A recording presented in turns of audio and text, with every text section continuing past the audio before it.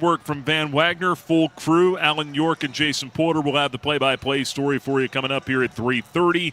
I will be down on the sideline. Jamie Hall is in the studio keeping us updated on the out-of-town scoreboard built by Frank Good Builders and so much more. Wall-to-wall, we have got you covered here this afternoon. First meeting between the Flames and the Dukes in 11 years. You got to go back to the 2014 FCS playoffs.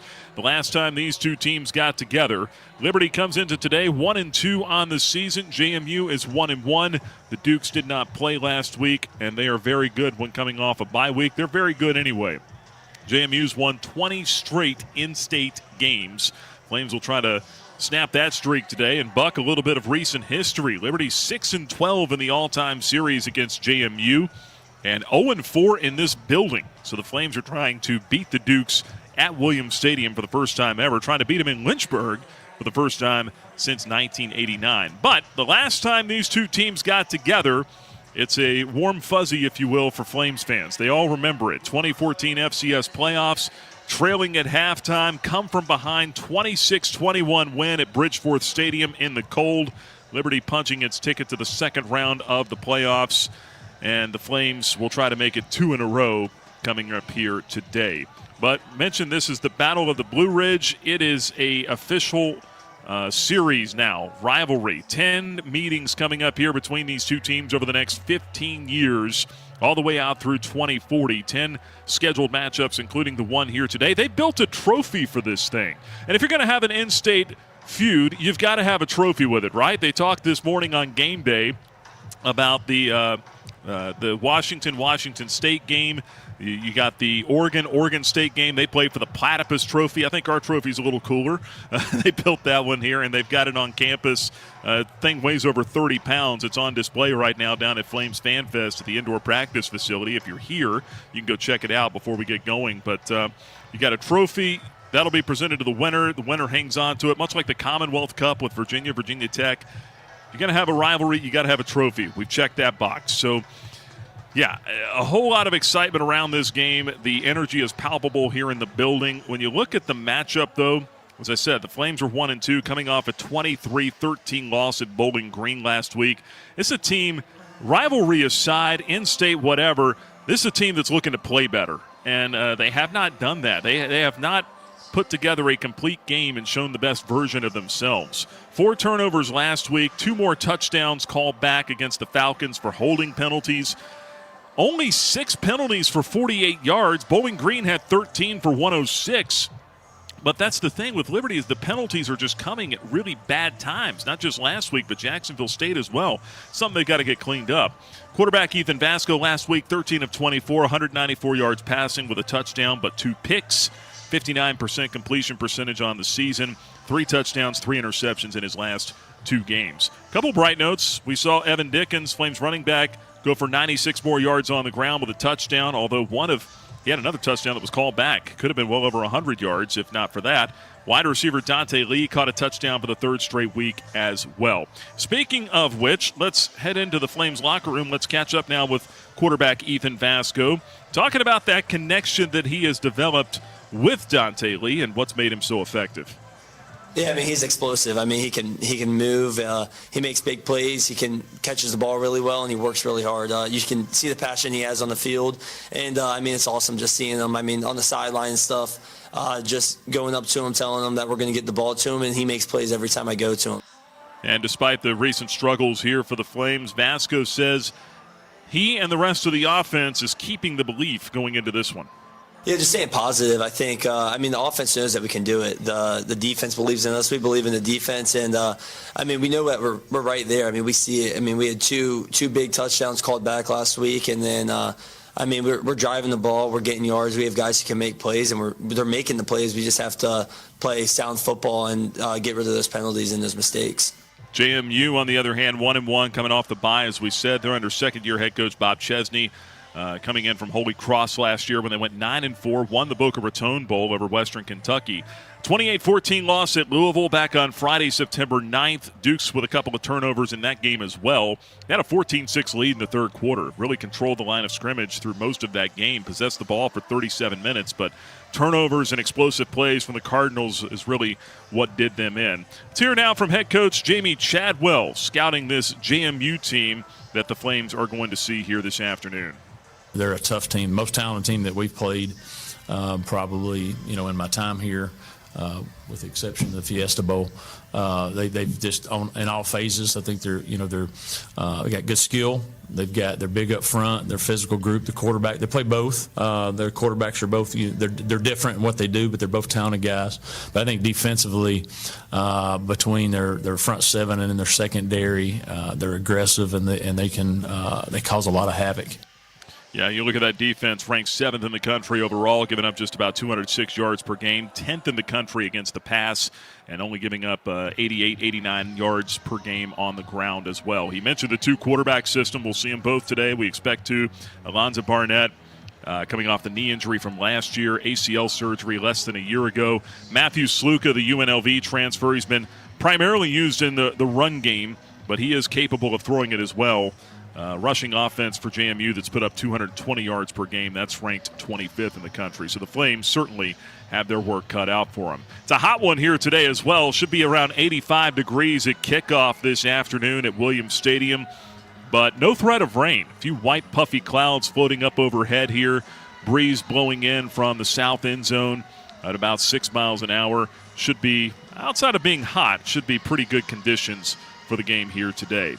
Plenty more coming up on the Bojangles Tailgate Show as we walk you up to kickoff at 3:30 this afternoon with Liberty and JMU. A little later on, we will hear from some more of the Flames, including a sit-down one-on-one interview with running back Evan Dickens. Dave Riggert, the play-by-play radio voice of the JMU Dukes, will join us a little bit later on to break down the opposition. And we've got pick'ems and a look at the out-of-town scores coming up later on as well. Stick around. When we come back, we'll continue on here with our pregame coverage. We'll hop in the Wayback Machine and bring you our Flames flashback. We're going to visit with former Flames All-American cornerback Mark Mathis. Talk about another matchup with JMU 39 years ago to the day. We'll revisit that after you hear this from Van Wagner on the Liberty Flames Sports Network.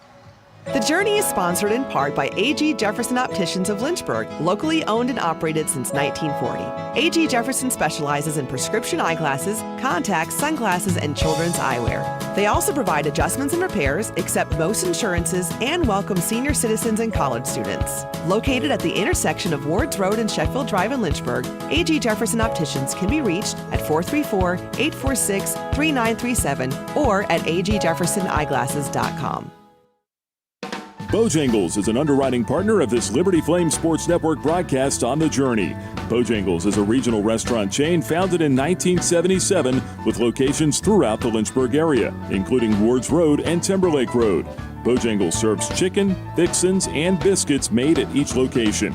Thanks to Bojangles for their support of the Liberty Flames Sports Network from Van Wagner. Bojangles, it's bow time. Our coverage of Liberty Flames football will continue after this 1-minute timeout on the Liberty Flames Sports Network from Van Wagner.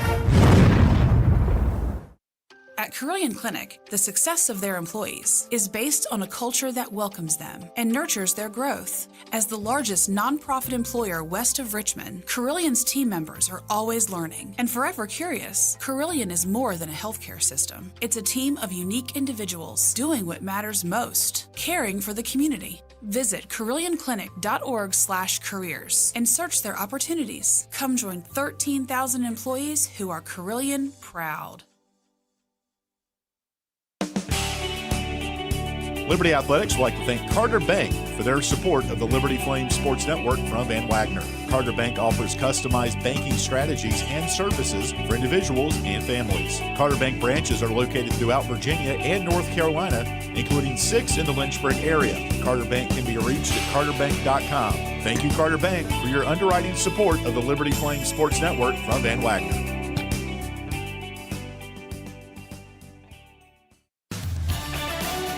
Welcome back to the Bojangles pregame tailgate show on the Liberty Flames Sports Network from Van Wagner.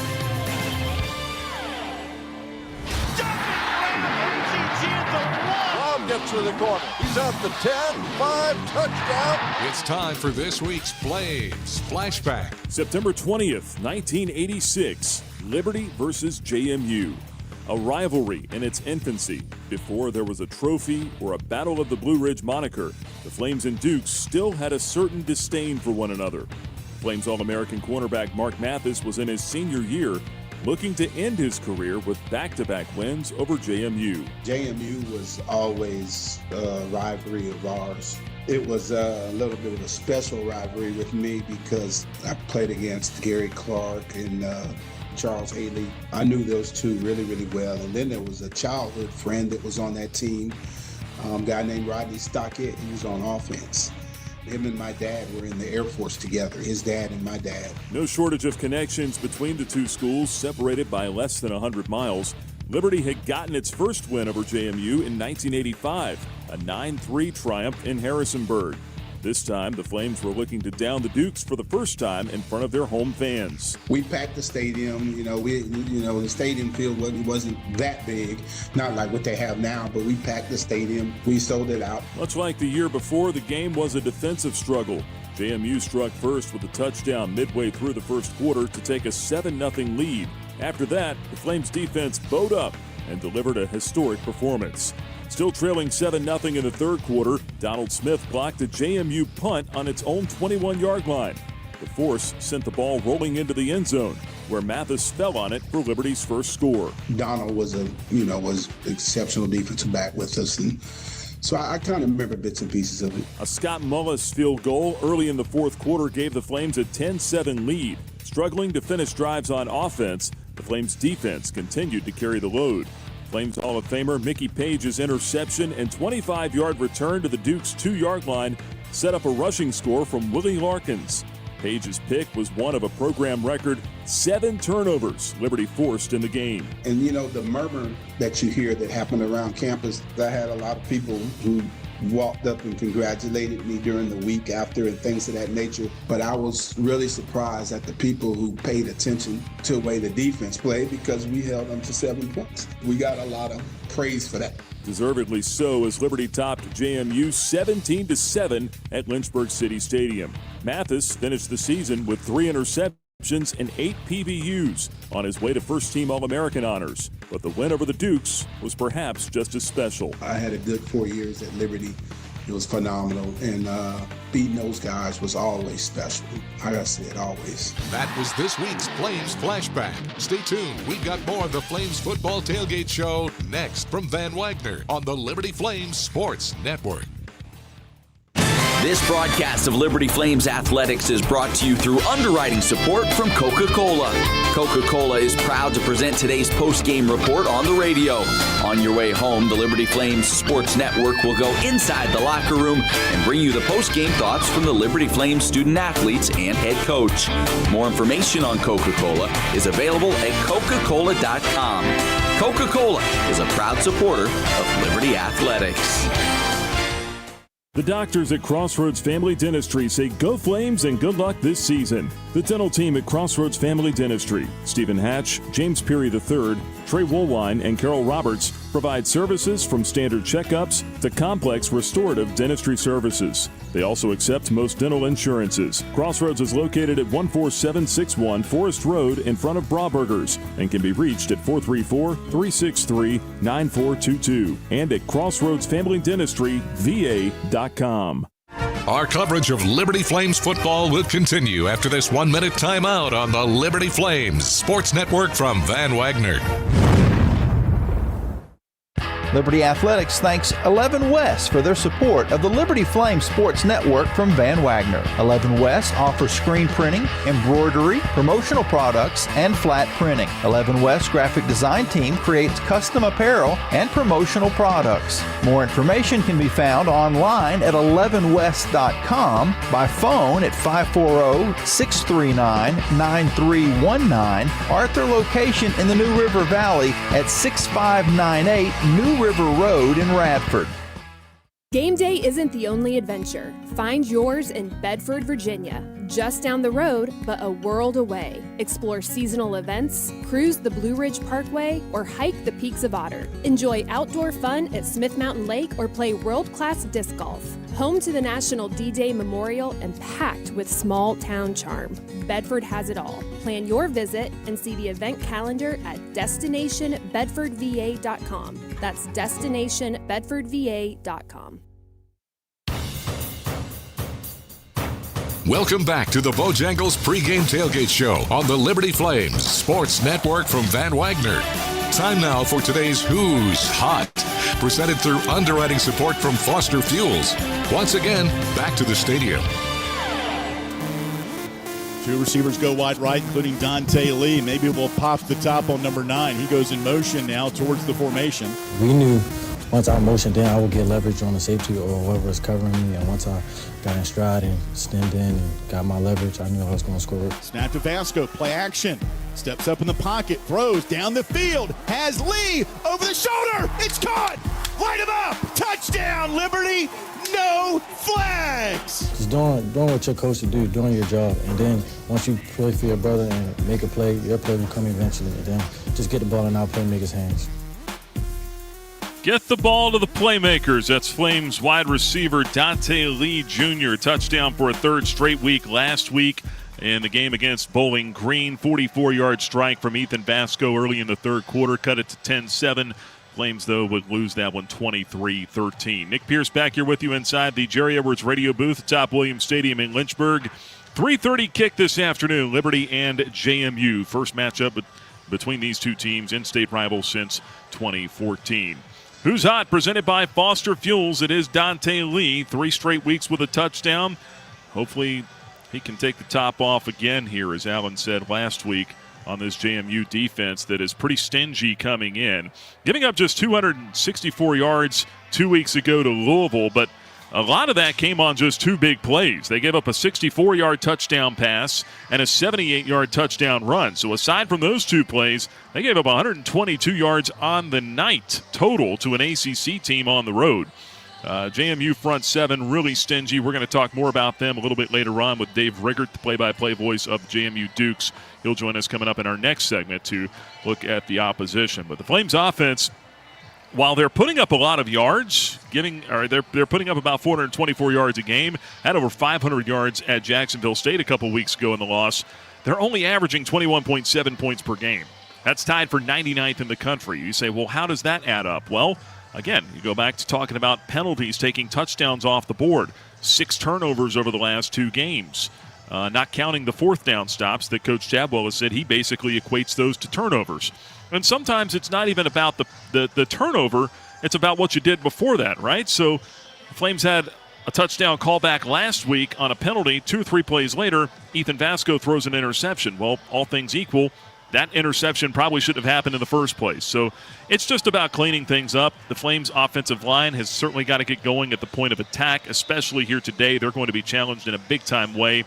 I would expect to see the same 5 up there this week that you saw last week. We'll get into the injury report here a little bit later on, but it's a team that's got to play a little bit cleaner, a little bit better than it has here over the last couple weeks. I mean, 21 points taken off the board by penalties. That's certainly not going to cut it. Defensively, though, it's a Flames unit that gave this team a chance last week. They've been setting the tone, played much better, held the Falcons to just 304 total yards. Liberty ended up outgaining them in the game, 346 to 304.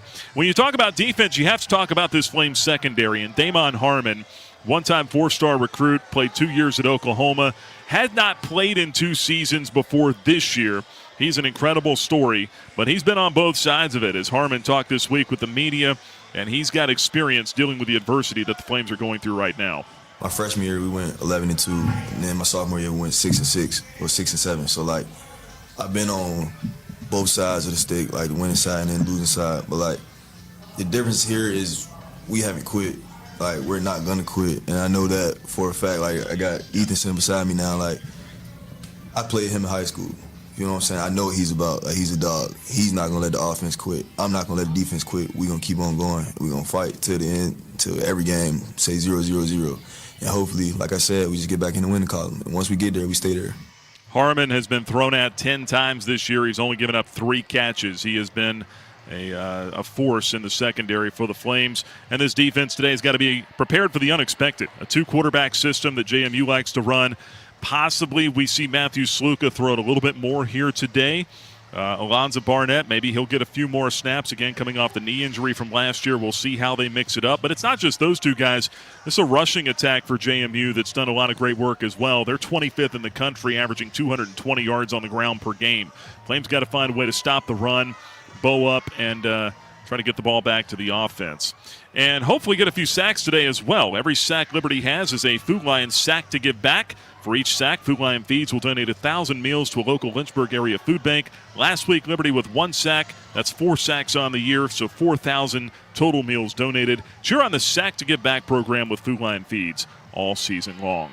Liberty and JMU, 3:30 kickoff this afternoon in Lynchburg. When we come back, we'll break down the opposition a little bit more with Dave Riggert, the play-by-play radio voice of the JMU Dukes. He will join us for our opponent preview after you hear this from Van Wagner on the Liberty Flame Sports Network. Turn up the heat. Foster Fuels is a proud partner of Liberty Athletics. Since 1921, Foster Fuels provides propane and gas services throughout Central Virginia and surrounding areas. From propane to fireplaces and tank installs to tankless water heaters. They also offer an app for requesting service, ordering fuel, and to pay your bill. Foster Fuels can be reached at fosterfuels.com. Frank Good Builders is a proud supporter of the Liberty Flames. Frank Good Builders and its partners design, build, and renovate custom homes in Lynchburg and the surrounding areas. From designing a plan to picking out fixtures, Frank Good Builders works with each client to create and renovate custom dream homes. Frank Good Builder, tradition, innovation, trust. Frank Good Builders can be reached at 434-238-3710 or visit frankgoodbuilders.com. Liberty Athletics thanks Frank Good Builders for their support of the Liberty Flame Sports Network from Van Wagner. Our coverage of Liberty Flames football will continue after this 1-minute timeout on the Liberty Flames Sports Network from Van Wagner. What's important isn't that Freedom First has been in business since 1956. What's important is how we've been doing business since 1956. Since day one, we have been accountable to our members, not stockholders. We make loans that cost less, offer savings plans that pay more, and give back to our community, and that hasn't changed. What has changed is our ability to serve you with more locations and more technology to simplify your financial life. Freedom First. It's a place where anyone in our region can bank for good. A huge thank you to Gentry Lock Attorneys for their support of Liberty Flames Athletics. Gentry Lock Attorneys practice a range of disciplines to help companies, institutions, organizations, and individuals with legal and business challenges. This includes trust and estates, medical malpractice, and business litigation. Gentry Lock Attorneys are located downtown Lynchburg at 801 Main Street and serve the Commonwealth with additional offices in Roanoke, Richmond, and Norfolk. Gentry Lock can be reached at gentrylock.com.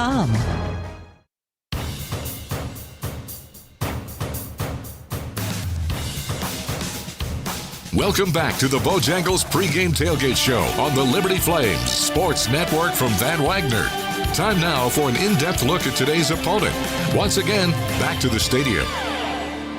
Honestly, I was about to go to JMU before I came here. So I know a little bit about JMU and a little bit about like what they're about within their program. But being from Richmond I don't really put like an emphasis on this game just because I'm from this state. Like, I'm gonna have a lot of family come out and stuff like that, so I'm happy for that. But as far as like them being another Virginia team, it's like we just have to win.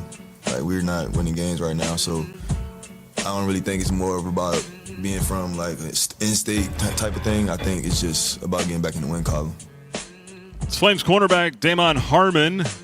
His thoughts coming into the matchup here today. Nick Pierce back here with you on the Bojangles Tailgate Show. It's Liberty and JMU, 3:30 this afternoon on a warm but gorgeous day in Lynchburg, Virginia. Glad you're with us here on the Tailgate Show. And it's time now to take a closer look at the opposition, the JMU Dukes. And who better to bring in than Dave Riggert, the fifth-year play-by-play voice of the Dukes on the JMU radio network. Dave, appreciate you stopping by our booth here. Welcome to Lynchburg. Yeah, I'm excited to be here. This is my first time actually in Williams Stadium, so it's I knew it was nice looking driving by, but being in here is nice. And I'm so excited to have this rivalry. Obviously, you heard him talk about, some of the players. I think both teams, the JMU players are saying the same thing, that it's not really a rivalry. You don't think about that, just trying to win a game. But I think for us involved in the game, and the fans especially, it's so nice to have this rivalry with two teams at this level that are trying to be the best at this level, that have had so much success over the years, and makes too much sense not to have this game played almost every single year. And I'm glad that they've kind of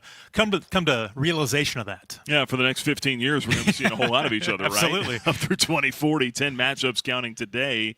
And yeah, it makes too much sense for these two teams not to play one another. We've talked about that all week long. First meeting, though, in 11 years. First scheduled meeting since 2011. You think that 2014 game was an FCS playoff game, so that wasn't even on the schedule. But it's exciting. And what's been the feel around campus in Harrisonburg? I know what it's been like here. You talk about the fans. What's been the reaction there? What's the mood coming into this game? With the bye week last week, it made things a little bit different. It seems like forever since JMU's played a football game, because there was a Friday game at Louisville, so they've had actually 2 weekends off of no football games at all, so it's been a little bit strange. But I think this being the next game on the schedule has been very important, because it's generated a lot of buzz. And I think a lot of people have circled this game just because of the rivalry aspect of it. Not the players again, but again, people around the community. I think even the students on campus.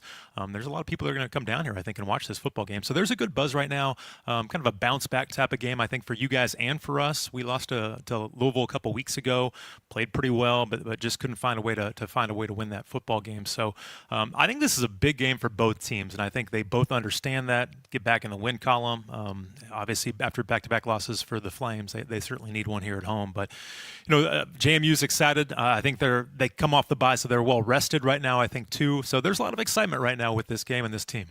Dave Riggert, the play-by-play voice of the JMU Dukes, with us here. Liberty and James Madison coming up this afternoon at 3:30 at Williams Stadium in Lynchburg. And you think back to the history of this thing. This will be the 19th all-time meeting between the two teams. So many great players have been a part of this thing. And you and I haven't been around for the eternity of history, but we've studied it enough. I mean, you think about Charles Haley, you think about Gary Clark, those guys, longtime NFL players, Haley in the Hall of Fame back in the 80s, Liberty turning out NFL players in that stretch Absolutely. of time as well, Eric Green, Kelvin Edwards. More recent years, you think about players like Vad Lee, you think about Mike Brown, you think about all the guys that have played in this thing throughout the years. Who is the next crop? Who do you think we'll see here today that's going to start to establish themselves as one of the next great players in this rivalry?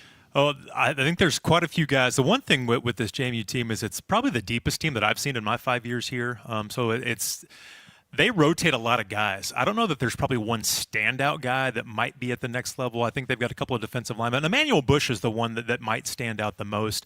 He's a nose guard, and nose guards don't get a lot of recognition. They don't get a lot of stats. But you ask every player on that defense, and this defense has been really good so far this year. He's the reason why they are so good, because teams have a hard time blocking him. He'll take up 2-3 guys at times. So Emmanuel Bush, I think he's going to have a shot at the next level to be a guy. He's almost 350 pounds, but is very athletic. So I think he's the one guy on that defensive side. I think Jacob Thomas, safety for the Dukes, has had a tremendous start to his senior season. He was a walk-on. He was a high school quarterback player of the year in high school, but walked on to JMU, earned a scholarship, doing special teams early. But those are the two guys probably that at the next level, I think, are guys that can really jump up and have an opportunity. But this defense has been really, really good so far. Against Louisville 2 weeks ago, they gave up, in the 51 plays, besides the 2 big touchdowns in the second half, they gave up 112 yards. So that's pretty impressive. So we'll see what they can do today against this team. 7th in the country in total defense is JMU, giving up 206 a game. 10th in the country against the pass. Top 25 against the run. Do a lot of things well. On the offensive side, though, 2-quarterback system. Matthew Sluka, Alonzo Barnett. Makes sense that Barnett would not be used as much of a runner with him less than 12 months removed from an ACL surgery, right? But Sluka, a capable thrower. Do you think he'll put it in the air a little bit more here today? And the only reason I ask, Dean Kennedy this week after practice talking about eliminating some of those tendencies.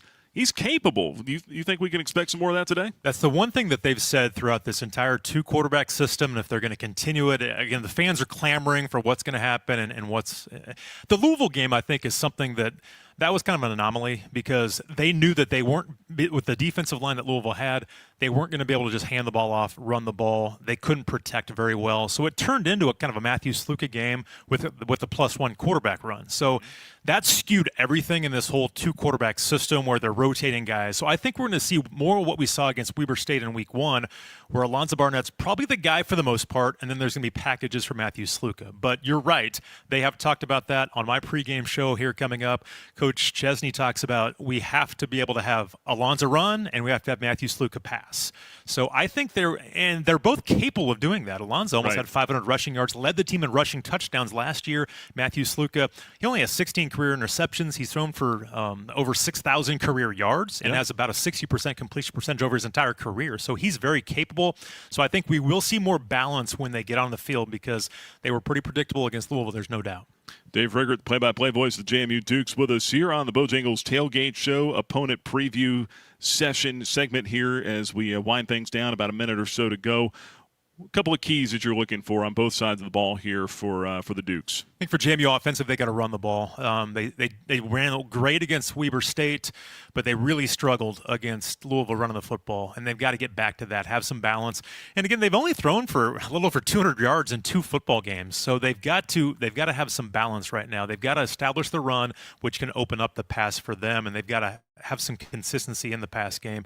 And then defensively, I think, can they contain the triple option offense of Liberty? It's something, there's so much misdirection, and they've got to have their eyes in the right place. It's a whole different animal, I think, than Louisville. They were going to be straight at you. They had a back that was really good, but again, they were going to come straight at you. This is going to be a little bit different. Can they handle that against this Liberty defense? And again, we talked about passing yards. That's something that Ethan Vasco certainly is very capable of, and that's a very tough thing that the defensive backs have got to deal with today with Liberty. Dave Riggert, the play-by-play voice of the JMU Dukes, with us. We appreciate the time. Thanks so much for stopping by, and good luck after today. Nick, thank you very much. I appreciate it. All right, stick around. We've got more pregame coverage from Lynchburg coming up. After this break, we will break down the availability reports for both teams after you hear this from Van Wagner. The Good Feet Store is a proud supporter of Liberty Flames athletics. The arch support specialists at the Good Feet Store offer customized arch support options to help with foot, knee, and back pain. Every Good Feet location offers arch support in a range of styles and sizes. The Good Feet Store is located at Ward's Crossing in Lynchburg and online at goodfeet.com. Thank you to the Good Feet Store in Lynchburg for supporting the Liberty Flames Sports Network from Van Wagner. Thank you, Haley's Appliance and Haley's Outdoor in Lynchburg, for being a proud sponsor of the Liberty Flames Sports Network. Haley's Appliance offers major brands of appliances and outdoor equipment, including Husqvarna Power Products. They also provide delivery and service for all of the products they sell. Haley's has 2 store locations in Lynchburg, Haley's Appliance on Fort Avenue and Haley's Outdoor at 55 Hicks Road. They can be reached at haleys.com. Our coverage of Liberty Flames football will continue after this 1-minute timeout on the Liberty Flames Sports Network from Van Wagner. The Journey thanks business partner Herbert E. Maxey Jr., a personal injury lawyer, for his support. Herbert Maxey offers legal representation for those injured in automobile and motorcycle accidents. He also negotiates insurance claims and engages in settlements and litigation related to personal injury or medical malpractice cases. Herbert Maxey serves clients throughout Virginia. Herbert Maxey can be reached at 1-800-248-1950 or by visiting herbertmaxey.com. Ironclad Coffee Roasters and Baking Company is a proud underwriting partner of the Liberty Flames Sports Network from Van Wagner. With cafes in the Richmond area and Richmond International Airport, Ironclad Coffees offers specialty coffees from around the world, including the House of User Blend and Steam Engine Blend. Ironclad Coffee also offers bakery items such as muffins, sticky buns, and more. For more information on Ironclad Coffee Roasters and Baking Company, you can visit ironcladcoffee.com.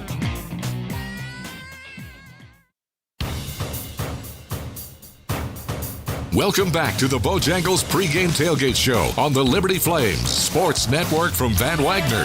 Time now for today's injury update, presented through underwriting support from Ortho, Virginia. Once again, back to the stadium. And we welcome you back high atop Williams Stadium in Lynchburg. Nick Pierce with you on the Bojangles tailgate show. Liberty and JMU kicking off in a little less than an hour. 3:30 Eastern here on the Mountain as the Flames and Dukes meet for the first time in 11 years. Crowd still making its way into the stadium. If you are on your way out, I would encourage you of a couple of things. One, make sure you've got your mobile tickets ready on your mobile device. Also, I'd make sure that you've got maybe some sunscreen, maybe a cold towel.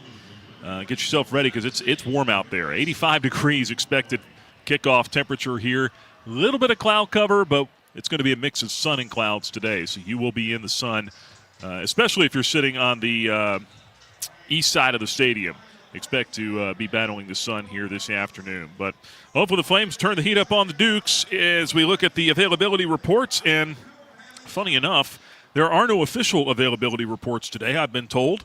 And that's because James Madison only does them for Sun Belt Conference games. And I got to tell you, these availability reports, while with the idea of creating transparency, they've become a little bit of a train wreck with a lot of confusion as to when and who and what you're going to get.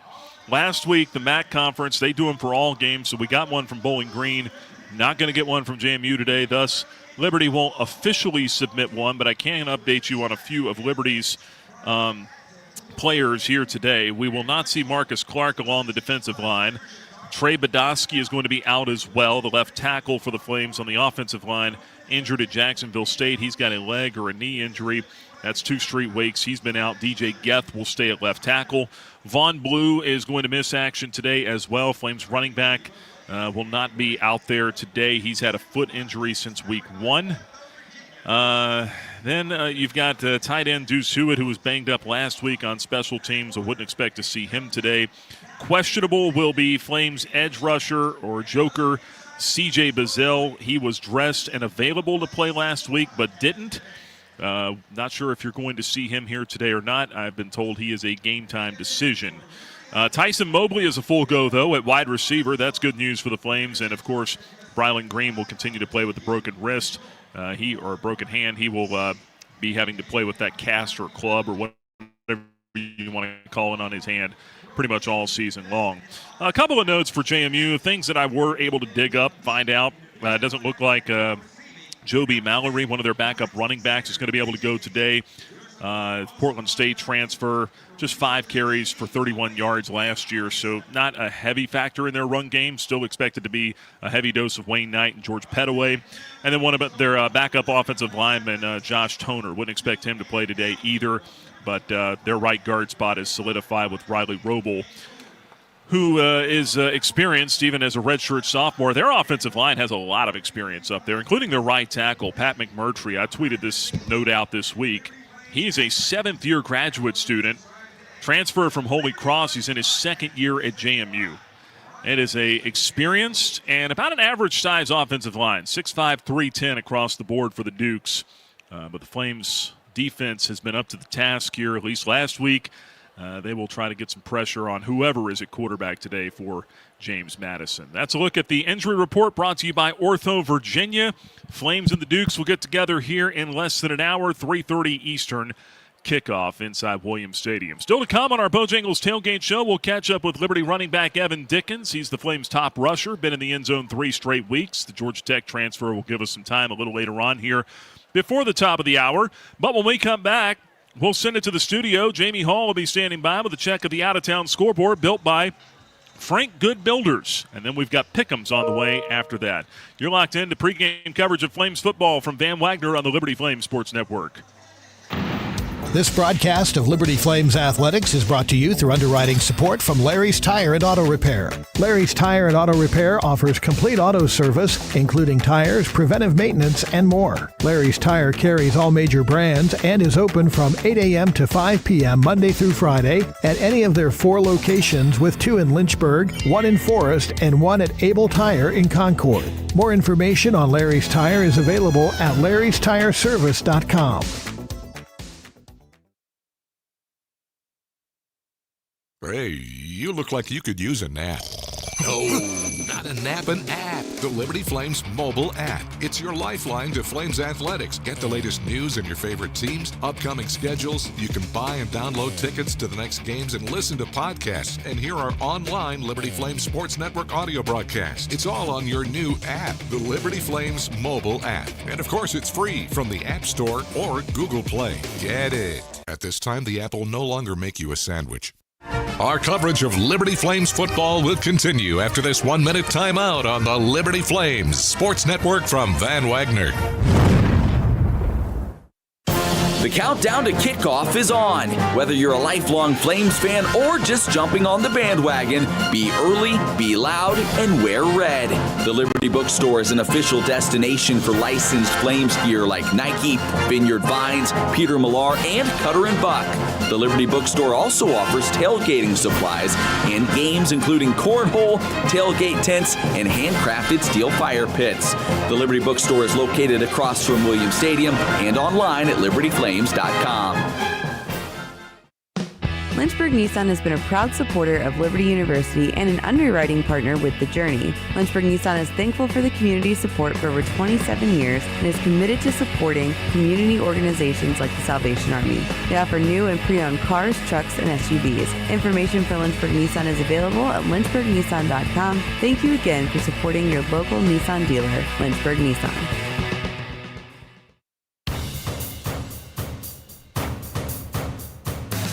Welcome back to the Bojangles pregame tailgate show on the Liberty Flames Sports Network from Van Wagner. Time now for today's college football notebook and the Frank Good Builders out-of-town scoreboard.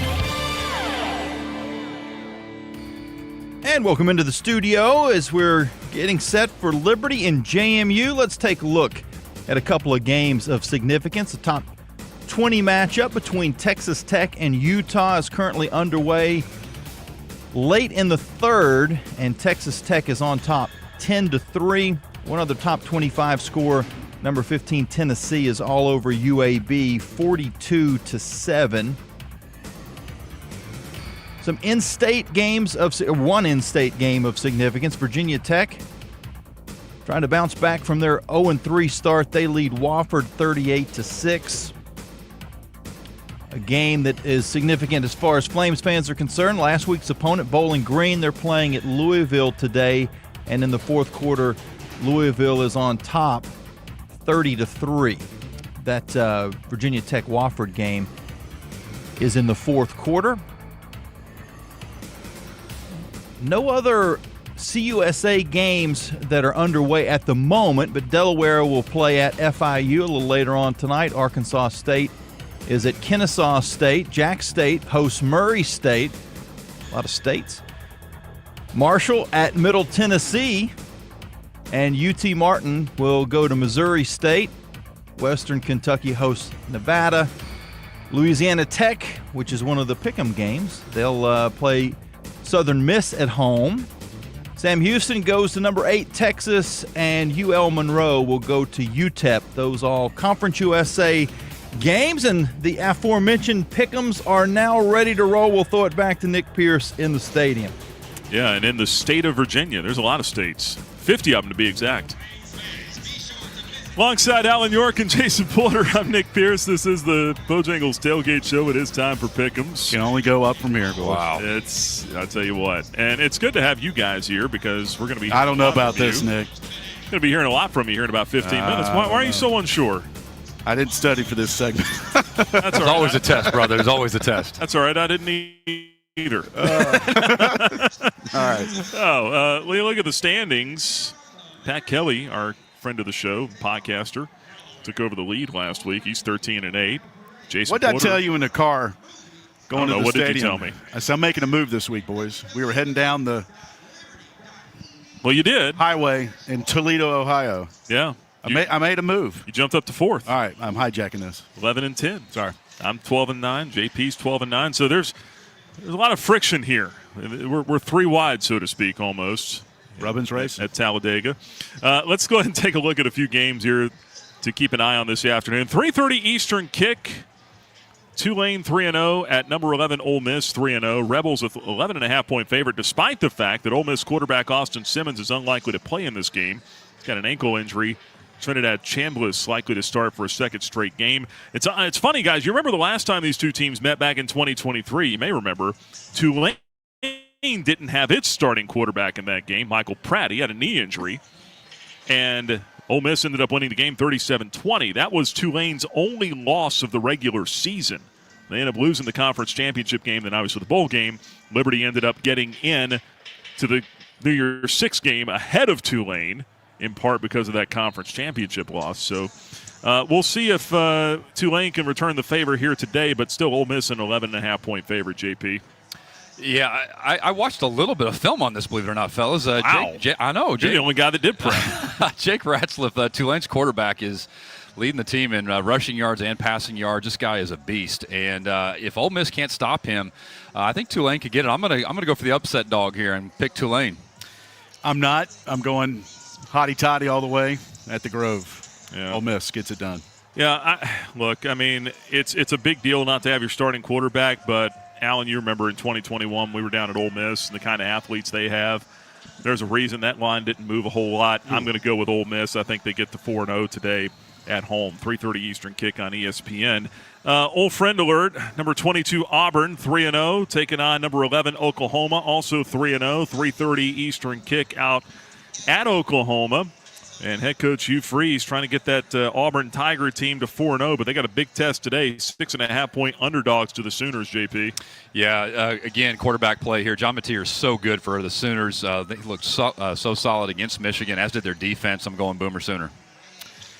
And as much as maybe because he coached here, we kind of follow them from afar, Auburn probably needs a big win here early in the season. And it's a big game. SEC had their live show there this morning. But I'm going Boomer Sooner at home to hold field advantage there. Well, here's one good point Nick Saban made this morning on game day, if you guys had a chance to see this or not. Hugh Freeze has his running quarterback now in Jackson Arnold, the Oklahoma who used to transfer. coach at Oklahoma. They played at Oklahoma. Yeah, he played at Oklahoma. He's going home here today. He's going to get booed out of the building. But Jackson Arnold has great command of the offense with the RPOs, 70% passer through the first 3 games, 4 touchdowns, no picks, hadn't turned it over, averaging almost 6 yards a carry, 4 rushing touchdowns. Oklahoma defense 9th in the country in scoring, giving up just 19 a game. I'm going to take the upset. I'm going to take Auburn. I think they get it done on the road, and Hugh Freeze gets them to 4-0. That could be a huge springboard for them. It really could. I mean, if you get quarter turn into the season, where are teams going? You find out week 3, week 4, and we're going to find a lot about both the games we're watching here today, these teams, and obviously these pick'em games. Couple conference games to keep an eye on. 6 Eastern start tonight down at South Beach. Delaware 2-1, FIU 2-1. Again, 6 Eastern kickoff in Miami. FIU 4.5-point favorite after its win over FAU last week. Delaware also had a wild one last week. They get by UConn in overtime, 44-41. JP, who do you like here? Yeah, I feel like this could be almost a draw, so I'm just going to go with the with FIU at home just because of the home field advantage in this one, but it'll be an interesting game to keep an eye on for us today. I picked the Blue Hens going on the road. Long trip for them down to Miami, and I think a lot of folks are watching Delaware, Missouri State to kind of see what they do in their first season in Conference USA, and I'm springing the Blue Hens for a big one on the road here. I'm going to take FIU by a field goal, and then they're going to play Pit Bowl to celebrate. Hey. Southern Miss 2-1 at Louisiana Tech 2-1. 7:30 Eastern kick tonight on ESPN+. Bulldogs a 3-point favorite. They're trying to go to 3-0 at home, and this is a game that used to be played quite a bit. First time meeting as non-conference opponents since 2011. La Tech, though, really did a number on New Mexico State last week, JP. Who do you like in this one? Yeah, and they're off to a pretty good start, averaging about 330 yards a game. They held LSU to 23 points. I'm going La Tech over Southern Miss in this one. Yeah, you throw the game at LSU away for La Tech. They're 2-1. They're at home, but I was impressed with Southern Miss last week in their win over Appalachian State in Hattiesburg. They go on the road now to take on the Bulldogs. Southern Miss to the top. That's kind of their rally cry. I'm going to go La Tech. I'll go to the conference side of things. Blake Baker making his first start last week at quarterback. Really had that dual threat ability on display. I think he's going to give Southern Miss some problems tonight. I'll go La Tech at home and a little bit of a closer game than what they had last week. That's our Pick'em segment. The experts have spoken. Don't hold it against us later tonight. Liberty and JMU coming up at 3:30 this afternoon. Flames 7.5-point underdog. We'll see if they can buck the trend coming up here at 3:30. We'll take a break. When we come back, we'll round out the Bojangles Tailgate Show with our sit-down chat with Flames running back Evan Dickens after you hear this from Van Wagner. Hey, you look like you could use a nap. No, not a nap, an app. The Liberty Flames mobile app. It's your lifeline to Flames athletics. Get the latest news and your favorite teams, upcoming schedules. You can buy and download tickets to the next games and listen to podcasts and hear our online Liberty Flames Sports Network audio broadcast. It's all on your new app, the Liberty Flames mobile app. And of course, it's free from the App Store or Google Play. Get it. At this time, the app will no longer make you a sandwich.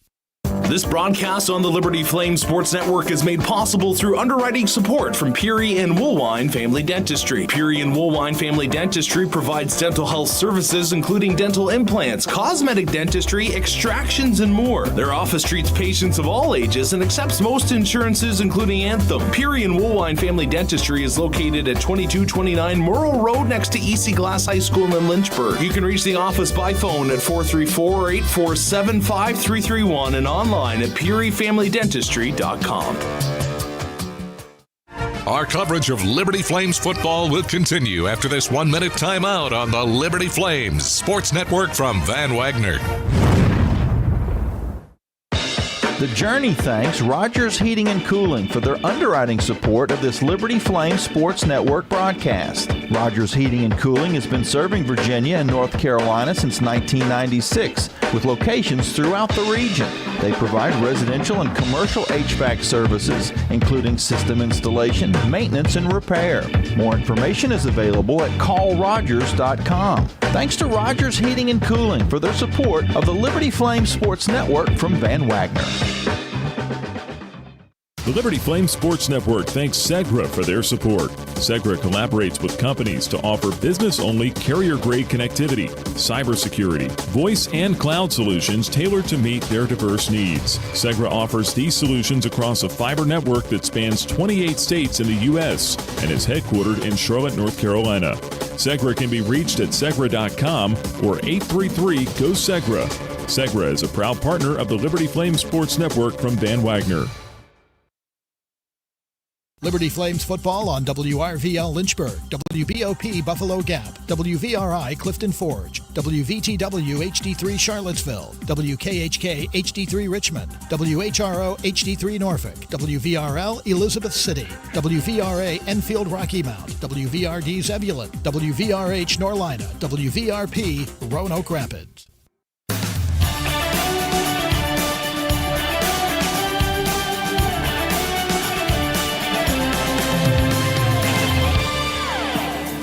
Basco hands off to Dickens, up the middle, inside the 10 to the 5. He's in the end zone. Light him up. Touchdown, Liberty. Evan Dickens with 2:46 left. Pre-game coverage continues here in Lynchburg. It's Liberty and JMU coming up at 3:30 this afternoon. I'm Nick Pierce on the Bojangles Tailgate Show, and it's our player profile subject here this week. Flames running back Evan Dickens, transfer from Georgia Tech. First season with the Flames, and it's going well for you. You've been in the end zone now 3 straight weeks. You got to feel good about the playing time and some of the production you've been able to put up so far, right? Yes, sir. I'm really pleased with my performances so far, but it really just goes back to, what I've said week one. Just every time I'm in the game, every opportunity I get, I'm just making sure I'm doing my job and maximizing those opportunities because once you do your job, everything else is going to take care of itself. So that's pretty much my mindset going into every single play. You talk about maximizing opportunities, and this is an offense that was losing its bell cow at the running back spot from last year. Quentin Cooley, a couple 1,200, 1,400-yard seasons, and coming into this year, I think one of the questions was who's going to pick it up at running back. And between you and Caden Williams and Juju and a couple others, there's been a lot of competition in that room, hasn't there? Yes, sir. We have a very competitive room. It's really fun to go out there and compete with those guys. Every single person in that room is talented, which is why you see kind of reps split in games and stuff as well. So it's been a blast just getting to know them, getting to compete with them, and honestly, being in that room has made me a better running back all around. Flames running back Evan Dickens with us here on the pregame show, Bojangles Tailgate Show continuing here. When you were looking in the portal coming out of Georgia Tech, what were you looking for? When did you know that you needed to go find a new home? Right, I was just looking for a new opportunity, kind of like a fresh start. I knew going to the portal that, the Flames were looking at me as well. So I knew that coaching staff from back in high school, and they recruited me at Coastal. So just being able to jump in the portal and already have that established relationship with the coaching staff here just made it really easy. The portal can be a very stressful process, so getting in there and already having a relationship really helped, make the decision a little easier for me. I've been to Georgia Tech's campus. I'm an Atlanta guy myself, so I've seen their facilities. They're very nice. I mean, indoor practice facility. But when you come here and you see things that I think kind of mirror what they have there, I mean, what were your first impressions of campus? Oh, I loved it here. You don't really. My dad was kind of familiar with Liberty. I wasn't really. He grew up in Virginia. I didn't really know much about Liberty, but getting here on campus it's a really beautiful campus. It's very spread out. There's a lot to do. Around the area and on the campus as well. But I loved it at first. You get that kind of campus feel. So I loved it. Flames running back Evan Dickens with us here on the Bojangles Tailgate Show. You talk about this offense and putting up about 423 yards a game. The scoring, though, it's just finishing drives. That's something this offense has not always been able to do. You talk about you getting in the end zone, but, I mean, at least one of your touchdowns has been called back on a holding penalty. What has been the point of emphasis for this offense this week as you guys try to get on track, not necessarily from a yardage standpoint, but just a scoring standpoint? Yeah, I think main emphasis has just been, like you said, cleaning up the penalties and cleaning up the mistakes. In practice, you've had the strength coaches go out there, act as refs, just kind of extra eyes just to see if they see anything, throw a flag. If not, they're disciplined for it. Also, the scout team, they have punching gloves on their wrists, to help with also those the ball trouble mistakes. So whenever we're running the ball, they're punching at the ball just to make sure that we have two hands on the ball in traffic. And like you said, we've been putting up, really good numbers all around in offense. It just comes down to execution and limiting those mistakes. How much has red zone work been emphasized here this week, with being able to finish drive? Because, look, offense changes when you get inside the red zone, right? I mean, the passing windows get a little bit tighter. The run lanes close off and pinch off a little sooner. How much have you guys focused on red zone work this week? Yeah, we focused on it a lot. I think the coaches really made a really good game plan, just have everything schemed up. I think, major emphasis just on, like you said, finishing drives, right? When you get in that red zone, you got to get the ball in the end zone. So I think that was also a major emphasis for red zone. But, just going back to what I said, I think the coaches did a really good job scheming up the red zone this game, and, we just got to go out there and execute. Flames running back Evan Dickens with us. Last couple of thoughts. You look at the matchup here with JMU. I think you've been around campus long enough to know what this means to the fan bases. And in-state, you're from the Atlanta area, clean old-fashioned, hey, Georgia Tech. There's always something extra with those in-state battles. Now, you haven't been around Virginia as much, but I think you've probably got a pretty good awareness of what's going into this one, right? Yeah, I know it's not easy to – it's not hard to figure out how big of a game this is. The school's right down the road, two fan bases that have been going at it for a while now. They call it the Battle of the Blue Ridge. But, I think Coach Chadwell did a good job of kind of not having us get too involved in that and too kind of like get our head too mixed up in that. We just our emphasis this week has just been win your battle. Don't make the moment bigger than it is. As long as you, like I said, as long as you do your job and execute, the outcome's going to take care of itself. And lastly, this defense you're facing, a physical one. Where do they stack up as far as defenses you faced so far, and what's it going to take to go out there and put some points on the board? Yes, sir. This is going to be one of the more talented defenses I've go against in my career. They bring a lot of pressure. They like to kind of mess up your points in the pressure game, and what we're going to have to do is just make sure we're all squared away on pass protection. Like I said, they bring a lot of pressure, so I think if we pick all those up, we're going to give our quarterback, a really good chance to get the ball out of his hand and get the ball to our playmakers, and let them do what they do best. Evan, appreciate the time. Good luck out there today. Yes, sir. Thank you. Flames running back Evan Dickens with us. Stick around. We've got more pregame coverage from Lynchburg when we come back. It's Liberty and JMU at 3:30 on the Liberty Flame Sports Network from Van Wagner.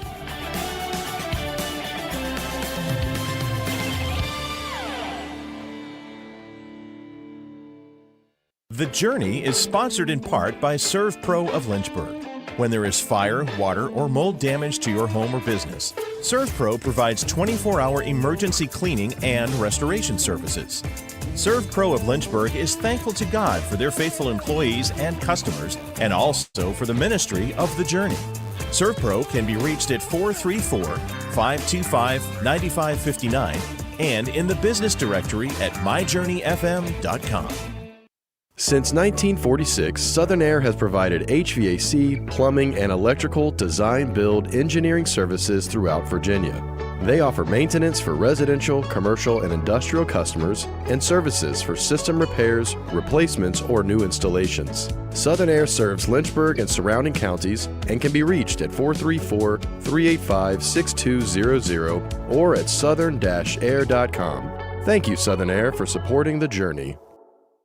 Our coverage of Liberty Flames football will continue after this 1-minute timeout on the Liberty Flames Sports Network from Van Wagner.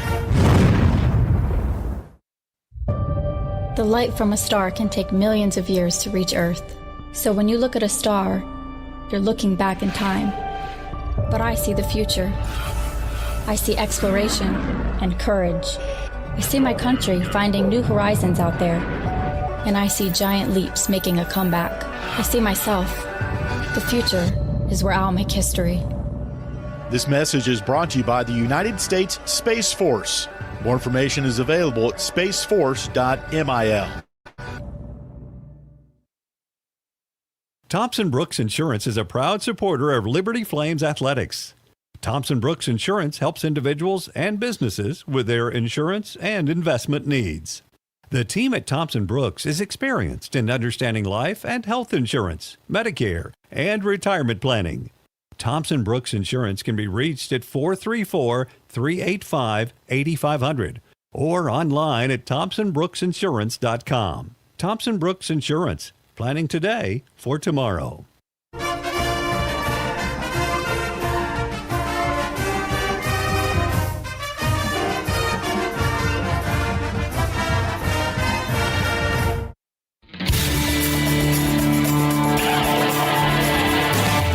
Pregame radio coverage of Liberty Flames football continues on the Liberty Flames Sports Network from Van Wagner. Your behind-the-scenes access to Liberty Flames football comes your way on the Haley's Appliance Countdown to Kickoff show. Coming up, we'll get the inside scoop on today's game from color analyst Jason Porter, and head coach Jamie Chadwell will give us his pregame thoughts before the Flames take the field. The Countdown to Kickoff show is presented through underwriting support from Haley's Appliance, a full-service appliance dealer that specializes in appliance sales and service. The Countdown to Kickoff show is also sponsored by Freedom First Credit Union. Start banking for good with Freedom First today. Gentry Lock Attorneys. The Good Feet Store. Accident injury lawyer Herbert Maxey. Ironclad Coffee Roasters, the finest hand-picked specialty coffees from around the world, craft roasted in Richmond, Virginia. Larry's Tire and Auto Repair. Larry's Tire provides preventative maintenance, repair, and service at multiple locations and at larrystireservice.com. The Liberty Bookstore, the official online store of Liberty Athletics. And by Lynchburg Nissan. Snap to Felkamp, goes near side, diving attempt, picked off by the Flames. Amarian Williams, his second pick of the day, will seal it for the Flames. The Liberty Flames are 30 minutes out from kickoff, and it's time to continue our pregame radio coverage. Alongside Jason Porter, here's the voice of the Flames, Alan York. Today from Williams Stadium on the campus of Liberty University in Lynchburg, Virginia, this is Liberty Flames football. Coming up, a key non-conference in-state battle as we renew the Battle of the Blue Ridge, Liberty and James Madison. With Jason Porter, I'm Alan York. JP, good to see you here today. What a beautiful day here on the mountain. Two teams that haven't seen each other in 11 years. They're going to be just like roommates until 2040 when this 10-game series is concluded. But it's great to have JMU back for a number of reasons. Two great football teams, two fan bases that love jawing back and forth with each other. We should be in for a good one here this afternoon. So excited to have the Dukes back in the house, AY. I think for those of us that have a little bit of history here with Liberty, it's great to renew this rivalry and to get after it here on the gridiron. But so such an awesome opportunity here to be able to do this today, and then as you said, have this rivalry continue through 2040. How about that? Man. Yeah, 10 matchups over the next 16 seasons. Liberty will go to Harrisonburg next year on September 5th, and then it'll be kind of a hiatus until 2031. Then they'll ramp things back up.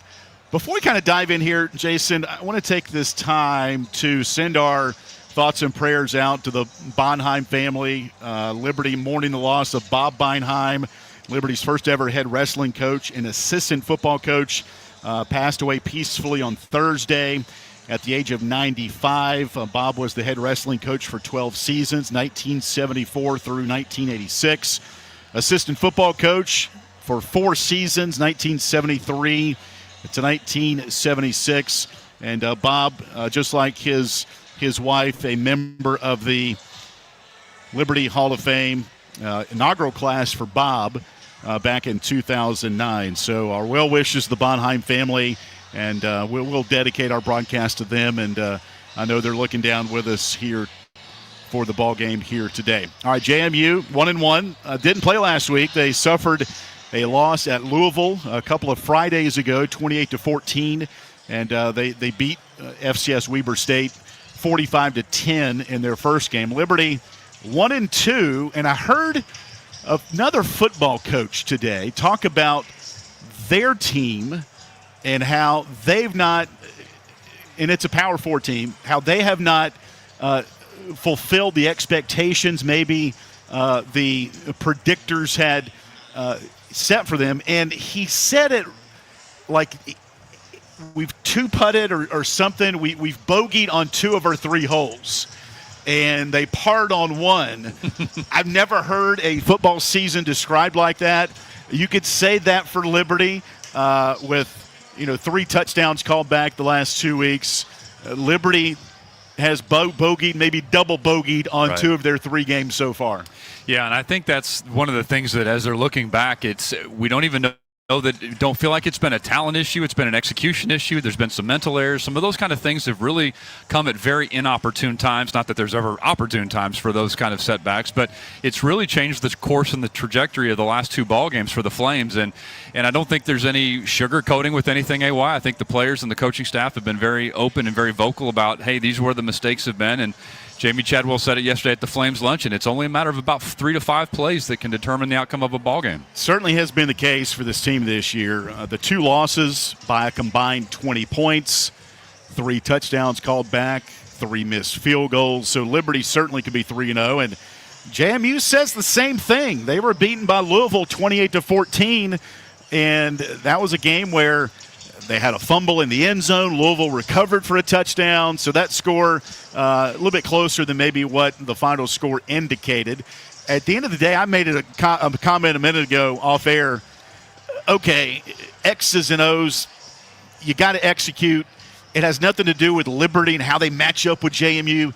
If Liberty can execute primarily on offense, they'll be okay in this game here today. No question. I think it's the elimination of the mental mistakes kind of that we alluded to a moment ago, and certainly winning the turnover battle. Those are a couple of my keys today for sure going into this, but also a rivalry's a rivalry. It's why we play the game. That's right. Getting set for the 19th matchup between Liberty and James Madison. We'll take a break of our Haley's Countdown to Kickoff. We'll get JP's keys to the game. They'll be brought to you by Lynchburg Nissan. That's coming up next on the Liberty Flames Sports Network from Van Wagner.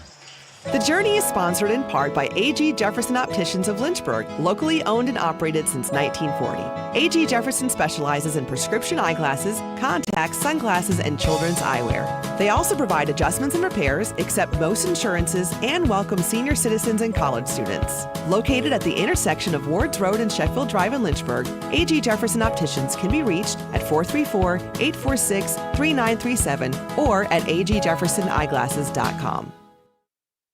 Bojangles is an underwriting partner of this Liberty Flame Sports Network broadcast on The Journey. Bojangles is a regional restaurant chain founded in 1977 with locations throughout the Lynchburg area, including Wards Road and Timberlake Road.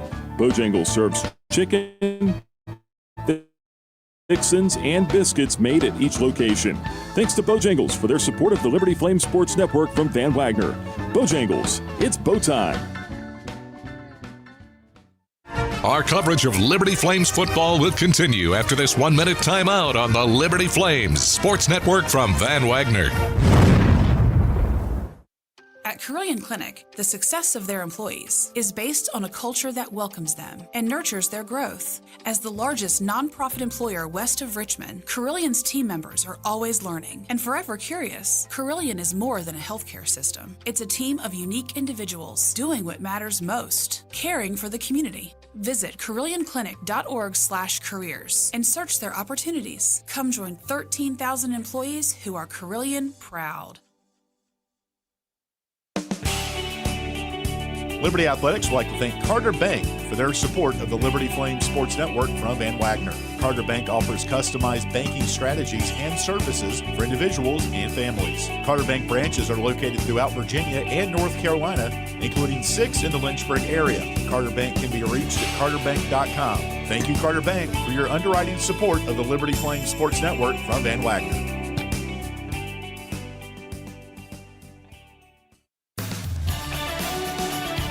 Welcome back to the Haley's Appliance Countdown to Kickoff show on the Liberty Flames Sports Network from Van Wagner. Back inside the Jerry Edwards radio suite here high atop Williams Stadium. I'm Alan York as we count down to kickoff. Brought to you by Haley's. Liberty hosting JMU. Liberty 2-1 on the, or check that 1-2. Pardon me. A couple of setbacks on the road at Jacksonville State and at Bowling Green. Both by 10 points, so Liberty's been in both of their losses. The lone win against Maine on August 30th. JMU's 1-1. They didn't play last week after a loss at Louisville back on September 5th, and their opener against Weber State on August the 30th. 19th meeting between Liberty and JMU. The Dukes have the overall lead 12-6. Liberty won the last matchup, though, back in 2014. We all remember the FCS first-round win for Liberty, 26-21. Liberty went on a decisive 17-play, 85-yard drive in the fourth quarter, covered 11 minutes and 1 second. And Nikki Fuala-Ao plunged in for the go-ahead touchdown. You're shaking your head, Jason. You were there. What a ball game. What a memory for all of us. First ever FCS playoff win for Liberty. I remember every minute of it. What an environment, and just awesome. The tailgating, the Flames Nation showed up in that stadium that night, and, man, it was just a great time of celebration. Now, speaking for JMU, they're 4-2 in games played in Lynchburg. They've won 4 in a row traveling to play Liberty here in the Hill City. Last time these teams matched up in Lynchburg was in this stadium, 2011. Cameron Stark, a 40-yard field goal at the horn to win it for James Madison. So both teams kind of some history on their side the last couple of times they matched up, regardless if it was home or away for both of these teams. All right, let's look at just some things to keep your eye on, Jason. JMU, Alonzo Barnett III, redshirt junior quarterback, Whitsett, North Carolina. Now, do you tell me, you got a medical background and broadcasting background as well. Alonzo Barnett in the regular season finale against Marshall last November tore an ACL. And he was medically cleared in camp to go full speed. He's their starter. He does flip time with Matthew Sluka, transfer from UNLV. But to come back November to now, athletes are just they're wonderful creations from God. But to come back from November in an ACL, how difficult, or hey, if you put the work in, you can get it done. Yeah, I mean, credit to him and that athletic training staff and the doctors at JMU to be able to get him back. But that's what you're always monitoring. You're kind of monitoring that athlete's mental progress, but certainly their physical healing as well. But to be able to do it at this level, to be an athlete at this level, and to be able to compete again and make a difference for your team, you do have to tip the cap at him for his rehab. All Sun Belt honorable mention last year, 2,500 yards passing, 26 touchdowns. He's now joined by Matthew Sluka, transfer from UNLV. Sluka played for Bob Chesney at Holy Cross. That's where these two teams, Sluka and Chesney, both got to know each other really well. And here's the deal. Sluka's the runner. Barnett's more of the thrower, although Barnett can run it as well. 108 snaps for Barnett, 58 passes. For Sluka, 44 snaps, 24 for runs. So when he's in there, he's going to be running the football more than likely. And they love to run the football just like Liberty does. But, again, I don't think this is matchups on our edge rushers versus their offensive tackles. It's just about tackling. Liberty didn't tackle well at Jacksonville State. They did a little bit better against Bowling Green last week, but still lost the game, thanks in large part to touchdowns called back. So how does Liberty execute better in this game here today? Yeah, I think one of the things that we're going to keep an eye on, one of the keys that I'm watching is really just Liberty's ability to block well across the line, certainly. JMU's got 13 tackle for losses coming into this game, 3 sacks as well. So there's going to be pressure on Vasco this afternoon to perform. And, yeah, there's X's and O's with this, AY, but, again, when you've got a rivalry like this, just line them up and let them play and let's go. Because, I mean, we're looking at stats up one side and down the other, but I think a lot of this is just going to be some pure football execution today. And sometimes those emotions can get the better of you. JMU, 12 penalties in the loss at Louisville. Liberty, one of the fewest penalized teams in the country. So watch the emotions of this game and see which team can control their emotions. And it always comes down to running the football. Liberty's offensive line needs to improve, according to head coach Jamie Chadwell. All 5 of them played the entire game at Bowling Green. They didn't rotate one offensive lineman, so maybe we'll see that gel a little bit entering this game here early on today. And those are some of our keys brought to you by Lynchburg Nissan. We'll take a timeout. You'll hear the pregame thoughts of head coach Jamie Chadwell. It's Liberty JMU Battle of the Blue Ridge today on Liberty Mountain. You're listening to Liberty Football from Van Wagner. This broadcast of Liberty Flames Athletics is brought to you through underwriting support from Coca-Cola. Coca-Cola is proud to present today's post-game report on the radio. On your way home, the Liberty Flames Sports Network will go inside the locker room and bring you the post-game thoughts from the Liberty Flames student-athletes and head coach. More information on Coca-Cola is available at Coca-Cola.com. Coca-Cola is a proud supporter of Liberty Athletics. The doctors at Crossroads Family Dentistry say go Flames and good luck this season. The dental team at Crossroads Family Dentistry, Stephen Hatch, James Peary III, Trey Woolwine, and Carol Roberts provide services from standard checkups to complex restorative dentistry services. They also accept most dental insurances. Crossroads is located at 14761 Forest Road in front of Brawburgers and can be reached at 434-363-9422 and at crossroadsfamilydentistryva.com. Our coverage of Liberty Flames football will continue after this 1-minute timeout on the Liberty Flames Sports Network from Van Wagner. Liberty Athletics thanks 11 West for their support of the Liberty Flame Sports Network from Van Wagner. 11 West offers screen printing, embroidery, promotional products, and flat printing. 11 West graphic design team creates custom apparel and promotional products. More information can be found online at 11west.com, by phone at 540-639-9319, or at their location in the New River Valley at 6598 New River Road in Radford.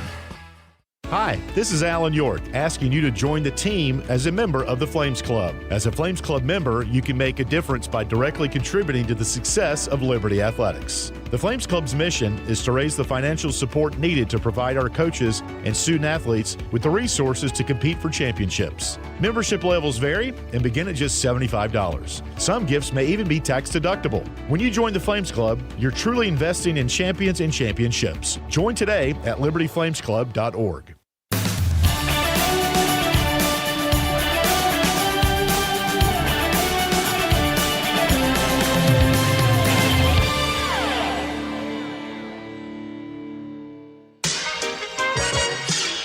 Welcome back to the Haley's Appliance Countdown to Kickoff show on the Liberty Flames Sports Network from Van Wagner. We're 10 minutes away from kickoff, and it's now time to hear the pregame thoughts from head coach Jamie Chadwell. Once again, here's the voice of the Flames, Alan York. All right, Coach, here we are, battle for the Blue Ridge, Liberty, JMU. Quick take on the game last week at Bowling Green. There's always things to clean up. What are a few of those things for your team entering here today? I think we got to take care of the ball, and we just can't beat ourselves with penalties. You know, I mean, if you don't turn the ball over and you take those penalties away, we come out with a win last week easily. And so that's the key today. We just can't beat ourselves, and if we don't do that, then I like our chances today. Getting this team back in the meeting room after the Bowling Green game, again, 3 touchdowns called back the last couple of weeks. It's execution. It's not the talent is there, but knowing it's execution, not does the pill easier to swallow. Sometimes it's more frustrating when you know it's not the talent, but is it easy things you think to clean up? Yeah, I think they're very fixable to clean up because at the end of the day, it's just about doing your job and being accountable to doing it the right way, not being lazy, not moving your feet. When you get in trouble with penalties and some of those things, you're just not moving your feet, doing the things your coach do. They're all fixable as you watch those things. It's not an effort thing. It's not a scheme thing. It's just being more detailed in what you do. And our word for the week was conscientious. When you're conscientious, you do your job well and thorough. And that's what we've challenged. It's not about doing your job. It's about doing it well and being thorough at it. And so that's just been our challenge for our players is to do it better. And we're capable of that. And I expect us to do it here today. All right, before we talk about JMU, just the series and rekindling the battle for the Blue Ridge. There's a trophy being created. This matchup will go until 2040. Non-conference battle. I just think it's good for the fan bases in both football teams. Yeah, I think it's great. I mean, if you're a fan of college football, there's rivalry games all across this country. When we were FCS, we had some rivalry games, right? And now, as we move to Conference A, you're developing those, but you don't have a lot of traditional ones. This one's a traditional one where schools are 95 miles apart, have a history of playing, and so to be able to get that going back, I think it's great for one. It's great for your alumni. It's great for your teams because they can have a rivalry that they can play against. There's a trophy to celebrate. And that's what makes college football special. So we're excited about being a part of it, and we're excited about leaving our legacy. And as we're starting our rivalry back with JMU. All right, final thought here, joined by head coach Jamie Chadwell. Liberty hosting James Madison here today. All right, for their schemes, one key offense, one key defense, and we'll let you go kick it off. I think on our defense, we've got to do a great job offensively of making the quarterback beat us in the pocket, and then the one that runs the ball make him beat us throw it. All right, that's the key right there. We just got to swarm the ball, and if they're going to beat us, make them beat them doing things that they're not great at. On the other side of the ball, they're a physical group. We have to be able to match their physicality, and we got to be able to protect the quarterback. We're going to have to throw the ball some to win it, and we got to be able to protect the quarterback. We can't let them get free runs back there. All right, Coach. Appreciate the time. Have fun here today. Flames, okay? Flames. That's head coach Jamie Chadwell. Liberty hosting JMU here today. We've got the kickoff coming up inside Williams Stadium. It's Battle for the Blue Ridge. Liberty, James Madison. It's all next on the Liberty Flames Sports Network from Van Wagner. Turn up the heat. Foster Fuels is a proud partner of Liberty. Foster Fuels is a proud partner of Liberty Athletics. Since 1921, Foster Fuels has provided propane along with a range of products including fireplaces, grills, tankless water heaters, and more. Foster is headquartered in Brooknell and located at 5 showroom locations across Central Virginia and at fosterfuels.com. Frank Good Builders is a proud supporter of the Liberty Flames. Frank Good Builders and its partners design, build, and renovate custom homes in Lynchburg and the surrounding areas. From designing a plan to picking out fixtures, Frank Good Builders works with each client to create and renovate custom dream homes. Frank Good Builder, tradition, innovation, trust. Frank Good Builders can be reached at 434-238-3710 or visit frankgoodbuilders.com. Liberty Athletics thanks Frank Good Builders for their support of the Liberty Flame Sports Network from Van Wagner. Our coverage of Liberty Flames football will continue after this 1-minute timeout on the Liberty Flames Sports Network from Van Wagner. What's important isn't that Freedom First has been in business since 1956. What's important is how we've been doing business since 1956. Since day one, we have been accountable to our members, not stockholders. We make loans that cost less, offer savings plans that pay more, and give back to our community, and that hasn't changed. What has changed is our ability to serve you with more locations and more technology to simplify your financial life. Freedom First. It's a place where anyone in our region can bank for good. A huge thank you to Gentry Lock Attorneys for their support of Liberty Flames Athletics. Gentry Lock Attorneys practice a range of disciplines to help companies, institutions, organizations, and individuals with legal and business challenges. This includes trust and estates, medical malpractice, and business litigation. Gentry Lock Attorneys are located downtown Lynchburg at 801 Main Street and serve the Commonwealth with additional offices in Roanoke, Richmond, and Norfolk. Gentry Lock can be reached at gentrylock.com.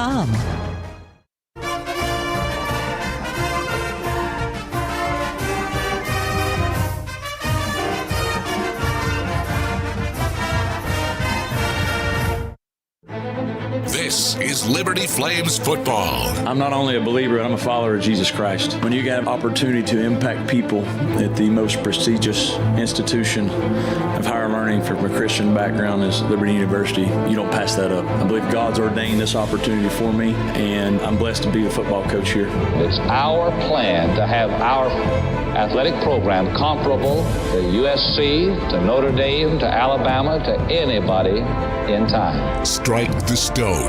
If you want something, you got to earn it. We want to earn the right to play for a championship. We want to earn the right to play for a bowl game, and that started, when we came back in January, and we have been challenged every single day and earned what we need to be able to achieve those goals. Rise with us. Snap, spot. Go out! It's blocked! The Flames have won! The Flames have won! Block kick, and Liberty celebrates in Orlando. 37-34. Salter to throw back to the left, and it's caught in the end zone. Light him up! Touchdown, Liberty! Bentley Henshaw, and the Flames punch first. This is Flames Nation. Lamb to throw, end zone. Intercepted! We win! Intercepted! We win! Jacob Hagan! It's over! It's over! We are Lynchburg's hometown team. And history's made once again in Williams Stadium. The 2023 Conference USA champions, the Liberty Flames. From Central and Northern Virginia to the Roanoke Valley and the Sandhills of North Carolina, the Liberty Flames Sports Network from Van Wagner is on the air. The Liberty Flames Sports Network from Van Wagner presents live radio play-by-play coverage of Liberty Flames football. Today's broadcast of Liberty football is presented through underwriting support from Peary Family Dentistry, Rogers Heating and Cooling, servicing Greater Lynchburg's HVAC and electrical needs. Segra. Segra offers customized business technology solutions. You can learn more at segra.com. ServPro by Southern Air, the United States Space Force, and by Thompson Brooks Insurance. Planning today for tomorrow. He's on the hash. He's looking to the end zone. Fade, right corner. It's going to be caught over the shoulder. Near side, light him up. Touchdown, Reese Smith. It's game time on the Liberty Flames Sports Network from Van Wagner. Alongside Jason Porter, once again, here's the voice of the Flames, Alan York. From a sold-out Williams Stadium in Lynchburg, Virginia, on the campus of Liberty University, this is Liberty Flames football. Hi, everybody. Welcome inside the Jerry Edwards radio booth. I'm Alan York, alongside Jason Porter, Eric Bowman, and CJ Porter in the booth here today. Jamie Hall inside our network studios, and Nick Pierce on the Carter Bank sideline. What a scene today, fellas. Jason, sold out Williams Stadium, JMU, Liberty. The Dukes band is here. Should be a fun one. The Liberty band is stretched out from end zone to end zone. Let's kick this one off, huh? Yeah, absolutely. This is the environment that you want for college football, without a doubt, with two rivals going at it, and nice contingency of purple here throughout the stadium. So let's play. We're going to head downstairs. Nick Pierce on the Flames sideline now. Nick, you're going to walk out with the captains. Give us your take on what you're seeing around you.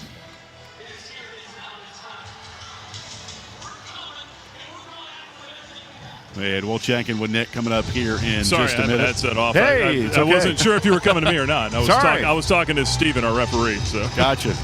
No, take us inside what you're seeing now. You're right there by the captains. Yeah, it's quite an atmosphere. I mean, this is big game atmosphere. I was inside the LFC just a few minutes ago. I ran into Flames cornerbacks coach Dino Waits. He was just kind of taking it all in there, too. I said, this is what you do it for, right? He said, come on. He's ready to go, too. So Flames making their way out here on the field. You can hear the eruption. In there. Brand new navy blue jerseys. Those are debuting for the first time here in this ball game. That's a sharp look, isn't it? Woo. Love it. With the little light blue outline on the numbers on the backs. Yep. Really, really nice stuff. And then the cursive script spelling out Liberty on the helmets. The boos are for JMU. They're coming out of their side now. Captains for the Flames today, Damon Harmon, Brylan Green, Ethan Vasco, and Aaron Fenimore. Those change week to week. Jamie Chapwell went with today for this one. The setting for this game could not be any more perfect. Temperature right now at 83 degrees. It could be a little cooler. I mean, you know. It's hotter than Jacksonville State, Alan. You're messing up my scene setter, Nick. Sorry, go ahead. Take it from the top. Oh, hey. Take two. No, but we're looking out at the east side here. A sprinkling of purple from the JMU fans. Good contingent down to our right. The student section there's overflow, I understand, with the student section right now. As the Liberty Band makes its way off of the field, we'll soon have the coin flip. Stephen Robinson is the referee. These are Sun Belt officials. JMU out of the Sun Belt, Liberty, and Conference USA. All right, Nick, take it away. Yeah, it's typically the case when you go on the road. You get the visiting team's officiating crew. Had a Conference USA crew last week at Bowling Green. Hopefully these guys left a few of the flags in the car today. Had too many of those last week. Yep. Captains exchanging handshakes, helmet slaps.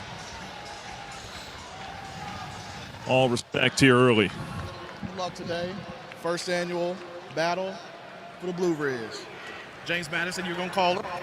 Got Jason Simpson. He's your umpire. Stephen Robinson. I'm your referee. Heads and the tails.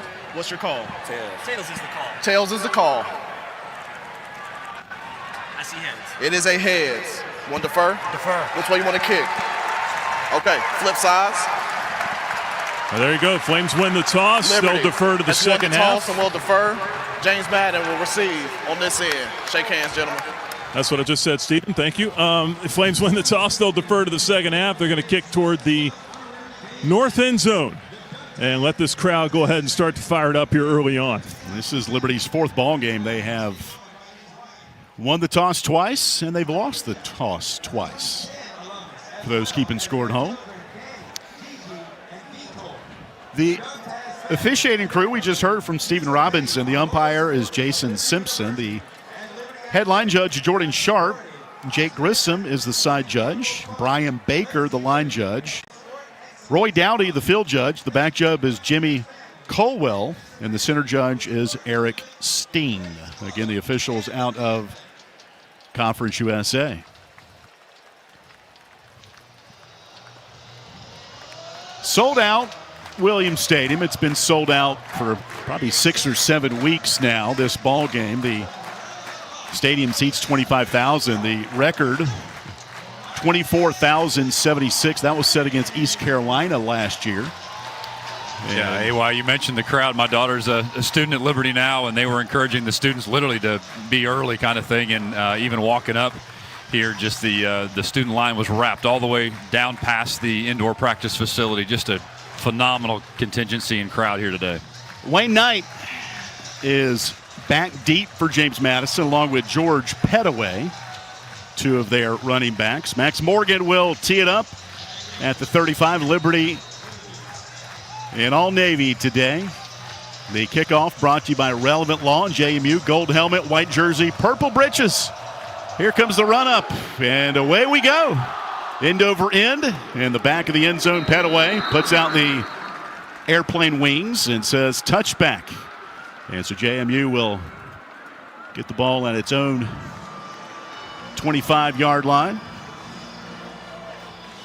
And their starting quarterback is Alonzo Burnett.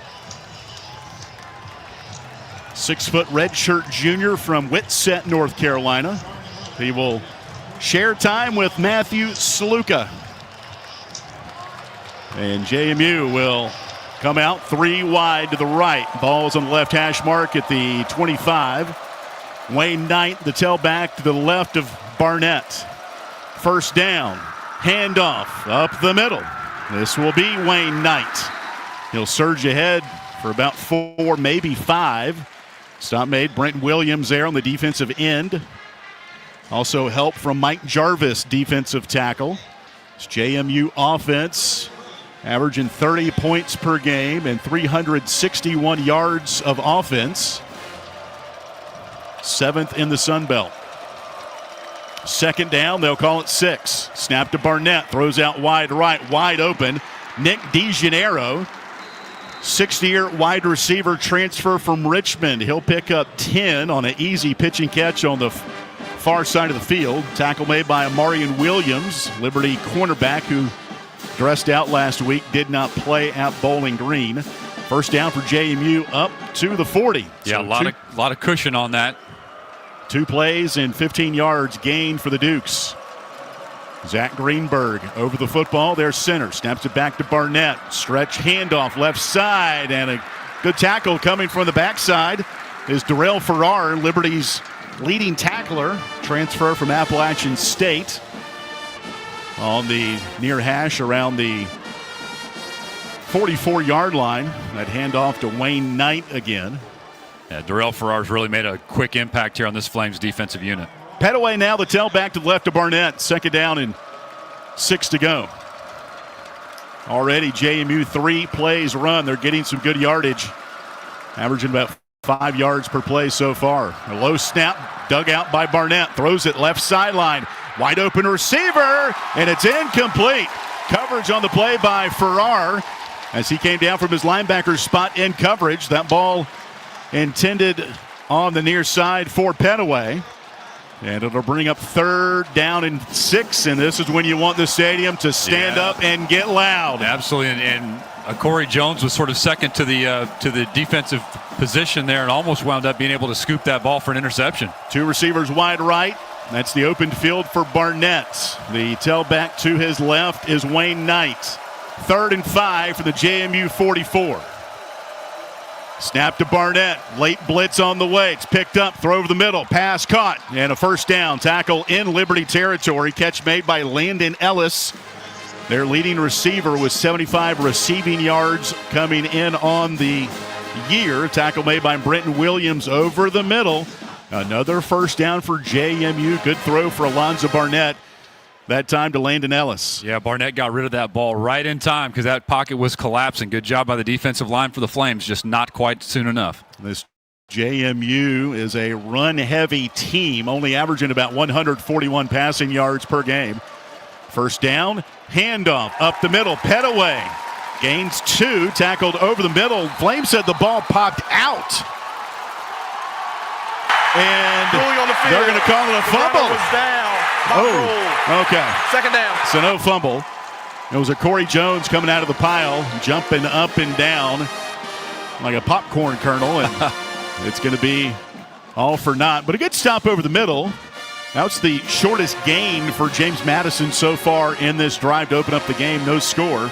12:08 to play in the first quarter. Ball's marked at the Liberty 45 as the Dukes move right to left.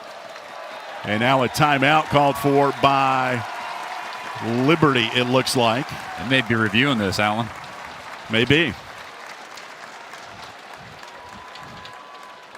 So the way it looked from a timeout standpoint, the Flames were jumping up and down on that, so we'll have to wait and see.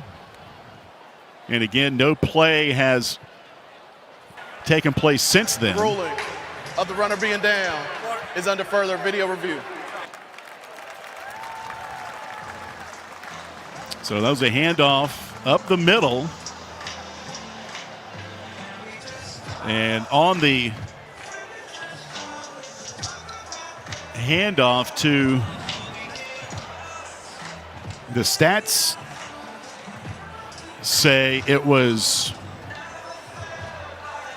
Ayo Adeyi, sixth-year senior from Mansfield, Texas. And it was Adeyi on that carry. They called him down on the field. Liberty came away with the football.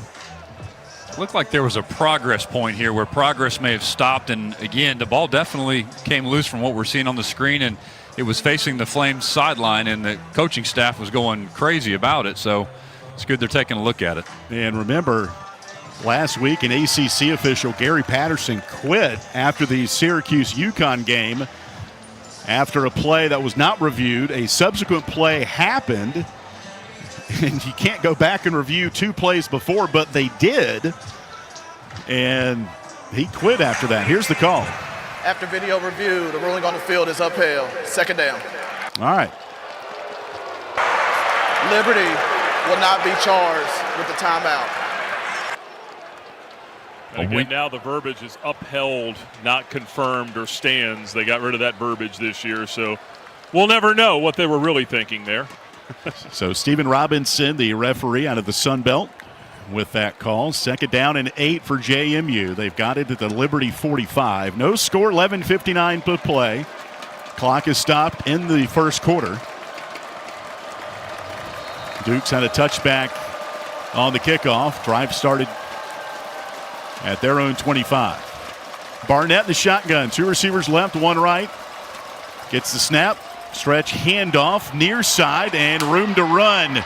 On the near side, tackled out of bounds inside the 30 is Wayne Knight, redshirt junior from Smyrna, Delaware. Pushed out of bounds by Brylan Green. He got a great block by his tight end on the near side that set him free.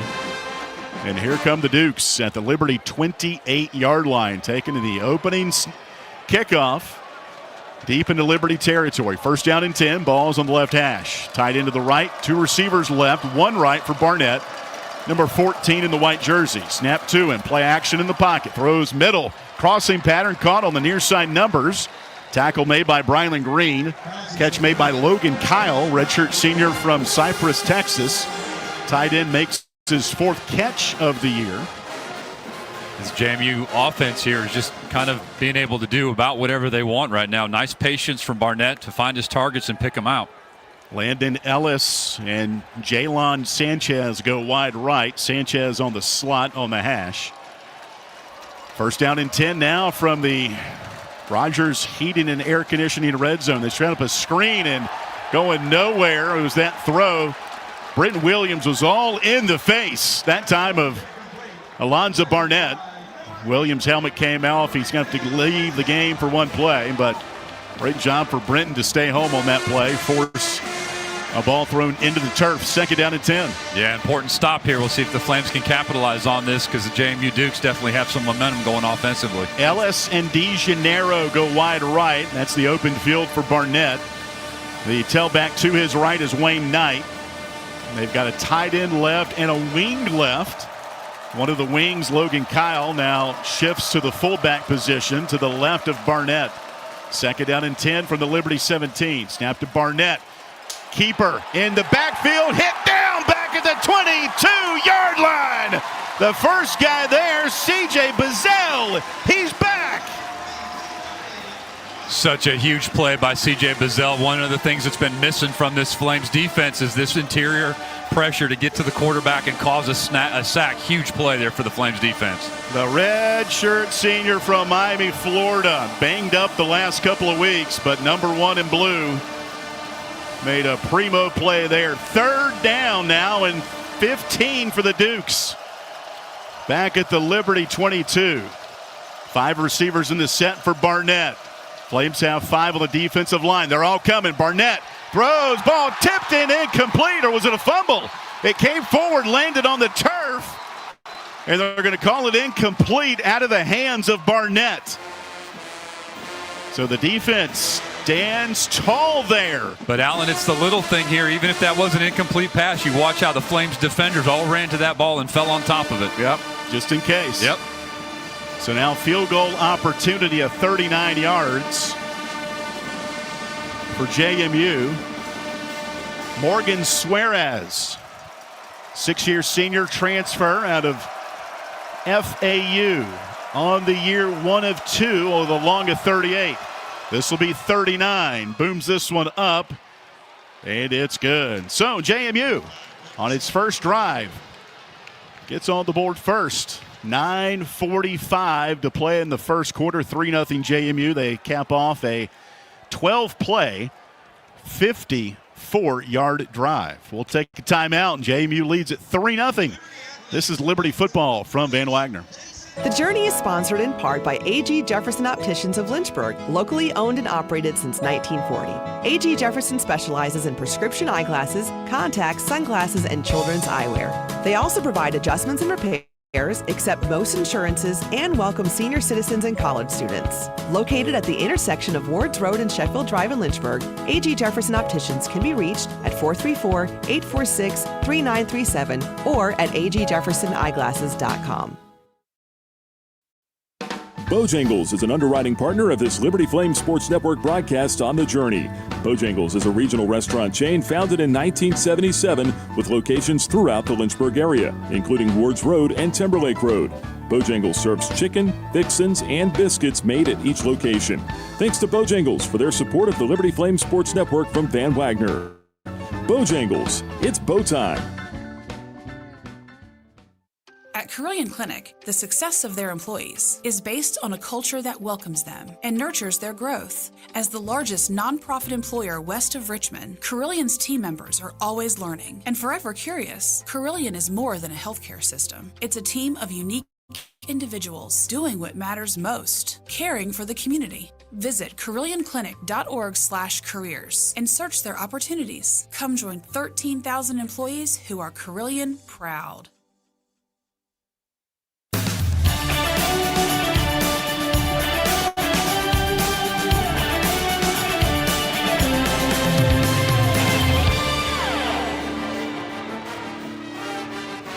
Nothing. James Madison with 9:42 left to play in the first quarter. Our broadcast of Liberty Football is presented in part by our good friends at Herbert Maxey, offering legal representation for those injured in automobile and motorcycle accidents. More information is available at herbertmaxey.com. So Liberty forcing a JMU field goal as the Dukes go 12 plays, 54 yards. A 39-yard field goal by Morgan Suarez. And it could have been a lot worse. Liberty defense was pinned back inside its own 20, but C.J. Bazell with a big tackle for loss. And a subsequent incomplete pass by Alonzo Barnett. Yeah, and it's such a game of emotions and adrenaline here, and a great stop for the defense overall to stop that Dukes drive. Now just see if the offense here can capitalize. It's been something where the Flames have kind of stumbled a little bit out of the gate offensively in the last few weeks. Worth pointing out, too, that it was all Barnett at quarterback on that first drive for JMU. That's not what they did against Louisville. Yep. And we talked with Dave Riggert, their play-by-play man, in the pregame show. He figured it would be mostly Barnett today. Wouldn't exactly look the same as the Louisville game. JMU's got a specialist for all of their special teams. Cristiano Rosa is the kickoff guy. So far on the season, 11 kickoffs, 3 touchbacks, none out of bounds. Juju Gray, Corey Jones, deep to our left. Here comes the boot with the right foot by Rosa. Helicopter spin that'll go right on top of the F of Flames to our left for a touchback. So 2 touchbacks for both of these teams special teams-wise. And here comes the Flames offense, guys. We've been around this team all season long, and the athletes are there. The execution has not been. Liberty with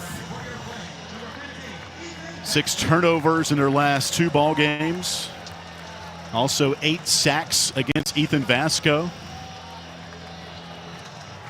We'll see what this offensive line can do today against really good JMU defense. They come in 7th in the country, giving up just over 200 yards per game. 1st and 10 for the 25. End around Evan Dickens. He falls down following the block of Juju Gray. The turf got him, and it'll be a loss on the play. Yeah, it looked like that right foot for Dickens kind of slipped out from underneath him as he was trying to make his cut back along the edge. It was kind of a jet sweep to Dickens, who is 3rd in Conference USA in rushing, 244 yards on the ground. So Liberty behind the sticks here at 2nd down and 12 from the Liberty 23. Vasco gets the snap, blitz on the way, picked up by Dickens. Vasco runs up the middle, 25-30, 35-40, dives ahead. 1st down for Ethan Vasco as he picks up 17 on the quarterback keeper. And here come the Flames up to the Liberty 42-yard line. Fantastic recognition by number 15 there. The defense gave him that open lane up the middle, and nice, aggressive, strong running by Vasco. Ethan Vasco nearing 1,000 yards on the ground in his career. Little breathing room now for Liberty. The Flames 42 moving left to right. Vasco shotgun, 1 receiver left, 2 right. Here's a snap to Vasco, designed run, takes it up the middle. He'll pick up 4.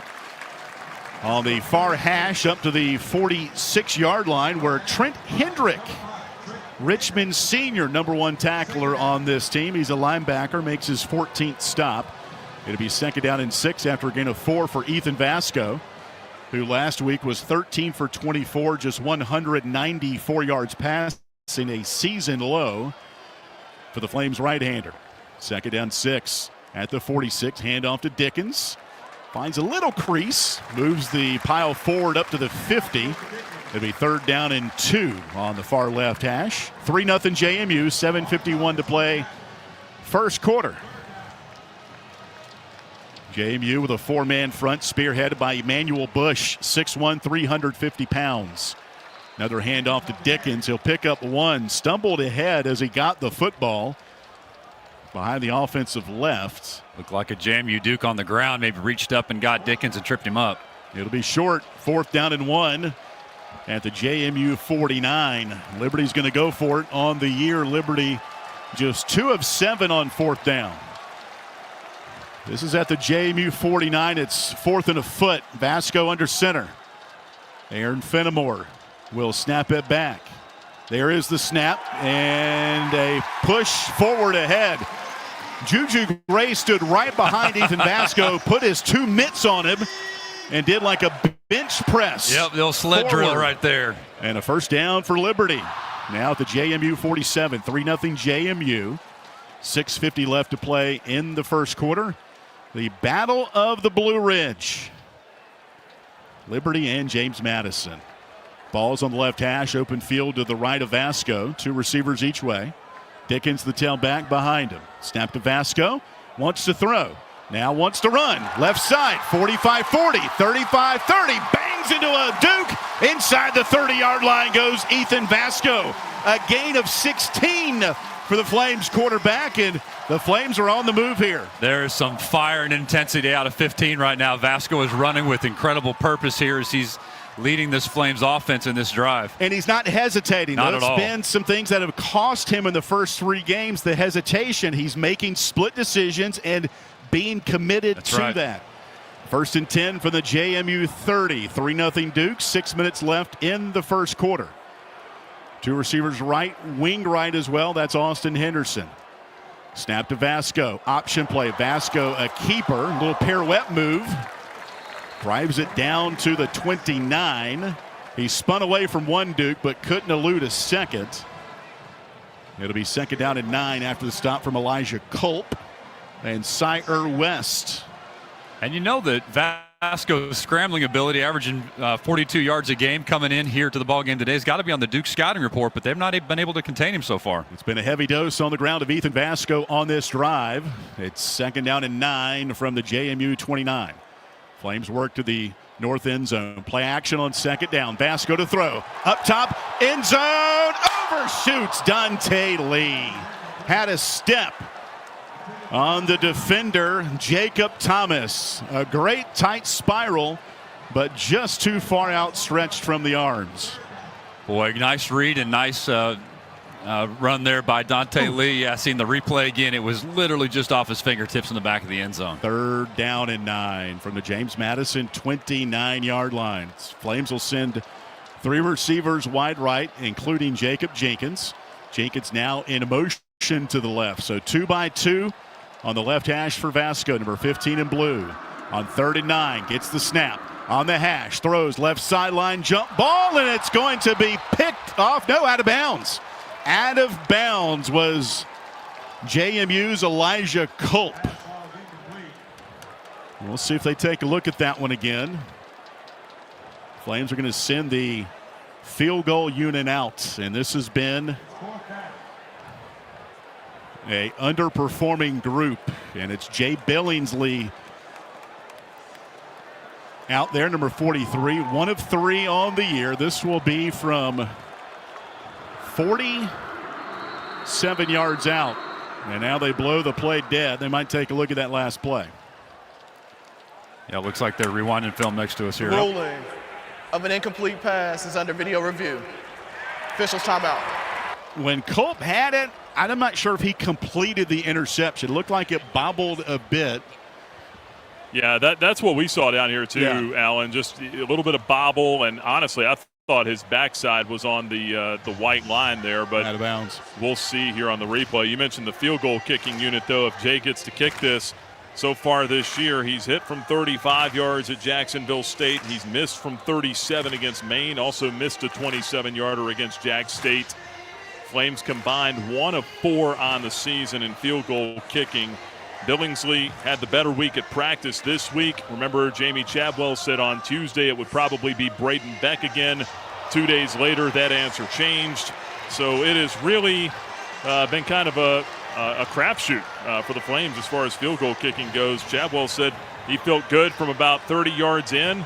They're going to push it a little bit here on this. Watching this replay again, don't you guys think he comes down out of bounds here? I had a foot down, though. Well, that's true. Yeah, the JMU fans, and there's a bunch here. That's true. They think, but if they're going to get it back, you got to have possession too. So it'll be interesting how they rule. I think it's the possession piece. After video review, the ruling on the field is upheld. All right. 4th down. So Liberty will get a chance here at the field goal. The career long for Billingsley when he was at Gardner-Webb, 54 yards against Eastern Illinois. That was last year. This one will be from 47 yards out on the left hash. In his career, 12 of 19 from 40 to 49. Max Morgan will hold it. He's the punter. And Ryan Manis will snap it back from 47 yards out to tie it with 5 minutes left in the first. Good snap, good hold. Kick on the way by Billingsley, and he boomed it. He got it. Jay Billingsley ties us up with 4:55 left in the first. As little as that is, fellas, that was monumental for the mental state of Jay Billingsley and, frankly, this whole team to get that field goal. You got momentum on for the special teams, for the kicking squad. You got momentum for the defense and momentum for the offense. That's exactly what you want to start the ball game. So 2 field goals in this game.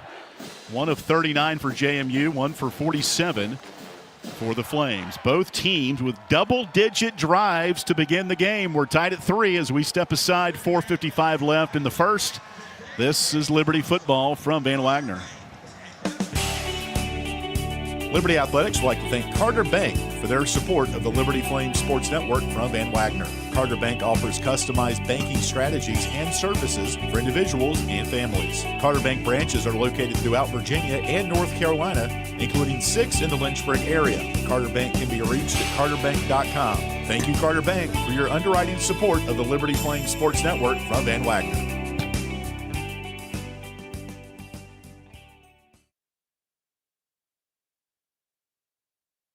This broadcast of Liberty Flames Athletics is brought to you through underwriting support from Coca-Cola. Coca-Cola is proud to present today's post-game report on the radio.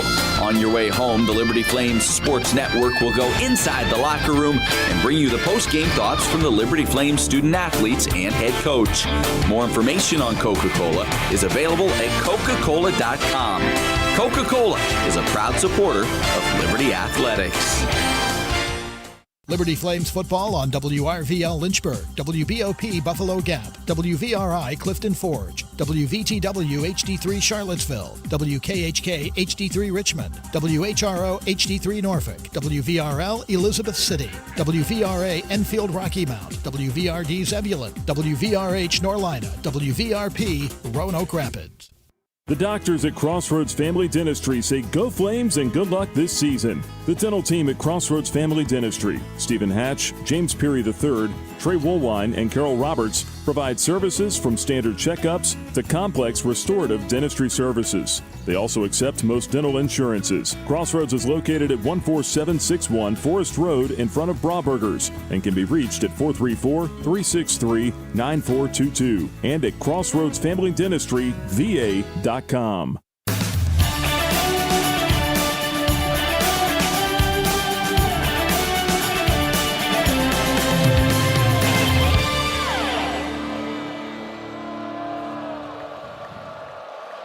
Three ball game, 4:55 left. Liberty JMU in the first quarter, and the kickoff for Liberty will be tumbling right on top of the L of Liberty. And the turf to our right, touchback for JMU. It was good to see Jay Billingsley and the kickers down here just kind of crack a smile after that. You know, the made field goal. We've documented the struggles everyone has, but you know, Braden Beck, Tyler Black, fellow kickers, those were the first guys to come over to him, and you know, everybody cutting up and just kind of let the air out a little bit, hopefully. All right, JMU out now. Dukes in their gold helmet, white jersey, purple breeches. With Alonzo Barnett III, redshirt junior, Grimsley High School, Whitsett, North Carolina. Leading this Dukes offense. To his right, Wayne Knight. He wears number 3, redshirt junior from Smyrna, Delaware. 1st and 10. For the Dukes. Snap to Barnett. Handoff to Knight up the middle. And he stumbles ahead. Good gain. He'll pick up about 7, maybe 8. Barnett stopped by Corey Jones, Liberty strong safety. Knight was a second leading rusher for JMU last year with a career-high 449 yards. Had a season-high 89 yards against Weber State back in week 1. 2nd down, they'll call it. 3 to go at the Dukes 33. Snap to Barnett. Handoff again up the middle. And back-to-back plays for the Dukes right in the interior of this JMU offense. Jones was in there again. Also Marion Williams on the stop. It'll be a gain of 4. And it yields a JMU first down. Yeah, Wayne Knight's got that low center of gravity, 5'7", maybe a little Quentin Cooley-esque, shall we say, but the majority of the rushing yards really do come from the 3 players here for the Dukes. Balls between the hash marks of the Dukes 38. 1st and 10, game tied at 3. Snap to Barnett. He wants to throw. Pocket holds. Tight spiral near side. Out of bounds. Coverage on the play by Harmon as they tried to find Landon Ellis. That was a great spiral, but just out of bounds to bring up 2nd down and 10 to go. Really good coverage by Damon Harmon, the Oklahoma transfer. The more I see him, the more I like him. I mean, his play on the field, his demeanor on the sideline, he's huge. Huge pickup for the Flames. 2nd down, handoff. Flames are arm tackling. They finally bring down that time Petaway on the run. It'll be 3rd down and 4 to go. Darrell Farrar, linebacker, made the stop for Liberty. Farrar had a season-high 8 tackles last week in the loss at Bowling Green. It's 3rd down and 4 at the JMU 45-yard line.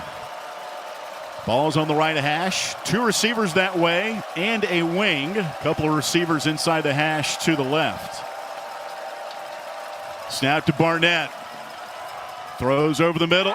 Incomplete. Harmon again on the coverage. Flag is thrown, though.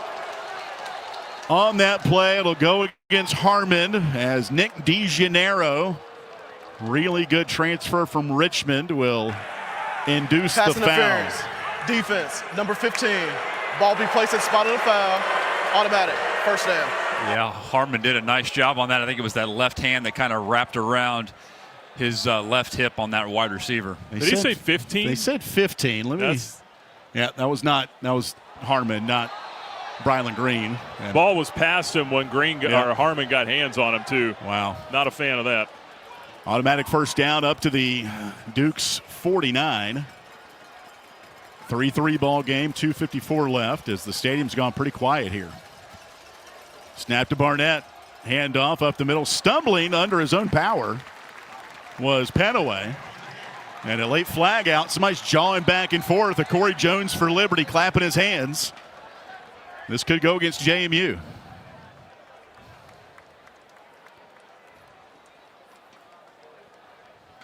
Result of the play is a run for second down. After the play, personal foul, unnecessary roughness. Offense, number 8. 15-yard penalty. Second down. Yep. Costly penalty on Isaiah Alston, 6'4", 6-year senior. Transfer from Iowa State and Army. It's getting a little chirpy down here. A couple plays before, I saw Christian Bodner and Sanchez, one of their slot receivers, kind of getting into it too. It's a rivalry, Allen. JMU is averaging 85 penalty yards a game. That's 129th in FBS. Look at the spread on these sticks right here. Last week they had 12 penalties for 95 yards in a loss at Louisville. Second down and 22 for JMU. At the Dukes 37, Barnett back to throw. Lofts it right sideline. A receiver there over the shoulder. Catch is made for a first down. My, oh my. Wow. Over the shoulder catch on the far side by Jalen Sanchez. And it yields a first down. Sanchez got the better of that play for sure, but what a beautiful thrown ball there by Barnett. Once again, Nick, to your point, he's just really got nice touch on these passes early on. Second down and 22. And they converted all the way down to the Liberty 33-yard line. Barnett play action to throw. Up top towards the end zone to our left. Jumping attempt. Oh, my goodness. Almost picked off. That was intended for DeGennaro. Marion Williams on the coverage. Brylan Green swooped over late. Almost had the pick on the near sideline. It'll be second down and 10.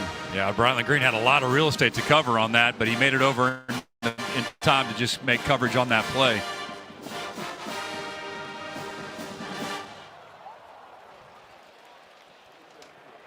Second down and 10 to go on the 33 of the Flames. Game tied at 3, 1:47 left in the first quarter. Ball's on the right hash. 4-man rush for Liberty. Barnett in the shotgun. There's the snap and the handoff up the middle to Knight. He'll be stopped on the far right hash after a gain of 4 by Ethan Crisp. Liberty redshirt sophomore linebacker who we had on the radio show back on Thursday night. It's third down and 6 to go from the 29 of the Flames. Dukes heading to the south end zone to our left. There's the snap to Barnett. Flag is out. Throw to the end zone. It's incomplete. And a flag is out there. I think both these are on Liberty, to be honest with you. Yeah, there was some movement up front and then a PI on the back end. Yep.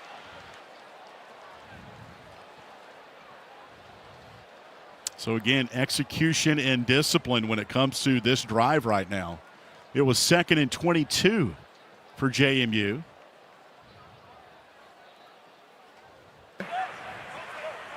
There are fouls by the same team, multiple fouls. Offside.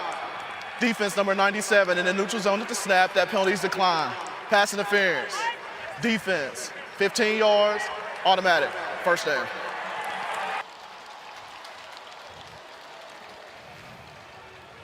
Yeah, the cheers in the crowd we're hearing obviously from the JMU Duke fans on this, but some of these self-inflicted wounds that we've been talking about are starting to mount up here on this drive. Ball's now marked at the 14 of the Flames. Dukes heading to the south end zone where the Liberty Marching Band is on the risers. Barnett in the shotgun. End around a handoff near side. Looking for some blocks was Sanchez. He'll be toppled down on the numbers near side by Joseph Carter, Liberty linebacker from Jacksonville, Florida. 55 seconds left in the first quarter. Game tied at 3. This is the third drive of the half. Both teams with field goals on double-digit drives. Their first time touching the football. JMU comes out at the 10. Second down and 6. Snap to Barnett. They hand off up the middle, looking for room at the 5, and stretching ahead down to the 4 is George Pettaway, redshirt junior from Suffolk, transferred out of North Carolina. Tackle made by Corey Jones. It's third down and 1 from the Liberty 4. Shotgun for Barnett, takes the snap, drops back on the right hash, fires over the middle. It will be maybe picked off. Maybe picked off. Where's the signal? Brylan Green was there with a wide receiver, and it's picked off. The ruling on the field. It's picked off in the end zone. Touchdown. Brylan Green taking it away from the tight end, Josh Pfeiffer. How about that play for the senior Brylan Green? My one hand is better than your two hands. Wow. That is the end of the first quarter. That'll take us to the end of the first quarter. In Liberty, Brylan Green snatching it away from the tight end Josh Pfeiffer for the interception to change the momentum in this first half.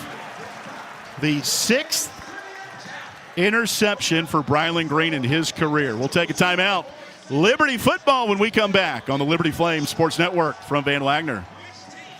Liberty Athletics thanks 11 West for their support of the Liberty Flame Sports Network from Van Wagner. 11 West offers screen printing, embroidery, promotional products, and flat printing. 11 West graphic design team creates custom apparel and promotional products. More information can be found online at 11west.com, by phone at 540-639-9319, or at their location in the New River Valley at 6598 New River Road in Radford. Turn up the heat. Foster Fuels is a proud partner of Liberty Athletics. Since 1921, Foster Fuels provides propane and gas services throughout Central Virginia and surrounding areas. From propane to fireplaces and tank installs to tankless water heaters. They also offer an app for requesting service, ordering fuel, and to pay your bill. Foster Fuels can be reached at fosterfuels.com. Game day isn't the only adventure. Find yours in Bedford, Virginia. Just down the road, but a world away. Explore seasonal events, cruise the Blue Ridge Parkway, or hike the peaks of Otter. Enjoy outdoor fun at Smith Mountain Lake or play world-class disc golf. Home to the National D-Day Memorial and packed with small town charm. Bedford has it all. Plan your visit and see the event calendar at destinationbedfordva.com. That's destinationbedfordva.com.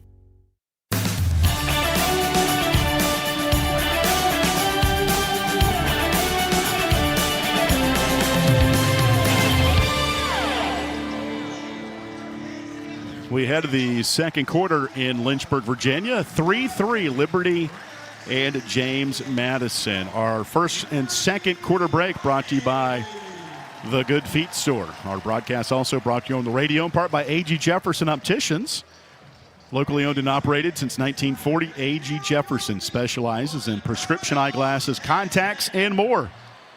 More information is available at agjeffersoneyeglasses.com. Our first game-changing play just happened. Brylan Green interception over the middle as the Dukes had the football inside the 5-yard line of the Flames. And Brylan Green snatching one away from the Dukes. Josh Pfeiffer, the tight end, giving Liberty the football on the touchback.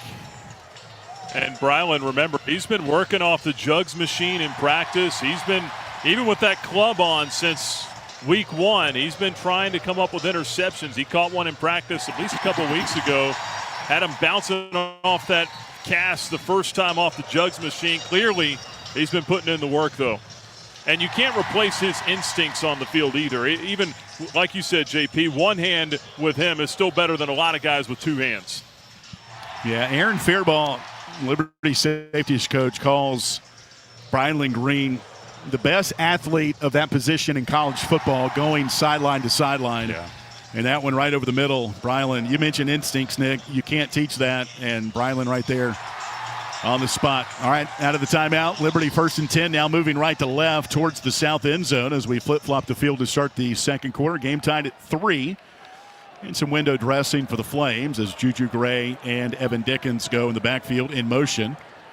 Snap to Vasco. They throw to Gray on the right side on the numbers, trying to get a block from Person, and not really a great one. Picks up 3 outside on the offensive right near the Flames bench. Stop made by Jacob Thomas, senior from Stonebridge High School in Ashburn, Virginia. That's a play that's going to be successful if there's not hesitation by whoever the wideout is that catches that. So it'll be a gain of 3, second down and 7 from the Flames 23. Game tied at 3, 14:29 to play first half. Snap to Vasco. Hands off to Dickens up the middle. And again, not much doing there. Picks up about 3, maybe 4 to be third down and short. Tackle made by Xavier Holmes, redshirt senior, Clarksburg, Maryland. Defensive lineman for JMU. It's 3rd and 3. Liberty on the year leads Conference USA at 50%. The Dukes pretty stingy, 29% on third down. This is 3rd and 3 from the Liberty 27. Snap to Vasco, turns right, handoff up the middle. This is going to be Dickens. I believe it's going to be close. The line judge came in. It will be a first down. Dickens could not hesitate on that handoff, and he didn't. And he got the needed 3 yards right at that for a Liberty first down. Tackle made by Michael McMullen, the 3rd leading tackler on this JMU team, with his now 10th tackle of the year. So Liberty moves the chains up to its own 30. Game tied at 3, 13:24 to play in the first half. Split backs left and right of Vasco. Balls between the hashes. Snap to Vasco. Quick out near side, and that's due one a game. He airmails it right behind the Gatorade coolers, and it's incomplete, second down and 10. He's done it probably once in all 4 games. Get it out of your system and move to the next play. That's right. And it's tough to overthrow Casey Kane, 6'3", 200 pounds. But Casey just kind of had his rhythm and his jump off a little bit, but that ball's got to come down. Tyler Brown on the coverage, and you knew right when he let it go, he started jumping up and down. Vasco did, knowing that was going to be a high throw. Second down and 10 from the Liberty 30. Game tied at 3, early second quarter. Snap to Vasco, turns right this time. Hands off to Dickens. Good chunky yardage on that defensive right on the hash mark. He'll be stopped at the 35-yard line. One of the first guys there, Emmanuel Bush, goes by Manny. He's a big fan of the Ice Age movie. And his mom started calling him Manny. He weighs 350 pounds and wears number 0. Call him whatever you want. 3rd down and 6 to go for Liberty. At the Flames 35, they move right to left. 3 receivers wide right for Vasco, who's in the shotgun. JMU showing a blitz package here. We'll see if they bring it. They don't. 4-man rush. Vasco forced out to the left on the numbers, and he'll be tackled down at the line of scrimmage. Maybe picked up 1 to bring up 4th down. Liberty will punt for the first time after the stop from Elijah Culp on the near sideline occupied by the Dukes. Good awareness, though, by Vasco as he was scrambling kind of a little bit for his life there off that left sideline to not try to force a throw. Just better to eat that and come back another play. Max Morgan, who was number 1 all-time in Liberty punting history, career average of 42 yards per punt. Wayne Knight deep to receive the punt from Max Morgan. There's the snap, puts the ball in the air, wobbly spiral, and Knight, fair catch called forth to 25, will take us to a timeout here in Lynchburg. 11:51 to play in the half. Game tied at 3. Liberty JMU, the battle of the Blue Ridge. This is Liberty football from Van Wagner. Frank Good Builders is a proud supporter of the Liberty Flames. Frank Good Builders and its partners design, build, and renovate custom homes in Lynchburg and the surrounding areas. From designing a plan to picking out fixtures, Frank Good Builders works with each client to create and renovate custom dream homes. Frank Good Builder, tradition, innovation, trust. Frank Good Builders can be reached at 434-238-3710 or visit frankgoodbuilders.com. Liberty Athletics thanks Frank Good Builders for their support of the Liberty Flame Sports Network from Van Wagner. What's important isn't that Freedom First has been in business since 1956. What's important is how we've been doing business since 1956. Since day one, we have been accountable to our members, not stockholders. We make loans that cost less, offer savings plans that pay more, and give back to our community, and that hasn't changed. What has changed is our ability to serve you with more locations and more technology to simplify your financial life. Freedom First. It's a place where anyone in our region can bank for good. A huge thank you to Gentry Lock Attorneys for their support of Liberty Flames Athletics. Gentry Lock Attorneys practice a range of disciplines to help companies, institutions, organizations, and individuals with legal and business challenges. This includes trust and estates, medical malpractice, and business litigation. Gentry Lock Attorneys are located downtown Lynchburg at 801 Main Street and serve the Commonwealth with additional offices in Roanoke, Richmond, and Norfolk. Gentry Lock can be reached at gentrylock.com.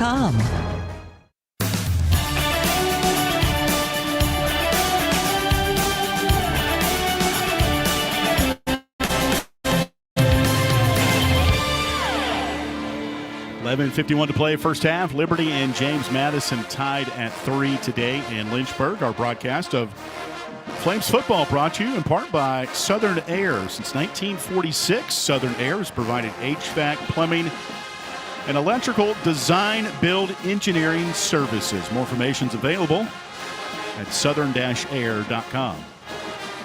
Our broadcast also brought to you in part by Food Lion. And for every sack this season, the Food Lion Sack to Give Back. They'll donate 1,000 meals to a local area food bank to help our neighbors in need. Quick check of the Larry's Tire stat recap. JMU out gaining Liberty 120-61. 22 plays for the Dukes, 16 for Liberty. Average per play 6 yards for the Dukes and 4 for Liberty.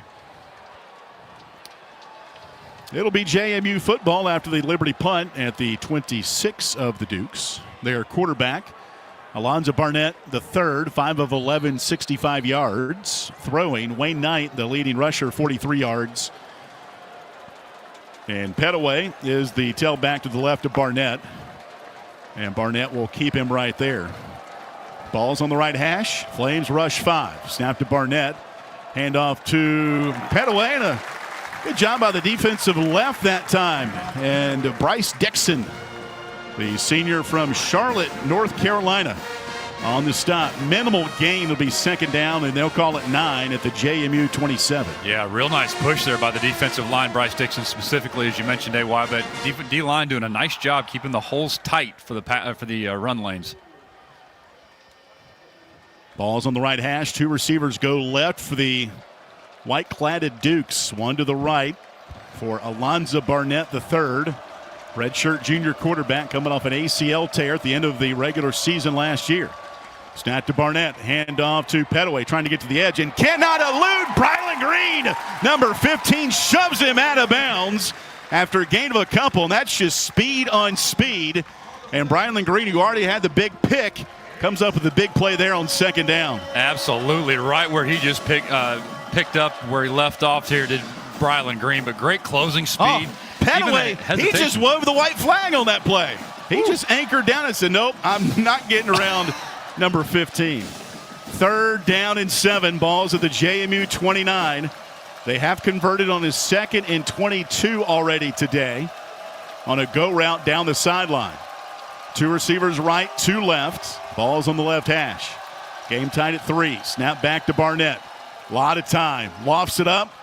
And it's going to be incomplete. Brylan Green there again. The coverage on Nick DeGennaro. And it'll be 4th down. Great coverage by the Flames down the field that time. by Brylan Green once again. I think their left tackle might have got away with a hold on the two, JP. Yeah, and Pettaway's talking to an athletic trainer over here on the sideline, too. We'll see if it's anything much to do about nothing. Patrick Ray's the punter. He has some neon pink shoes on he'll punt with. Transfer from Louisiana Tech out of Melbourne, Australia. He'll punt it from his 15. Reese Smith back to receive the punt. Smith will fair catch it on the numbers at the 26, and we'll take a timeout. 3-3 ball game, 10:08 to play. And a flag is out before we take our timeout. Flames are pointing to JMU. And we'll await the call here. 2 penalties on Liberty and 1 for the Duke so far. There is no foul for holding. First down. So it'll be Liberty ball at the 26 when we come back. 3-3 game, 10:08 to play, first half. This is Liberty football from Van Wagner. The Good Feet Store is a proud supporter of Liberty Flames athletics. The arch support specialists at the Good Feet Store offer customized arch support options to help with foot, knee, and back pain. Every Good Feet location offers arch support in a range of styles and sizes. The Good Feet Store is located at Ward's Crossing in Lynchburg and online at goodfeet.com. Thank you to the Good Feet Store in Lynchburg for supporting the Liberty Flames Sports Network from Van Wagner.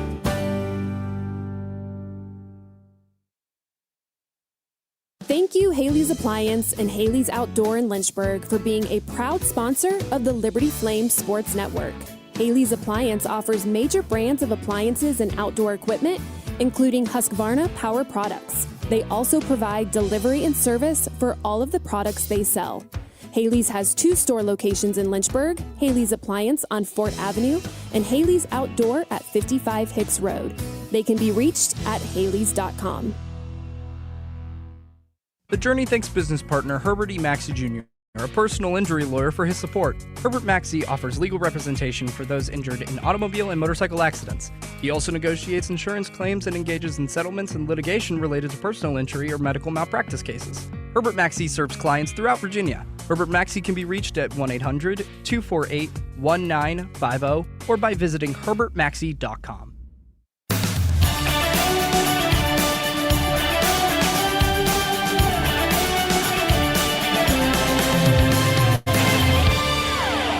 .08 to go, second quarter. Liberty JMU tied at 3. Williams Stadium in Lynchburg. Nick Pierce with you on the Carter Banks sideline report.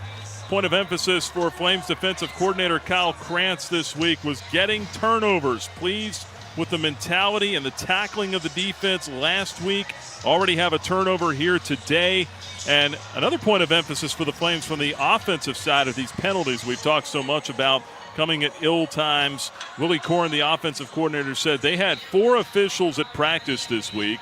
1 watching the left side O-line, 1 on the right side O-line, 1 on the left side perimeter, 1 on the right perimeter. He said the coaching staff told the officials, if it's close, you throw the flag. Everybody had to do up downs as a result. As far as ball security, scout team linebackers and DBs, they had boxing gloves this week, punching at the ball. That's twofold. 1, it makes it a little tougher to hang on to, and 2, the boxing gloves, it eliminates potential injury to the offensive player's fingers. So Flames addressing some of the concerns directly in practice this week. Teams are work in progress. We know that. And early on, too early to push the panic button right now. 3-3 ball game, Liberty JMU, 10:08 to play. There's a little dump off to Juju Gray, picks up about 3. And Juju last week, Nick, played, 35 snaps, but only targeted maybe a handful of times. They want to get him more production, but he has to play better, Jamie Chadwell says. He had 30 snaps on the field last week, but I think it was like 3 touches. Yep. And, he got dinged a little bit early in the game with a little bit of a hand injury and kind of took him out of his rhythm. They've been trying to get the ball to him here in the second quarter, though. Certainly have. Second down and 7 to go at the Liberty 29. 3 receivers right, 2 left. Snap to Vasco, runs up the middle. Flag is out. This one's coming back. Flag on the play. DJ Geth, now DJ Geth is pointing the other way. Offensive lineman for Liberty. Maybe it will go the other way. Personal foul. Legal hands to the face. Okay. Defense, number 15. 15 yards. Added to the end of the run. Automatic. First down. That's Sire West, defensive lineman from Baltimore. Yeah, my apologies on thinking that was going to go the other way, because last 2 weeks it has gone in not the favor of Liberty, but second. It's good recognition. Yeah, good recognition there by Vasco, too. Jacob Thomas, the safety, was coming in hot on that blitz, and Vasco stepped up and made him miss. That is the second personal foul for JMU in the first half of 15 yards. First down, 10 from the 45 of Liberty. Handoff to Caden Williams. He'll pick up one. Red shirt freshman from Calhoun, Georgia. Running back, stopped by Trent Hendrick. Caden Williams, the Conference USA Freshman of the Week, back in week 1. Liberty a little bit thin at running back today without the services of Vaughn Blue. Redshirt sophomore from Mount Pleasant, South Carolina, nursing a injured right ankle. Second down and 9 from the Liberty 46. Game tied at 3, 8:45 to play in the first half. Four-man rush for JMU in their gold helmets. Pocket holds. Vasco, a lot of time. Rifles middle. Caught. Crossing pattern. Down to the 34-yard line goes Dante Lee. Liberty's leading receiver yardage-wise. And he is mouthing off at one of the Dukes players that's on the ground right now. The official goes right over to Dante Lee, puts his hand in his chest and says, "Get away."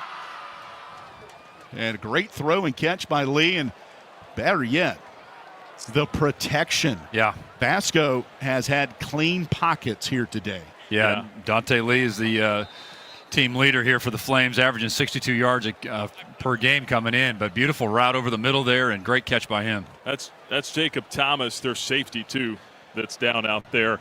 Athletic kid, one of their better defenders in the back end.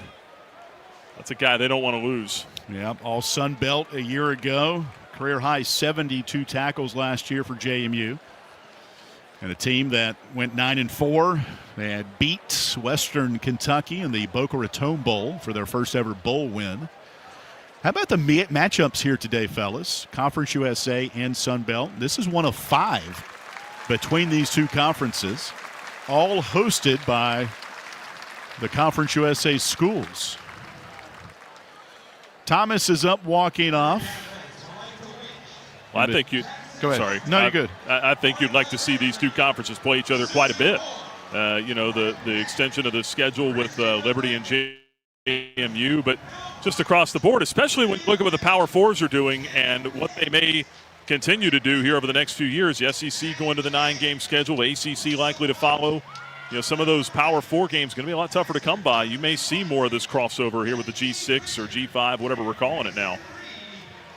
There is a timeout down on the field. We'll stay right here. 8:27 to play in the first half. Both teams with double-digit drives to begin the game, both yielding field goals.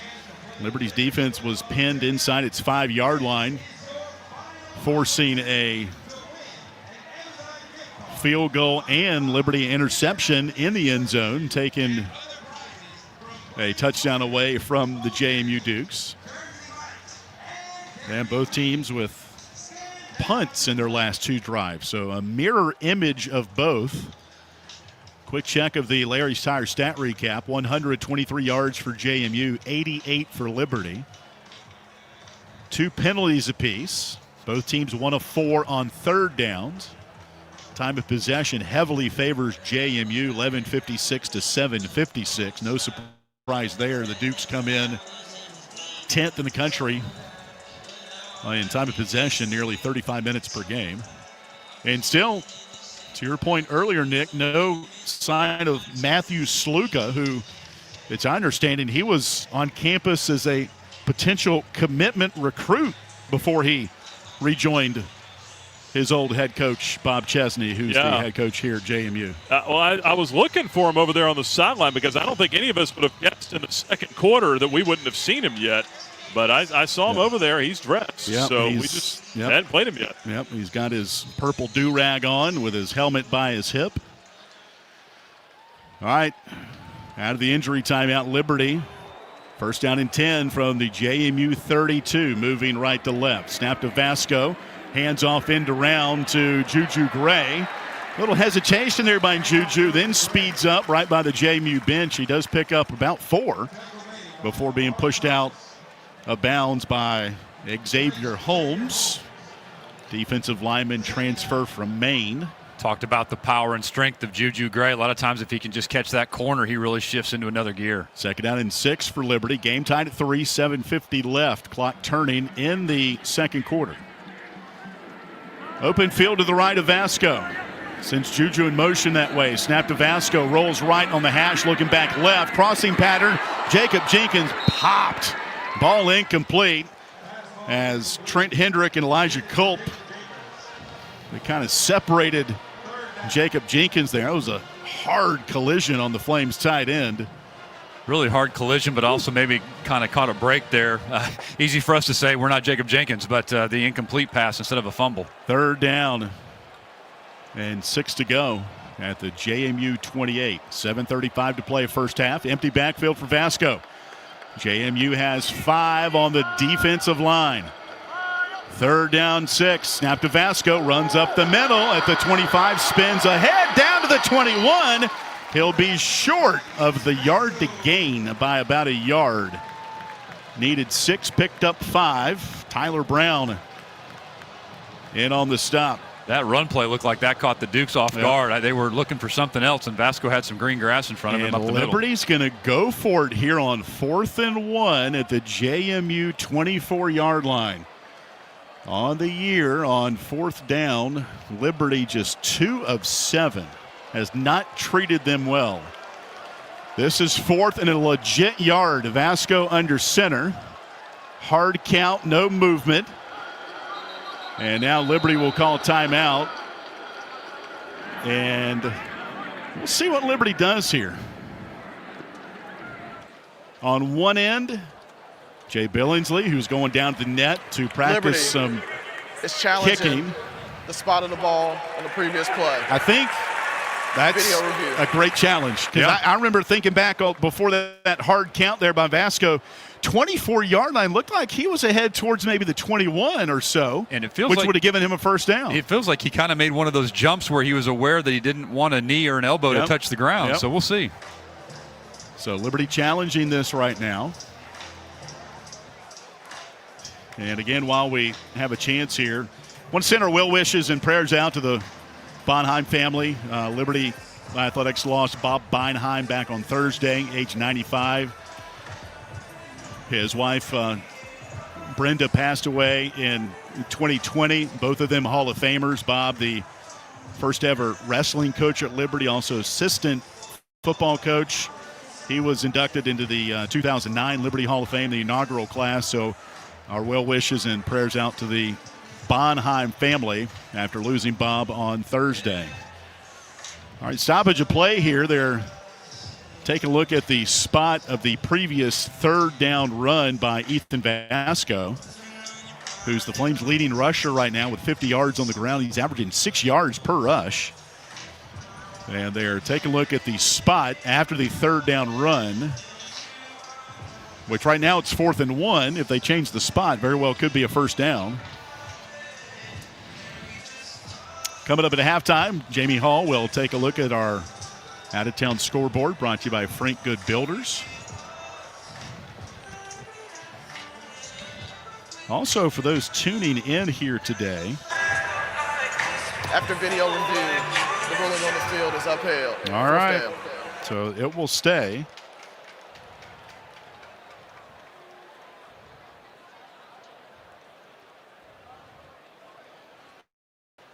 Going to mention Liberty volleyball pushing their winning streak to 7 last night with wins over McNeese and Houston. Lady Flames now 11-1 to start the volleyball season, wrapping up play at 5 o'clock today against North Alabama. So the spot of the ball will stand at the JMU 24. Liberty still is going to go for it here on 4th down and 1. Liberty has Casey Kane to the left, Dante Lee to the right, Vasco under center, and Evan Dickens is the tailback. Vasco under center on 4th and 1. Takes the snap, play action, rolls to his right, looking, Evades a defender. Now runs up the middle. Inside the 20. Down to the 19. It's Ethan Vasco, the quarterback. Dead to rights in the backfield. Nobody was open downfield. He put the brakes on, and what happens when you put the brakes on? They fly where? They fly right by. They fly right by. Busted play there, but nonetheless, Pitt picked up the first down. Vasco's playing with great intensity today, AY. Drew Spinagato, he was left looking for his cleats. 1st and 10 now from the 20 of the Dukes. After that 4th down conversion, snap to Vasco, handoff to Dickens, bouncing outside to the 15, to the 10, to the 5, hit hard down at the 2-yard line by Jacob Thomas. He put the sledgehammer down on Evan Dickens, but Evan Dickens got the better of it with a first down. It's 1st and goal now inside the Rogers Heating and Cooling red zone at the 2-yard line. Great read by Evan Dickens around that right side. Nice little jump cut, too, to evade the defender. Yeah. Almost hit that right front pylon. And Casey Kane working hard, blocking for him on that offensive right. 1st and goal from the JMU 2 to the south end zone. Vasco shotgun, keeps it himself, following Dickens towards the goal line. They push ahead. He puts the ball over the goal line, and it's a light him up. Touchdown, Liberty. Ethan Vasco puts the Flames up 9-3, 5:34 left in the first half. Great recognition by Vasco. Thought he was dead in forward progress. Leans that ball to break the plane of the goal line for the 6. Evan Dickens becomes the lead blocker on that. Here's Jay Billingsley out for the point after. Billingsley on the season, 6 of 6 on extra points. Max Morgan, the punter, will hold it.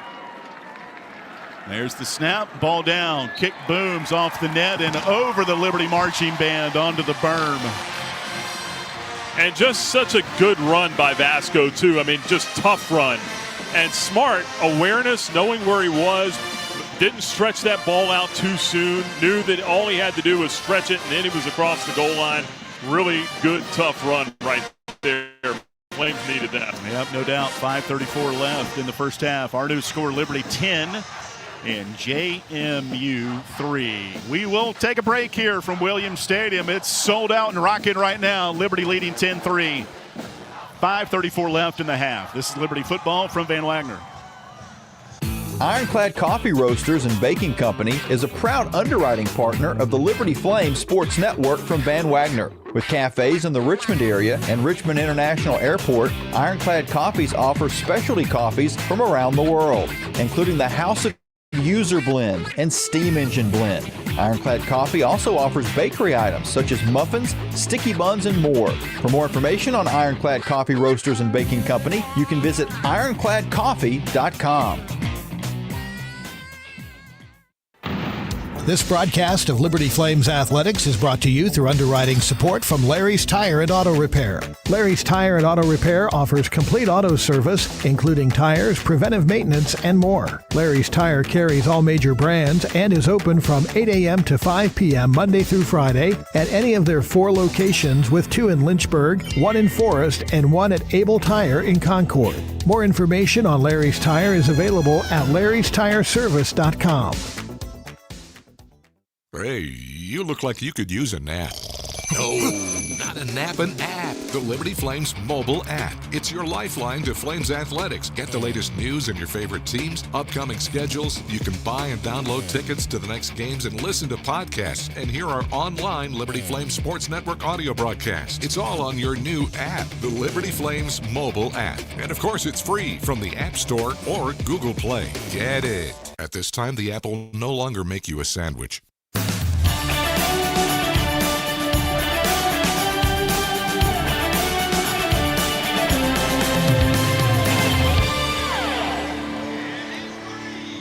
(10-3) Liberty, 5:34 left to play in the first half. Ethan Vasco caps off a 10-play, 74-yard drive with a 2-yard touchdown plunge. Ethan Vasco, 55 yards on 10 carries. To lead the way for Liberty, our broadcast brought to you in part by Serve Pro. Where there's fire, water, or mold damage to your home or business, Serve Pro provides 24-hour emergency cleaning and restoration services. More information is available Inside the Journey Business Directory at myjourneyfm.com. Sold out Williams Stadium. Mostly red. And a good number of purple in the building as well for the JMU Dukes with their band. The Liberty Band is here. Outstanding backdrop for a college football Saturday afternoon. Here comes Max Morgan on the kickoff. Puts his right foot into it. It's going to be high and short and returnable for the Dukes at the 20 outside, and they cannot get to the 25-yard line. That was Braden Wisłowski on the run back. Like a little confusion there between the two teammates. So I think anytime you stop it short of the 25, that's a win. That's where a touchback would go. And they'll stop this one at the 23-yard line.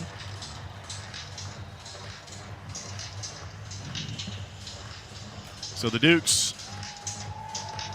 who are outgaining Liberty now by only 3, will have its third drive, or check that one, fourth drive. They punted on their last one. They have one turnover. And Liberty leads the game for the first time. Left hash mark, the Dukes will scrimmage. 2 receivers wide right, 1 left. Snap to Barnett, handoff right up the gut. Tackle made by Joe Carter, Liberty linebacker.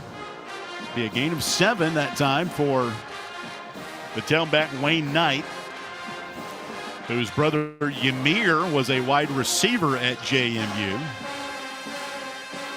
Third leading rusher coming into the game here today.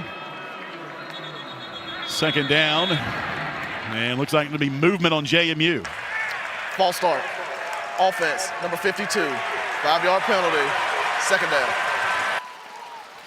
Seems like there's some decent crowd noise down there, too. Nick could tell us better, but maybe they're having a tough time hearing the calls.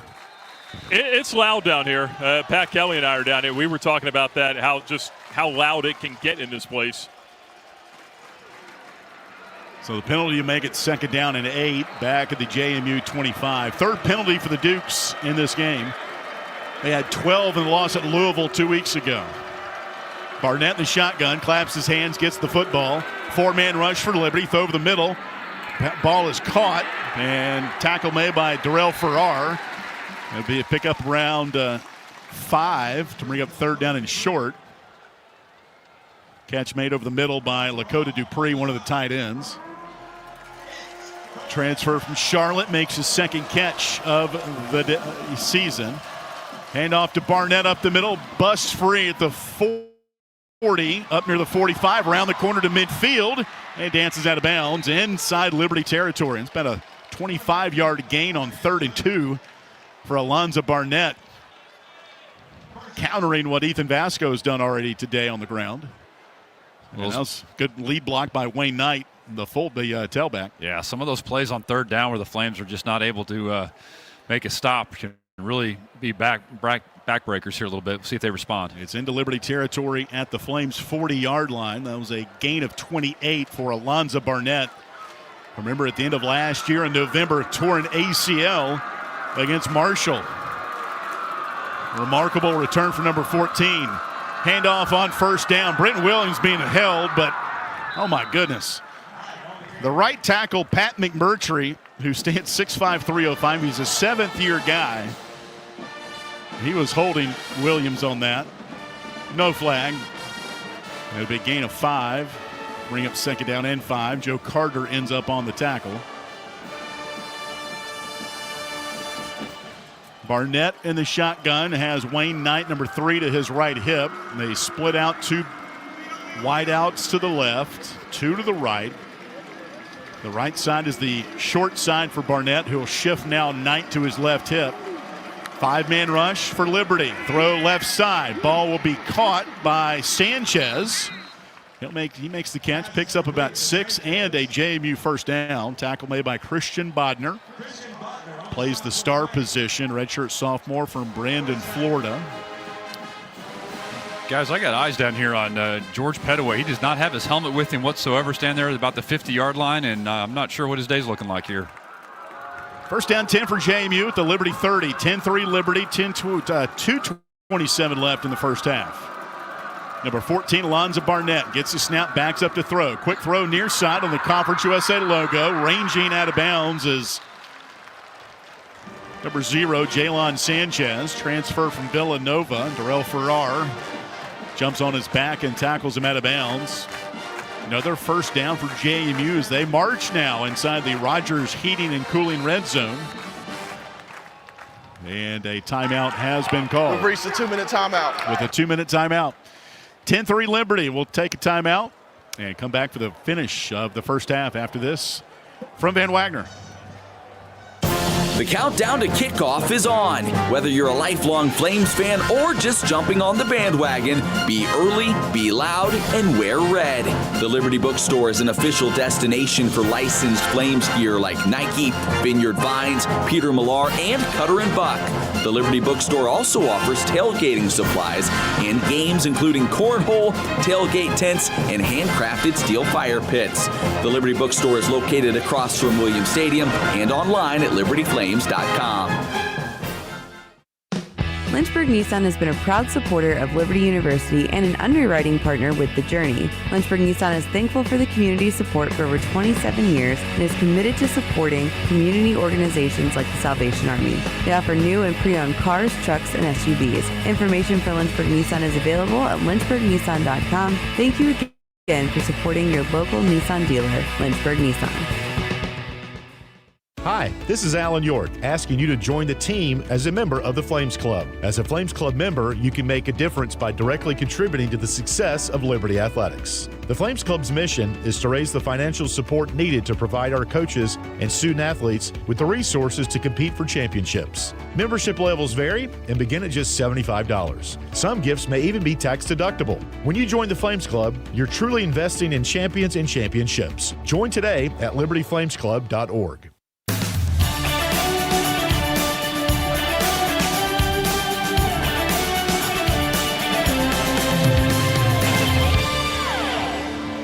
Two-minute warning here in Lynchburg. 10-3 Liberty and James Madison.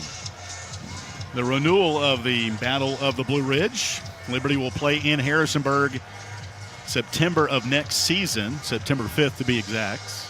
And then a hiatus of the series. It'll pick back up in 2031 to 34, then again in 2037 through 40. Teams had previously signed contracts for 6 games, but the start of the football rivalry also came with the addition of those extra dates. The game on September 15th, 2040 in Lynchburg is the furthest signed contract of any game currently in college football. Wow. That took some digging right there. That's some math, too. 2040, man. These teams have left these fans with some white knuckles the last, well, literally 3 matchups. They've all been decided by a touchdown or less. Liberty FCS playoff win in 2014. The indelible picture that I know I've got saved on my laptop is the DJ Abner Superman dive with the ball in his mitts for the touchdown. Liberty going on a game-winning 17-play, 11-minute drive in the fourth quarter that almost ended in disaster when Josh Woodrum had a fumble inside the 10-yard line, was able to pick it up and get some yardage out of it miraculously and help Liberty go ahead on the Nikki Fuala'au touchdown plunge for the fullback. Out of the timeout, first down and 10 for the Dukes at the Liberty 19. Handoff to Knight. He's hard to bring down. Wiggles his way down to the 11-yard line. As Darrell Farrar was slung down, Liberty linebacker after that play. 1:47 to play in the half, 10-3 Liberty. Dexter Ricks had the tackle of Knight. Ball's inside the right hash. Dukes heading to the north end zone, which is right where the Liberty Football Center is. Second down and 3 from the Liberty 12. Snap to Barnett. Hands off again. This is going to be Knight. He runs it inside the 10 down to the 6. First and goal. Farrar there to make the stop for Liberty. And a flag is out, though. Offense. Yes, sir. Number 76. Push him back. 10-yard penalty. Wow. Second down. Well, Jamie Chadwell wanted it on the play before that. He asked the official, how is it not holding when they sling Farrar to the ground? Yep, that's got it that time. 4th penalty for JMU. And again, they come in 85 penalty yards per game. That's 14th in the Sun Belt and 129th in FBS. They had 12 penalties for 95 yards in the loss at Louisville. That takes it from 1st and goal inside the 10. Wow. To now 2nd down and 13 from outside the 20. Just a devastating penalty. As the officials blow the succession of the next play dead here with 1:20 left in the half. Liberty leading 10-3. Game clock operator, please put 1 minute 25 seconds on the game clock. It will start on the snap. And that voice is Stephen Robinson, the referee, assigned out of the Sun Belt for this game here today. Ball's on the right hash. 1:25 now left in the half. Liberty leading 10-3. 2nd down and 12 at the Flames 21. Barnett in the shotgun gets the snap. Dukes to throw. Barnett hit as he throws. End zone jumping catch and a touchdown for JMU. Landon Ellis yanked that one high out of the air. And the Dukes a PAT away from tying the game. Beautiful throw by Barnett. Even better catch by Landon Ellis, as you said, AY. But, man, he got rid of that ball once again just in the nick of time. Had a defender right in his face mask. Transfer from Richmond, his 7th career touchdown catch and his 2nd this season. 6'2", 213-pound junior out of Orange, Virginia. Morgan Suarez in for the point after. A left-footed kicker from Wellington, Florida. Snap is there, the kick on the way, and the kick is good. So with 1:19 left in the half, JMU has tied the game up at 10 on an 8-play, 77-yard drive.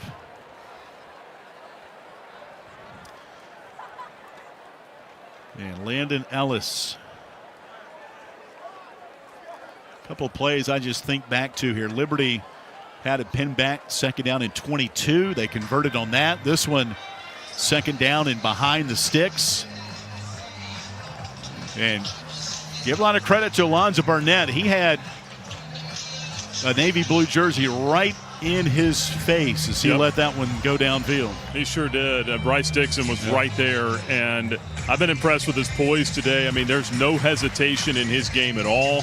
A guy who tore his ACL, 10 months ago? Yep. I mean, that's usually a year minimum, and he's just hung in there. And I think maybe that bye week gave JMU some time to reconsider some things on offense. You think? Instead of this musical chair quarterback situation, just let one guy go out there and play, and they've been able to build some continuity with him today. 100%.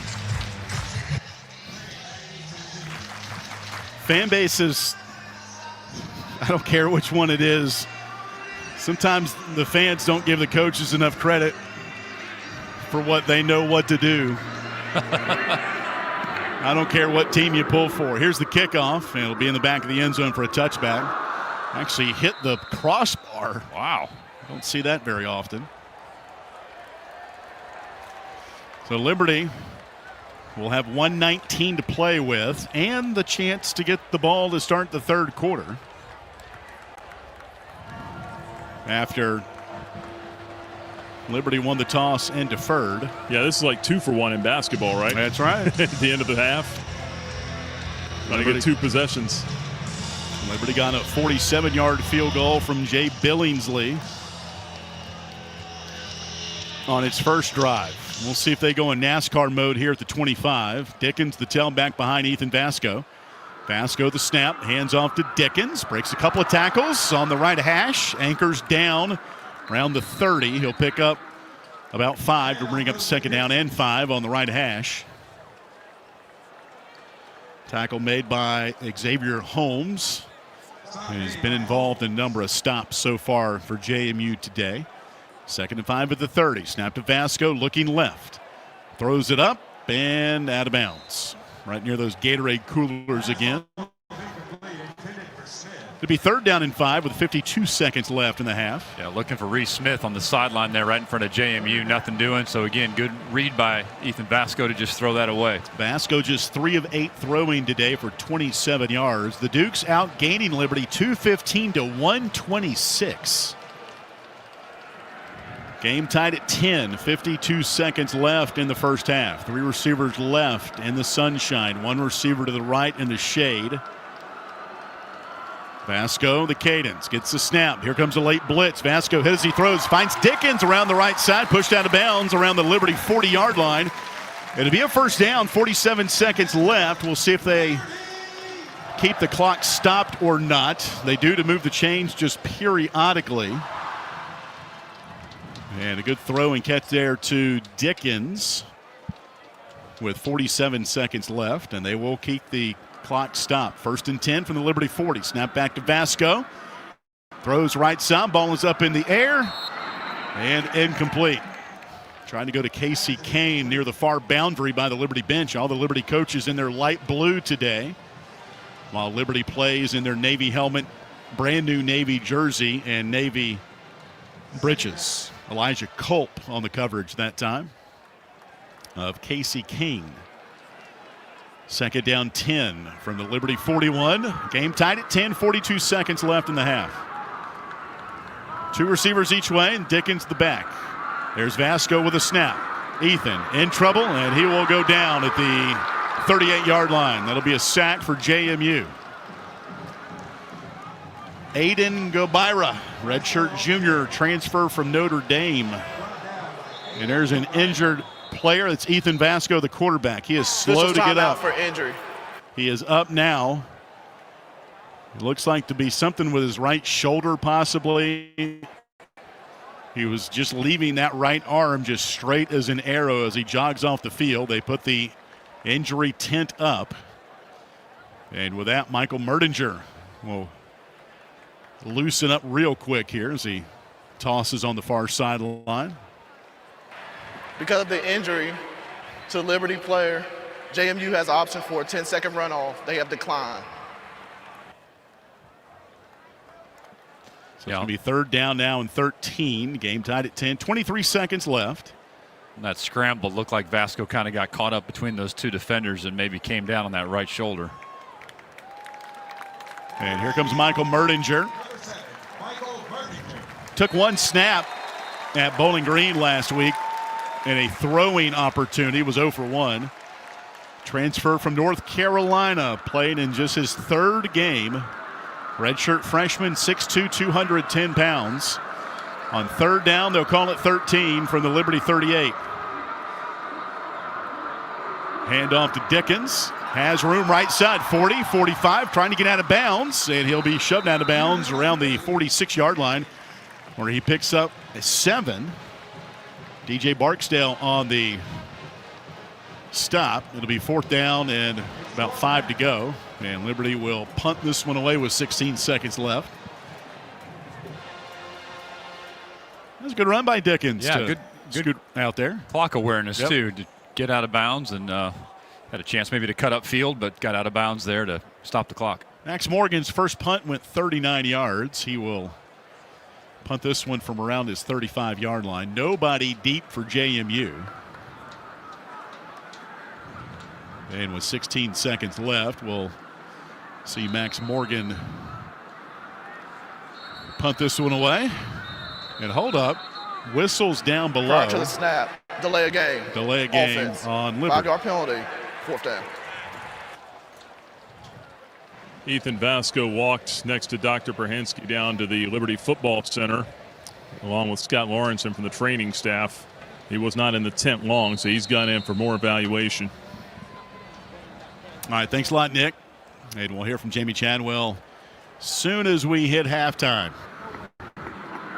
Jogging off the field. There's the snap to Morgan. Here comes James Madison, and Max gets it away. It'll bounce at the 13, take a JMU roll up to the 15, now goes back to the 13, now to the 12. And with 5 seconds left, JMU will take it to a knee on its first play of this next drive, I would assume.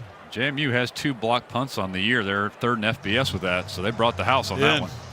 It was a great punt by Max Morgan. We'll see where they judge that one as. 47 yards for Max Morgan.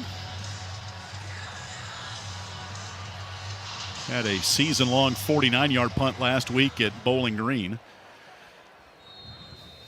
All right, JMU at the 12. We'll take the snap, take it to a knee, and take it to the house. Well, nothing decided yet. We're all tied at 10. And an entertaining ball game between these two as they renew the battle for the Blue Ridge. And we'll get Nick jogging off the field with Coach Shadwell. Take it away. Coach, I know Ethan Vasco goes off right there at the end. What do you know about him up to this point? I don't know right now, so we need him back, obviously. He's been playing through some injuries. It looked like the same injury there. We need to get him back. He's been playing well for us. 10-10 ball game. Is this kind of what you expected it could be? Yeah, I thought we're a capable team. I know the last couple weeks hadn't been what we're capable of, but if we take care of the ball and do things, we can be a good football team. We played well. I wish our defense would establish momentum. They were up 10-3, and we let them score there in that last drive. We can't do that. But I think our guys are playing hard. We're playing smart. And we got to go hopefully get Ethan back here, regroup, and then come out and have a great second half. Thanks, Coach. Thank you. All right, that's Jamie Chadwell, Nick Pierce, 10-10 ball game as we come to halftime here. Our halftime coverage brought to you by Segra. Jamie Hall anchors our coverage just down the street at our Liberty Flame Sports Network studio. 10-10 ball game, Liberty JMU, the Battle of the Blue Ridge at halftime from Van Wagner. The Good Feet Store is a proud supporter of Liberty Flames athletics. The arch support specialists at the Good Feet Store offer customized arch support options to help with foot, knee, and back pain. Every Good Feet location offers arch support in a range of styles and sizes. The Good Feet Store is located at Ward's Crossing in Lynchburg and online at goodfeet.com. Thank you to the Good Feet Store in Lynchburg for supporting the Liberty Flame Sports Network from Van Wagner. Liberty Flames football on WRVL Lynchburg, WBOP Buffalo Gap, WVRI Clifton Forge, WVTW HD3 Charlottesville, WKHK HD3 Richmond, WHRO HD3 Norfolk, WVRL Elizabeth City, WVRA Enfield Rocky Mount, WVRD Zebulon, WVRH Norlina, WVRP Roanoke Rapids. Thank you, Haley's Appliance and Haley's Outdoor in Lynchburg, for being a proud sponsor of the Liberty Flame Sports Network. Haley's Appliance offers major brands of appliances and outdoor equipment, including Husqvarna Power Products. They also provide delivery and service for all of the products they sell. Haley's has 2 store locations in Lynchburg, Haley's Appliance on Fort Avenue and Haley's Outdoor at 55 Hicks Road. They can be reached at haleys.com. Our coverage of Liberty Flames football will continue after this 1-minute timeout on the Liberty Flames Sports Network from Van Wagner. The Journey thanks business partner Herbert E. Maxey Jr., a personal injury lawyer, for his support. Herbert Maxey offers legal representation for those injured in automobile and motorcycle accidents. He also negotiates insurance claims and engages in settlements and litigation related to personal injury or medical malpractice cases. Herbert Maxey serves clients throughout Virginia. Herbert Maxey can be reached at 1-800-248-1950 or by visiting herbertmaxey.com. Ironclad Coffee Roasters and Baking Company is a proud underwriting partner of the Liberty Flame Sports Network from Van Wagner. With cafes in the Richmond area and Richmond International Airport, Ironclad Coffees offers specialty coffees from around the world, including the House of User Blend and Steam Engine Blend. Ironclad Coffee also offers bakery items such as muffins, sticky buns, and more. For more information on Ironclad Coffee Roasters and Baking Company, you can visit ironcladcoffee.com.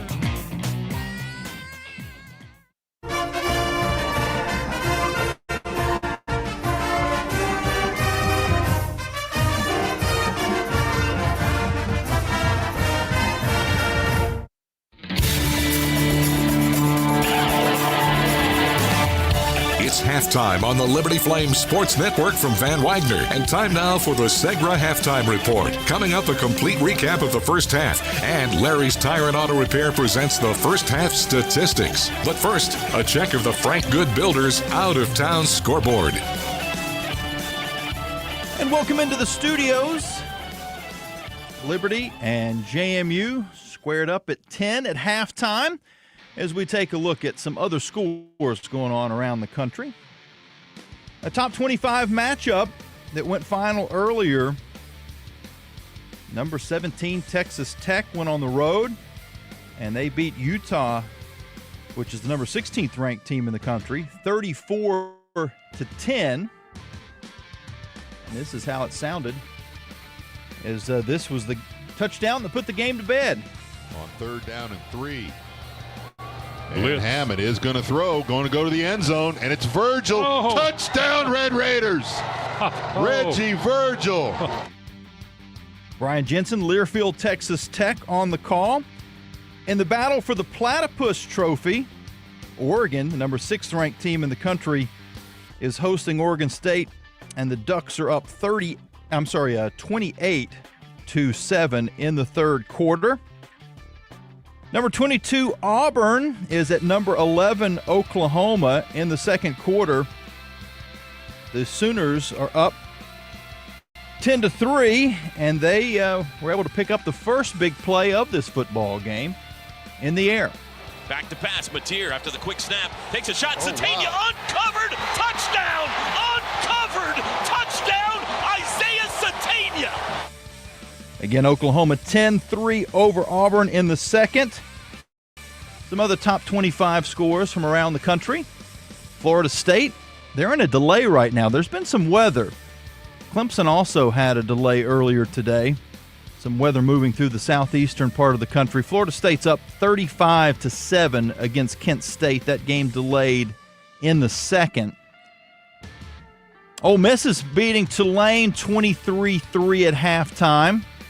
Got a dandy going on out in Nebraska. Number 21, Michigan. And the Huskers are tied at 17 at the intermission. Another game that's in delay. Notre Dame, the number 24th ranked team in the country, up 28-13 against Purdue. Number 18, Georgia Tech 7, Temple nothing in the first. That Purdue-Notre Dame game was right around halftime when it went into the delay. Later tonight, South Carolina and Missouri. Miami hosts Florida. Illinois and Indiana, another top 25 matchup. Georgia State at Vanderbilt. Southeast Louisiana at LSU. Texas hosts CUSA opponent or fellow CUSA member Sam Houston. Michigan State and USC with the late start, 11 o'clock Eastern kickoff in the nightcap. Number 25 ranked Trojans in that game. One other top 25 score that went final earlier, Tennessee all over UAB, 56-24. One team that may end up being in the top 25 fairly soon, UNLV. They had to make a frantic comeback in the fourth quarter to stay undefeated versus Miami of Ohio, and it culminated with this last-second field goal attempt by the Redhawks. Hudson Powell on the snap. Holden on the hole. They botch the hold. Holden rolling to the right. He's trying to throw. He airs it up and it's picked off. Picked off and the Rebels win. Marcel McDuffie makes the grab and it's a 41-38 final. And for the first time in the history of UNLV football, they go undefeated through the non-conference part of the schedule. Matt Neverett, Learfield, UNLV. As far as Conference USA scores, well, there's no games underway, but it is a full slate. Delaware and FIU will play down in South Beach at around 6 o'clock tonight. Same time for Kennesaw State hosting Arkansas State. Murray State goes to Jack State for a 7 o'clock start. Middle Tennessee hosts Marshall. UT Martin will play out at Missouri State. These are all 7 o'clock start times. Nevada at WKU. At 7:30, La Tech and Southern Miss will hook up down on the Bayou. Mentioned Sam Houston in Texas later on tonight. Starts at 8 o'clock. And UTEP hosting UL Monroe, a 9 o'clock start time. All or those last 4 games at least on ESPN Plus. You can watch them there. At halftime, Liberty and JMU are locked up at 10. We'll be back with the stats from the first half of the game with Alan York back at the stadium right after this timeout here on the Liberty Flames Sports Network from Van Wagner. This broadcast of Liberty Flames Athletics is brought to you through underwriting support from Larry's Tire and Auto Repair. Larry's Tire and Auto Repair offers complete auto service, including tires, preventive maintenance, and more. Larry's Tire carries all major brands and is open from 8 a.m. to 5 p.m. Monday through Friday at any of their 4 locations, with 2 in Lynchburg, 1 in Forest, and 1 at Able Tire in Concord. More information on Larry's Tire is available at larrystireservice.com.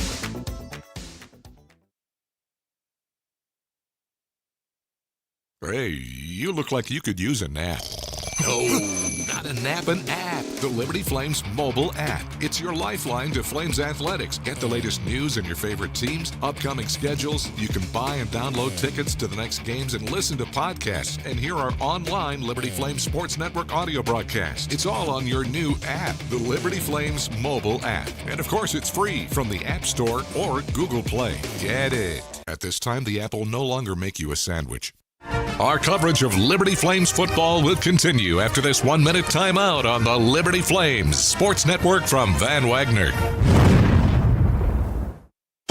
The countdown to kickoff is on. Whether you're a lifelong Flames fan or just jumping on the bandwagon, be early, be loud, and wear red. The Liberty Bookstore is an official destination for licensed Flames gear like Nike, Vineyard Vines, Peter Millar, and Cutter & Buck. The Liberty Bookstore also offers tailgating supplies and games including cornhole, tailgate tents, and handcrafted steel fire pits. The Liberty Bookstore is located across from Williams Stadium and online at libertyflames.com. Lynchburg Nissan has been a proud supporter of Liberty University and an underwriting partner with The Journey. Lynchburg Nissan is thankful for the community's support for over 27 years and is committed to supporting community organizations like the Salvation Army. They offer new and pre-owned cars, trucks, and SUVs. Information for Lynchburg Nissan is available at lynchburgnissan.com. Thank you again for supporting your local Nissan dealer, Lynchburg Nissan.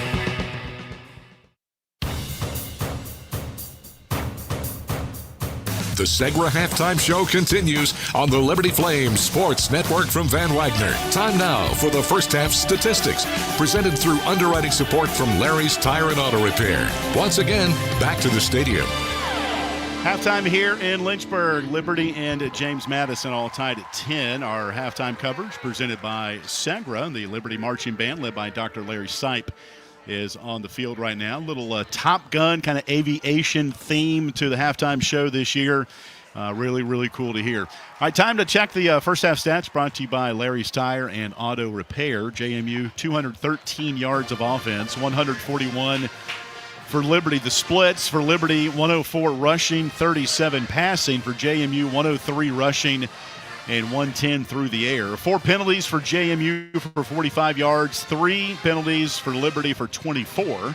First downs 12-9 in favor of JMU. Third down conversions 2 of 5 for JMU, 2 of 7 for Liberty. Total plays 34 for the Dukes and 32 for the Flames. 1 turnover and Liberty interception of Alonzo Barnett III in the end zone. That was Brylan Green in the first half. Time of possession 16-16 for JMU, 13-44 for the Flames.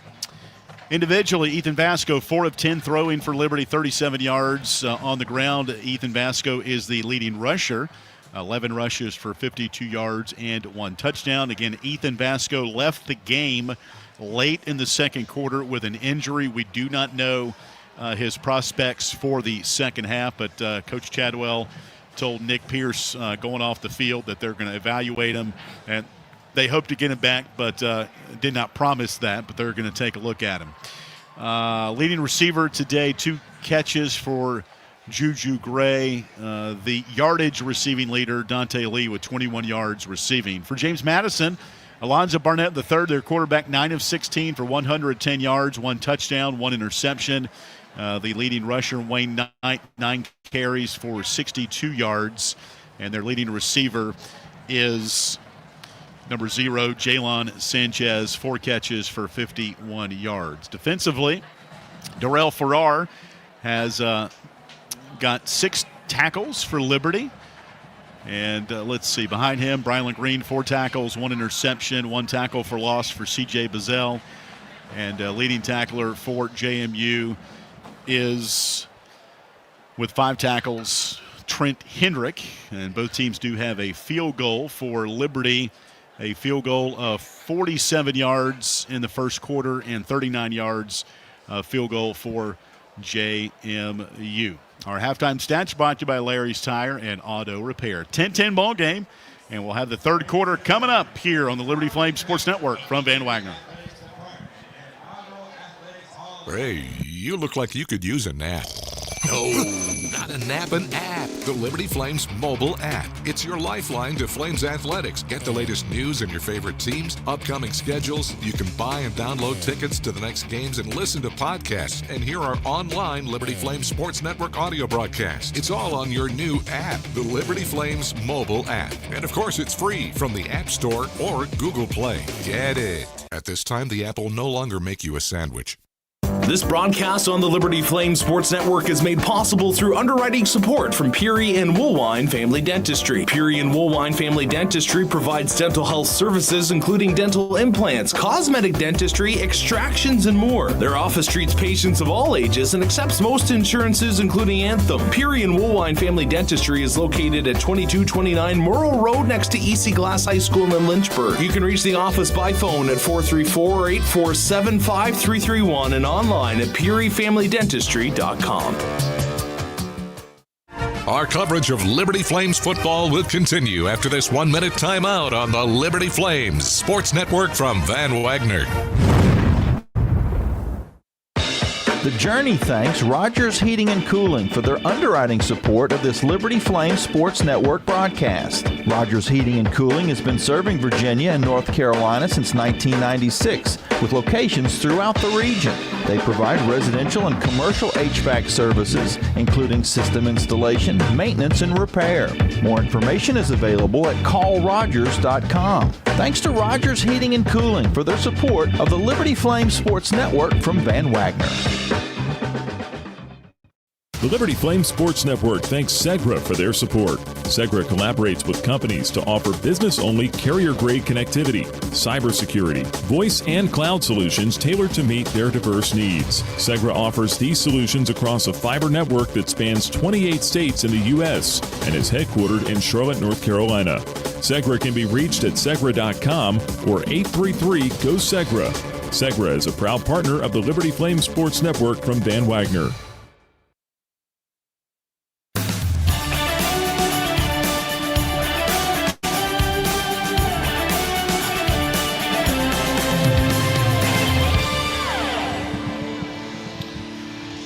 Second half about to commence here in Lynchburg, Virginia. Sold out crowd at Williams Stadium. Sun-splashed afternoon here on the mountain as Liberty and James Madison renew their series. It's always a question, Jason Porter, on what is a rivalry? I think you get different definitions of what a rivalry is. And you look up and down different sports. Yankees, Red Sox, yeah, rivalry. Some other colleges have their trophies they play for. And this is the 19th meeting between JMU and Liberty. Dukes have the overall series lead 12-6. I think there's enough wins there for both to call it a rivalry. Mic check. I would think so. Yeah, I would too. And certainly the geography has a lot to do with it when you've got opportunities like this for fan bases to travel to both stadiums and kind of get after it. But I think, this would be this is a rivalry in any sport, I think, AY. It's not just on the football gridiron for sure. Liberty will stay in state, but away from Lynchburg next week, and they'll remain in the Sun Belt to take on Old Dominion. That'll be a 6 o'clock kickoff. ODU does not play today, and they are 2-1. They lost at number 20 Indiana in week 1, a home win over North Carolina Central. And last week, in what ended up being Brent Pry's final game as the head coach of Virginia Tech. Old Dominion went into Blacksburg and really put it on the Hokies. Virginia Tech back at home today, looking for their first win of the year. We've got some games on here in the booth as we enjoyed halftime a little bit. And we turn those off as our game gets back to action here. Checking in on that score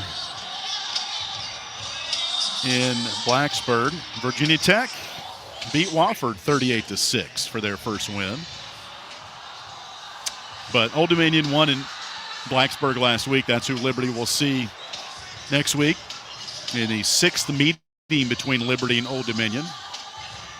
Liberty's won the last 4, including the last matchup in 2023. Flames have outscored the Monarchs 173-61 during that 4-game win streak. All right, we do have some breaking news. Ethan Vasco, Liberty quarterback, will not return today. He has an upper body injury, we are being told. So that'll elevate Michael Merdinger to his first meaningful reps as a Liberty quarterback since the Fenway Bowl last year when he played for North Carolina. Tar Heels played UConn at Fenway Park. Michael Merdinger was 9 of 12 in that ball game for 86 yards passing. And behind him, Ethan Houck or Jaden Bradford will become the backup to Merdinger. Liberty's already lost one quarterback, Ryan Berger. He had to medically retire after the main game in week 1. Here's the kickoff as we start the second half here in Lynchburg. Sold out Williams Stadium. There's the boot. End over end. Juju Gray will let it bounce behind him. And Liberty will have it first down and 10 at the 25-yard line. Great opportunity here, though, if you're Merdinger to come in and playing in this rivalry game that we've been talking about, and an awesome chance for him to be able to get some reps and take the Flames to victory, hopefully. Well, it can't all be on him either. Everybody else has got to elevate their game just a little bit around him. Flames have got to find some action with the run game. And look, I mean, Merdinger, maybe not the runner that Vasco is, but he's got a big arm. Empty backfield for Merdinger, and now he'll shift Dickens to his right, Juju Gray behind him. First and 10 from the 25, moving right to left. First down, handoff to Dickens. He'll surge ahead up the hash mark to the 30, picks up 5, following the block of Juju Gray. So good play on first down is Terry Lockett Jr. Transfer from Syracuse in his second season with the Dukes. Makes the tackle from his defensive line spot. Second down and 5. Michael Merdinger wears number 7, stands 6'2", 210 pounds, out of Fort Lauderdale, Florida,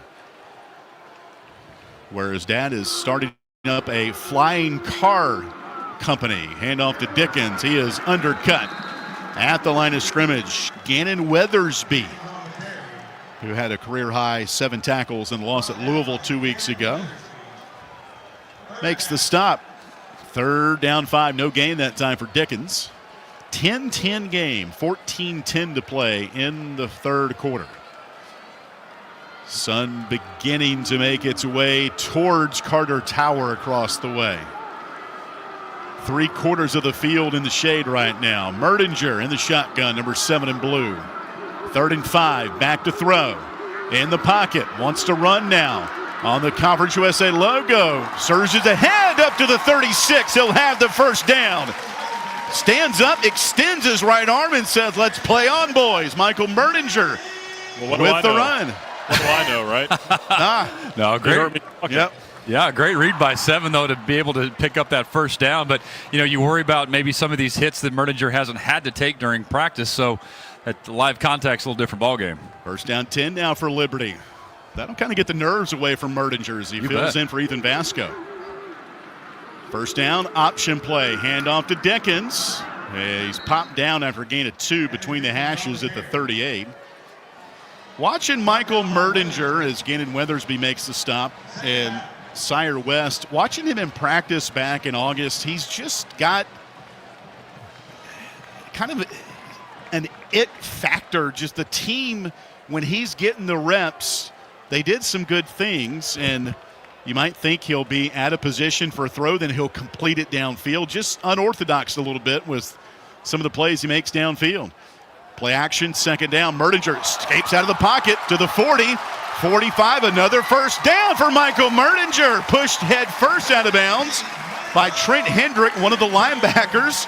And it's become the Michael Merdinger drive, just like Ethan Vasco did in one of the first drives we saw earlier in the first quarter on the ground. Absolutely. We got to credit this offensive line. Even though the pocket is broken down a couple of times here, they've resisted maybe some of those holding potential calls. Look at Michael Merdinger. Even shifted the ball to his left arm to protect it, going out of bounds on the left sideline. Those are things that running backs are taught to do. 1st and 10 for the Flames at the Liberty 49. Game tied at 10, 3 minutes gone, third quarter. Snap to Merdinger. Hand off to Dickens up the middle. Chopped down. Oh, man. A game-saving tackle by Elijah Culp as he knocked down Evan Dickens at the JMU 44. The Flames are on the move here. These last two plays defensively, JMU has brought their edge blitzers, and it's really opened up the middle running lane. 2nd down and 3 to go. Game tied at 10, 11:38 to play in the third. 2 receivers wide to the right, 1 left for Michael Merdinger, who's in the shotgun. Snap to Merdinger, and stoppage and a flag out. False start on Liberty. False start. Offense, number 56. 5-yard penalty, 2nd down. That was Christian Williams, offensive tackle. Last week, Liberty did not rotate their offensive linemen at all. Yeah, and that's something to keep an eye on here this week because Jamie Chadwell said that it showed up by the inconsistency late in that game. Some guys got tired that maybe they're good for 45 snaps but not 70. So we'll have to keep an eye on that here this week. False start backs them up 5, and if we're counting, this is play 39 coming up. 2nd down and 8 for the JMU 49. Snap to Merdinger. Keeps it himself up the middle. Look at Michael go. Bulldozes his way down to the 37-yard line. A gain of 13 for Michael Merdinger. That was Houck. Alan, they you're right. Quarterbacks. That's they right. got us. That's Ethan Houck. They certainly have. They fooled us up in the booth. Ethan Houck, pardon me. True freshman on his first play as a college quarterback. Runs it up the middle, pardon us. Now, he is a true dual-threat quarterback. True freshman. He can beat you with his arms and his legs. High school total yardage for Ethan Houck nearing 8,000. 114 Game clock operator, touchdowns. please put 10 minutes, 52 seconds on the game clock, 40 seconds on the play clock, and we'll start on the ready for play. Houck out of Brunswick, Maryland, Brunswick High School, had 114 total touchdowns, 71 passing, 43 rushing. And welcome to college football, Ethan Houck. First down run for Ethan will be 1st and 10 from the 37 of the Dukes. Houck the snap. Handoff to Dickens up the middle. And the ball popped out. JMU says it's got it. And let's see. No signal yet from the officials. Ruling on the field is a loose ball recovered by the defense. First down, James Madison. Well, that audio call from our referee tells you all you need to know. Stephen Robinson. And a turnover to James Madison. Fans want him to take another look at it, but it's not going to be reviewed. It'll be at the 33-yard line of JMU. I don't know, Alan. I'm watching the replay. His arm appeared to hit the turf before the ball popped out. I thought the ground might have forced that, and the coaching staff's pointing at the video board too.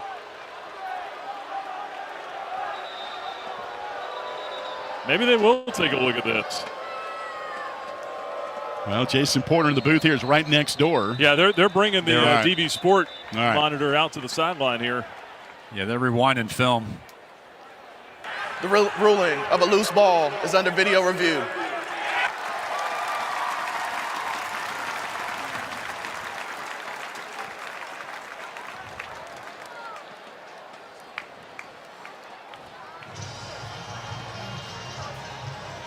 Yeah, their ability to go frame by frame here is something, and they're looking at every angle here as they're coming up with all these different I think you're right. That elbow did come down for the ball popped out. So, first look we saw, it should come back. So Liberty now has used 3 quarterbacks in the ball game. Michael Merdinger getting the plays to begin the third quarter after starter Ethan Vasco has been deemed out of this game with an upper body injury. Ethan Houck even with a first down run on his first time touching the football in a college game.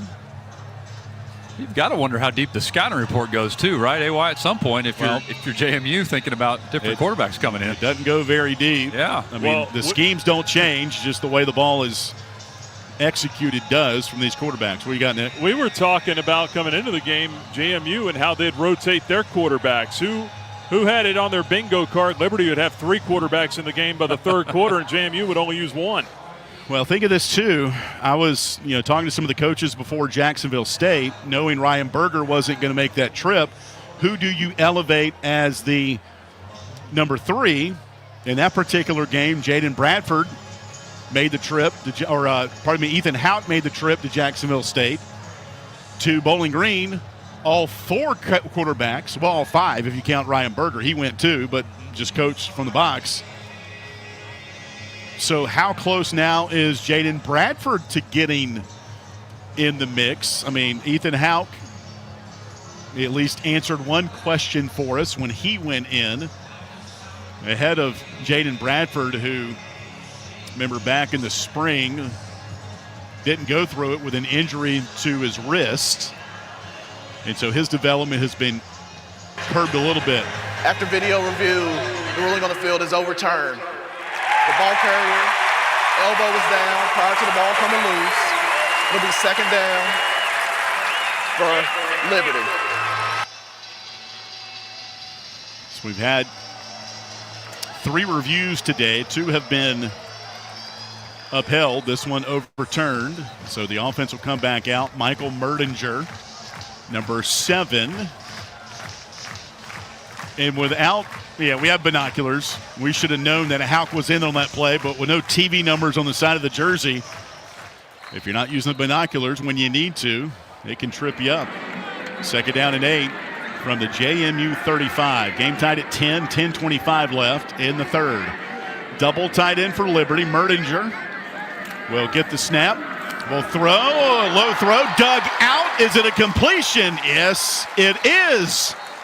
Jamari Person with the catch. Wow. Right above. Personal foul. Roughing the pass. Oh, yes. Defense. Number 8. The flag is out. 15 yards to the end of the game. Automatic. First down. Offensive lineman Christian Williams is doing the gritty down the field after that. Man. Penalty on Amar Thomas, number 8 for James Madison. So count the catch, the penalty on top of it. And we're inside the Rogers red zone. Rogers heated and cooling. Oh, that was a forearm shiver across the face mask there of the quarterback. So that was an easy call for the official. But, man, what a tough break for the Dukes. But Liberty threatening here. That is the 5th penalty for 57 yards for JMU. They were penalized 12 times for 95 yards. And the loss at Louisville. First down and 10 from the JMU 12. Ethan Houck back in at quarterback. Gets the snap, runs it. Spins his way down to 10. Flag is out. And this one's probably coming back after looking at Emmanuel Bush, defensive lineman. Holding. Offense. For JMU. 10-yard penalty. First down. Yeah, Bush was the one held on that play. All 350 pounds of him. Hugh Bingbers, left guard, transfer from Illinois. The guilty party on that time. It'll back him up outside the 20 to the 22. So first down and now 20 from the JMU 22. Game tied at 10, 9:45 left. Clock ticking in the third. Michael Merdinger back in at quarterback. Offset eye to his left. Snap to Merdinger. Handoff to Caden Williams, and he is hit. Boom, he is hit hard. Linebacker Drew Spinagati. Holy cross transfer. Nobody blocked him. Yeah, that was a whale of a tackle by Spinagati there to just go right through that seam, and he really just leveled Liberty Flame. And he took it as imaginary sword, seatbelt, stick, or whatever, and poked it right in the turf. Flames are going back here. Second down and 24 at the 25. Shotgun for Merdinger. Play action. Merdinger lofts it right sideline. Ball knocked out of bounds. Right around the 10-yard line by Elijah Culp. He was out there with Elijah Canyon. It's third down now and 23. This defensive line for JMU has really come to life in this series. These last few snaps, they've been in the backfield a lot. Liberty had it 1st and 10 from the 12 before the holding penalty. It's now third down and 23 from the Dukes 25. 3 receivers left, 1 right, ball's on the right hash. Snap back to number 7, Merdinger. Rifles over the middle, pass caught by the tight end Jenkins. On the hash down to the 16-yard line, picks up 6. To bring up 4th down and a field goal opportunity for Jay Billingsley. And the Flames to the south end zone to our left. Justin Eaglin had the tackle of Jacob Jenkins, 6th-year tight end from Hoover, Alabama. 35-yard field goal for Jay Billingsley. Made one from 47 earlier. This is on the left hash. There's the snap. Spot. Kick on the way. It's up. And it's good. Jay Billingsley. 2 field goals in the ball game here today.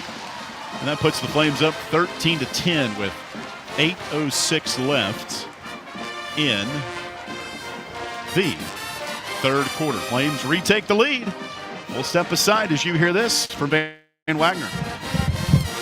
This broadcast on the Liberty Flame Sports Network is made possible through underwriting support from Peary and Woolwine Family Dentistry. Peary and Woolwine Family Dentistry provides dental health services including dental implants, cosmetic dentistry, extractions, and more. Their office treats patients of all ages and accepts most insurances including Anthem. Peary and Woolwine Family Dentistry is located at 2229 Merle Road next to EC Glass High School in Lynchburg. You can reach the office by phone at 434-847-5331 and online at PearyFamilyDentistry.com. The Journey thanks Rogers Heating and Cooling for their underwriting support of this Liberty Flame Sports Network broadcast. Rogers Heating and Cooling has been serving Virginia and North Carolina since 1996 with locations throughout the region. They provide residential and commercial HVAC services, including system installation, maintenance, and repair. More information is available at callrogers.com. Thanks to Rogers Heating and Cooling for their support of the Liberty Flame Sports Network from Van Wagner. The Liberty Flame Sports Network thanks Segra for their support. Segra collaborates with companies to offer business-only carrier-grade connectivity, cybersecurity, voice, and cloud solutions tailored to meet their diverse needs. Segra offers these solutions across a fiber network that spans 28 states in the U.S. and is headquartered in Charlotte, North Carolina. Segra can be reached at segra.com or 833-GO-SEGRA. Segra is a proud partner of the Liberty Flame Sports Network from Van Wagner.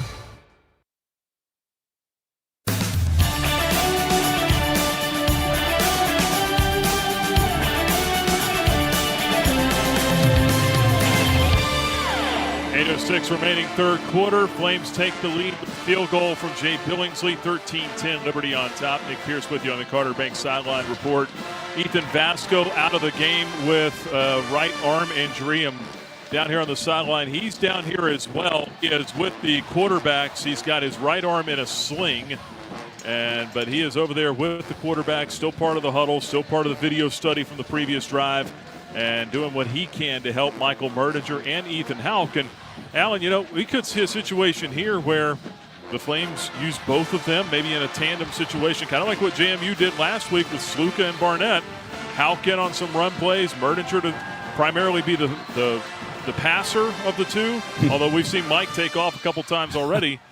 It could be something that Willie Corn just kind of feels his way around, play caller for the rest of the game. Yeah, and kind of look at the size of the guys. I mean, Ethan Houck's a good-looking football player, 6'4", nearly 210 pounds. Built really well. Michael Merdinger a little bit more slender, not as tall. But they both have unique skills that can aid this team. Max Morgan to boot it with his right foot. It'll go end over end and returnable for Wayne Knight from the end zone. 5, 10, 15, 20. Not going to get to the 20-yard line. Eli August, the defensive specialist, to knock him down shy of the 20. Look at Eli August pumping his fist and pounding his chest. Great open field tackle by 14. I think they'll mark it right at the 19-yard line for JMU. First half drives for the Dukes started to the 25 twice, the 26, the 23. And the one inside the 15-yard line that they just downed it to end the second quarter. So this is their worst starting field position of the game at the 19-yard line. Liberty leads it 13-10. Snap to Barnett. He's going to keep it himself, running left. Darryl Farrar runs him down. And Farrar just stacking up tackles. Appalachian State transfer. They said he spent more time in the Liberty Football Center than the coaches did this summer. And a guy that got to campus later on than everybody else. He had to play catch-up, but he did not waste time learning this defense. Just the recognition that you have to play catch-up a little bit says a lot about the character who he is. Second down, and looking at the yard marker, it's 11 at the 18-yard line. Double tight end, two receivers left for Barnett. Empty backfield. The blitz on the way. Joe Carter trying to sneak in there. Cannot. Throw over the middle. A pass caught, and on the run goes the tight end, Dupree. They finally catch up to him. They did not wrap him up on a catch that was made right over the middle. Tackle made by Christian Bodner. And that was a great catch by Lakota Dupree. Transfer from Charlotte, who played as a D lineman with the 49ers before being converted to a tight end by the Dukes. It's at the Liberty 46. Barnett to throw, near side. Caught by DeGeneres. Broken tackle. 40, 35, 30, 25. Stumbles down near the 21-yard line. So two broken tackles by the Dukes on back-to-back plays have them a yard out of the Rogers Heating and Cooling red zone. Tackle made by Brylan Green. This really can't be that Achilles heel for any defense, but for the Flames specifically when they're not able to wrap up and bring these guys down. Seen it on two plays. Second down and 10 for JMU. Liberty leading 13-10, 6:20 to play in the third. The tailback to the right of Barnett is Adei. And this will be Adei looking for room over the middle of his offensive line. It's a stack up of bodies at the 19 after a gain of 2 for Io Adei. 6-year senior transfer from North Texas, where his best season came 2 years ago, 1,017 yards for the Mean Green. Inverted wishbone wrapping around Barnett. Second down and 8 from the Liberty 18. Snap to Barnett. Handoff to Adei. Adei, pardon me. Sneaks down to the 13-yard line, just outside the right hash, where Joe Carter knocks him down. Liberty's leading tackler a year ago. Third down, 2, JMU. One receiver wide to the left. That's Isaiah Alston. Transfer from Army. Inverted wishbone again around Barnett. Gets the snap, hands off Adei up the middle of Corey Jones, wraps him down at the 2. That was a big hole up the middle on 3rd and 2. Yeah, good opportunities here for these running backs by this Duke's offensive line these last two play calls. And goal for JMU. Just outside the north end zone to our right. Liberty leading 13-10, 4:45 left. Snap to Barnett, first down and goal. Harmon will wrap up Adei at the 1. Second down and goal now for JMU. 13-10 Liberty, 4:33 to play in the third. JMU with its 8th play. This drive started back at the 19. Remember, a couple of broken tackles on some good pass plays by the Dukes. Second down and goal on the right hash. Barnett, the shotgun, gets the snap. And he's going to hand off to Knight, and he did not get in. Wow. Flames stack him up at the 1-inch line. It's third down and goal. Helmet-to-helmet moment there on the goal line for the Flames defensive line. Nice play. Nate Paroli coming off the bottom of the pile. Defensive lineman who had a really good preseason camp for Liberty. It's now third and goal at the 1 for JMU. Double tight end. Now Wayne Knight goes to the left of Barnett. In the shotgun, third and goal at the 1. Snap to Barnett, low snap, and he's going to hand off to Knight, and he's into the end zone. And there go the purple and gold streamers all over the upper deck here to our right. And JMU goes ahead here, 16-13, 3:32 left. The operation of that play did not start out great for JMU. But Joe Carter just got run over. I mean, planted in the turf. Joe's a great player, but not when you get a 300-pound offensive lineman staring you down and knocking you down. Here's the extra point. The boot on the way is good for Suarez. And our new score, 17-13. James Madison timeout on the field with 3:32 left. In the third, 17-13 JMU. This is Liberty Football from Van Wagner. The Journey is sponsored in part by ServPro of Lynchburg. When there is fire, water, or mold damage to your home or business, ServPro provides 24-hour emergency cleaning and restoration services. ServPro of Lynchburg is thankful to God for their faithful employees and customers, and also for the ministry of The Journey. ServPro can be reached at 434-525-9559 and in the business directory at myjourneyfm.com. Since 1946, Southern Air has provided HVAC, plumbing, and electrical design, build, engineering services throughout Virginia.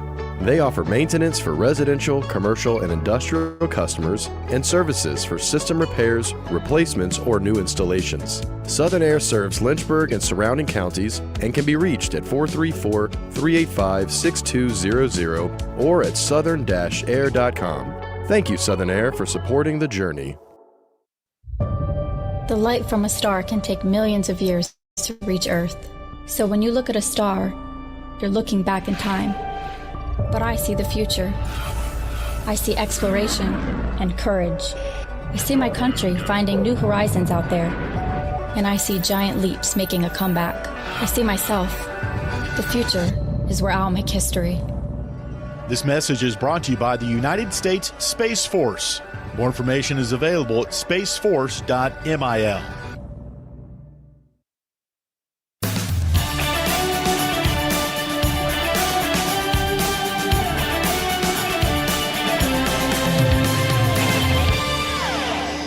.32 left to play. Third quarter, 17-13. James Madison here in Lynchburg. Our broadcast brought to you on the radio in part by Herbert Maxey, personal injury lawyer, offering legal representation for those injured in automobile and motorcycle accidents. More information is available at herbertmaxey.com. Remember, last couple of weeks, 3 touchdowns called back for Liberty.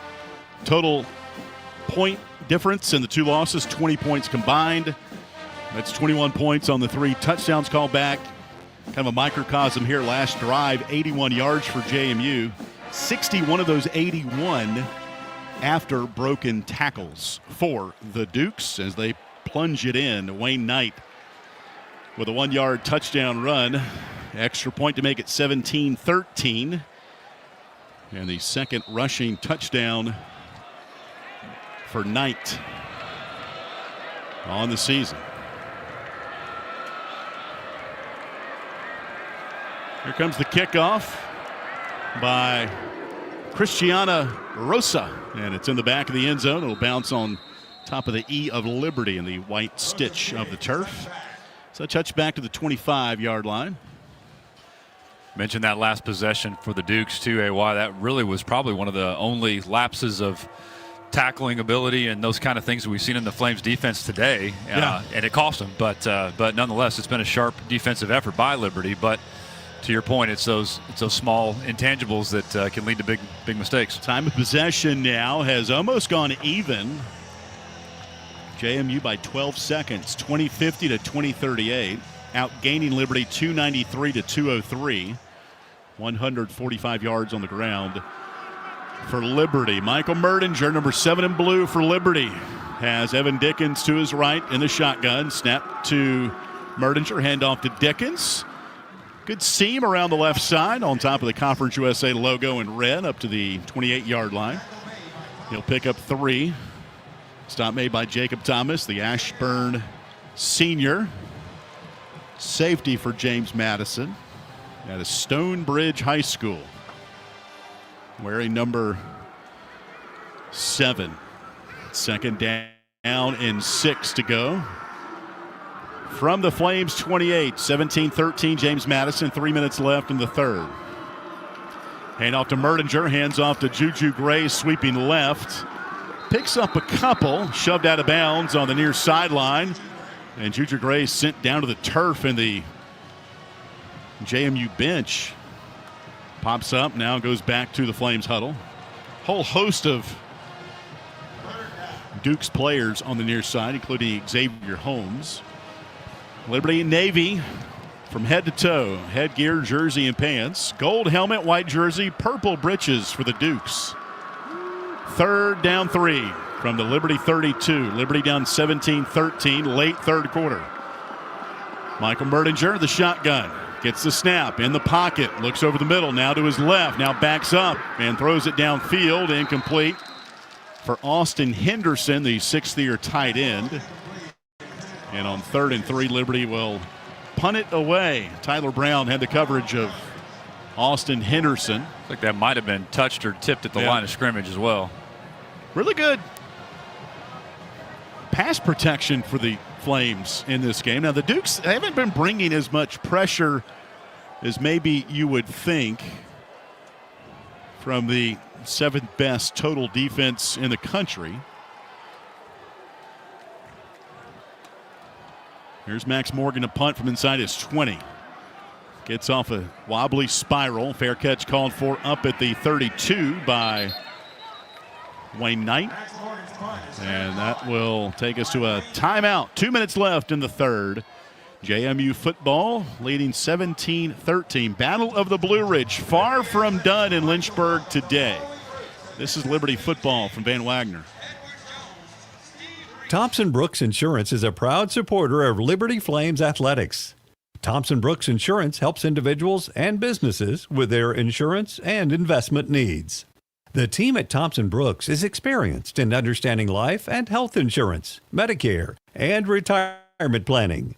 Thompson Brooks Insurance can be reached at 434-385-8500 or online at thompsonbrooksinsurance.com. Thompson Brooks Insurance, planning today for tomorrow. The Journey is sponsored in part by A.G. Jefferson Opticians of Lynchburg, locally owned and operated since 1940. A.G. Jefferson specializes in prescription eyeglasses, contacts, sunglasses, and children's eyewear. They also provide adjustments and repairs, accept most insurances, and welcome senior citizens and college students. Located at the intersection of Wards Road and Sheffield Drive in Lynchburg, A.G. Jefferson Opticians can be reached at 434-846-3937 or at agjeffersoneyeglasses.com. Bojangles is an underwriting partner of this Liberty Flame Sports Network broadcast on The Journey. Bojangles is a regional restaurant chain founded in 1977 with locations throughout the Lynchburg area, including Wards Road and Timberlake Road. Bojangles serves chicken, fixins, and biscuits made at each location. Thanks to Bojangles for their support of the Liberty Flame Sports Network from Van Wagner. Bojangles, it's bow time. Liberty Flames football on WRVL Lynchburg, WBOP Buffalo Gap, WVRI Clifton Forge, WVTW HD3 Charlottesville, WKHK HD3 Richmond, WHRO HD3 Norfolk, WVRL Elizabeth City, WVRA Enfield Rocky Mount, WVRD Zebulon, WVRH Norlina, WVRP Roanoke Rapids.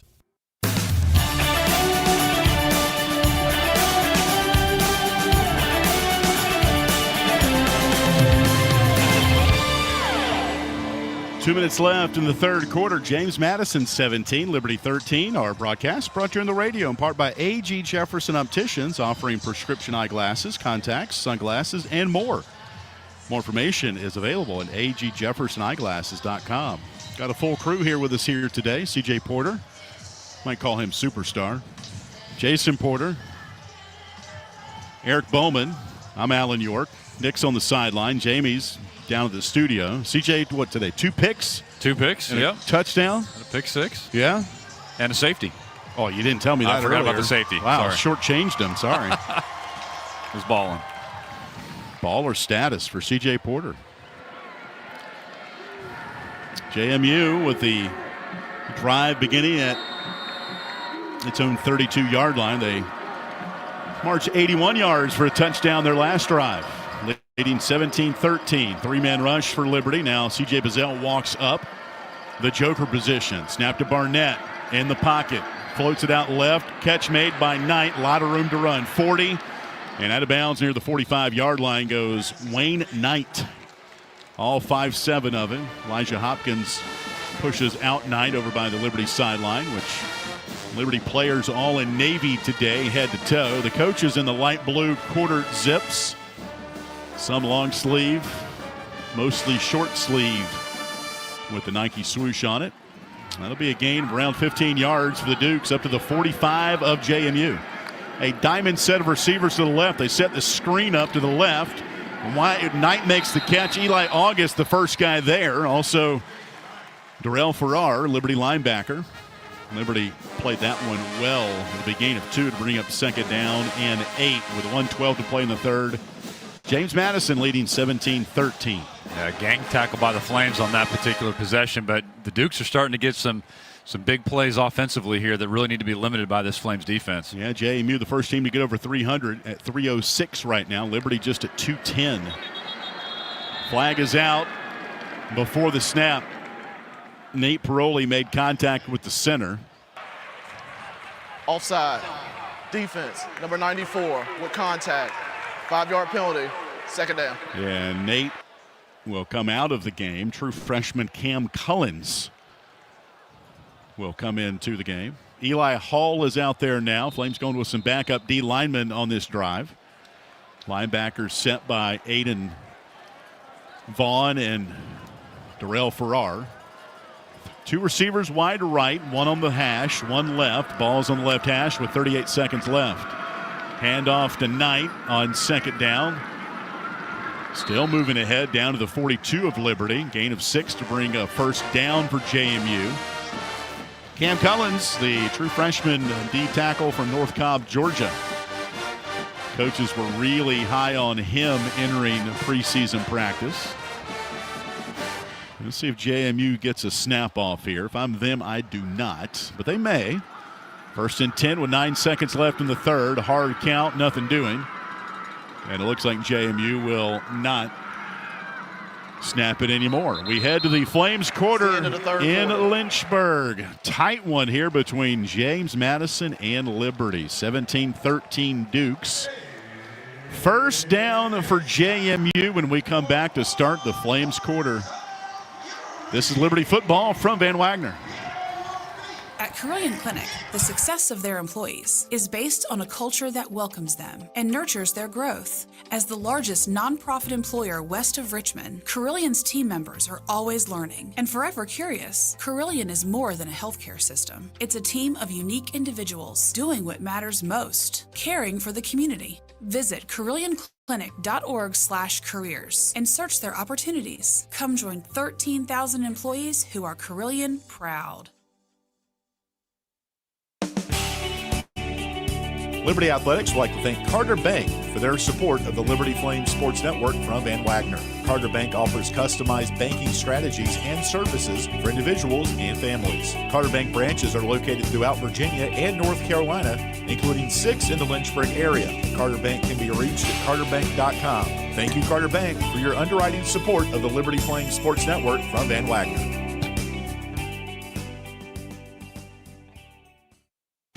This broadcast of Liberty Flames Athletics is brought to you through underwriting support from Coca-Cola.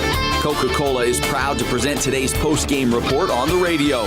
On your way home, the Liberty Flames Sports Network will go inside the locker room and bring you the post-game thoughts from the Liberty Flames student-athletes and head coach. More information on Coca-Cola is available at Coca-Cola.com. Coca-Cola is a proud supporter of Liberty Athletics.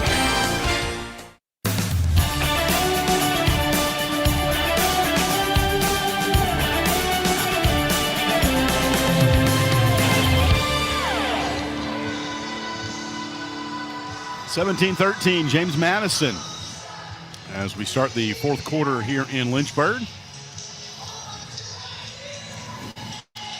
Anybody got a final attendance yet?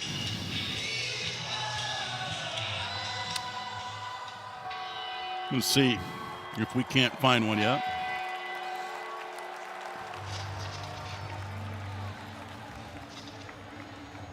And understandably so, nobody's left either.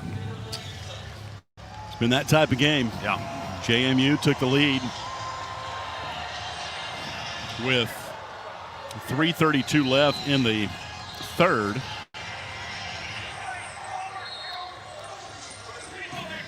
On a 1-yard touchdown run by Wayne Knight.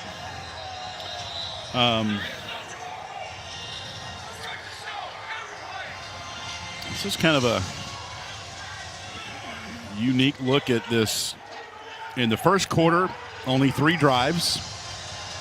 The fourth quarter, a combined 6.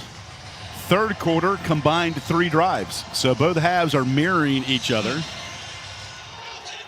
Well, we kind of talked about it at the top of the broadcast, just saying that this was not so much a matchup here, matchup there, but more so maybe a elimination of whoever makes the fewest mistakes, and then some aggressive sides as well, and starting to see a pretty evenly matched up ball game here.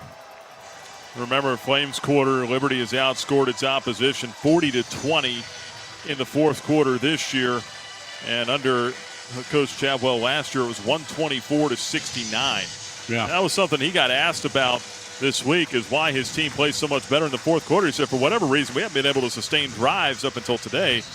There's just a sense of urgency in the fourth quarter, and they've been able to play better. It's been kind of frustrating, the inconsistency, but we'll see if they can carry it over here. First down 10 from the 42 of Liberty. Flags are out before the snap. False start. Offense, Wow. number 52. 5-yard penalty, first down. So both lines have given penalties to their teams. This time it's Carter Sweezy, returning starter out of Stonebridge High School in Ashburn. First down 15. Backs the Dukes up to the Liberty 47. 17-13. Dukes lead by 4. Barnett shotgun, backs up on the left hash. Fires it out right side. Pass caught on the numbers and down to the 37-yard line. Getting almost all the yardage back and then some was Landon Ellis. Joe Carter on the tackle for Liberty. Landon Ellis had a touchdown catch back in the second quarter. Helped tie the game at 10. Yeah, he's their Landon Ellis is their leading receiver on the JMU Dukes. And nice target and nice ability to be able to catch those passes over the middle. Sustained a hit too. He got popped twice. Liberty's Daryl Farrar went out of the game with his helmet off. Timeout. Equipment malfunction. Thinking his helmet did pop off on that play. Aiden Vaughn has come in to replace him. So a gain of 10 on the throw to Ellis. 14:32 left in the ball game. JMU leading 17-13. Second down and 5 at the Liberty 37 on the right hash. The entire field in the shade right now. The tailback is Knight to the right of Barnett. Snap to Barnett, handoff to Knight. Up the middle. He'll have the first down, picks up 6 down the right hash to the 30-yard line. C.J. Bazell in on the stop. Also Mike Jarvis. DJ Jackson also. Wayne Knight really runs the ball hard. Ayo Adei, third string tailback, is in now. 6-year senior from Mansfield, Texas. Only played in 2 games last year due to a toe injury. First down and 10 from the Liberty 32 for JMU, leading 17-13. Snap to Barnett. Handoff to Adei. Good patience on that run. Between the hash marks, down to the 28. He'll pick up 4, bring up second down and 6. 13:25 left in the Battle of the Blue Ridge.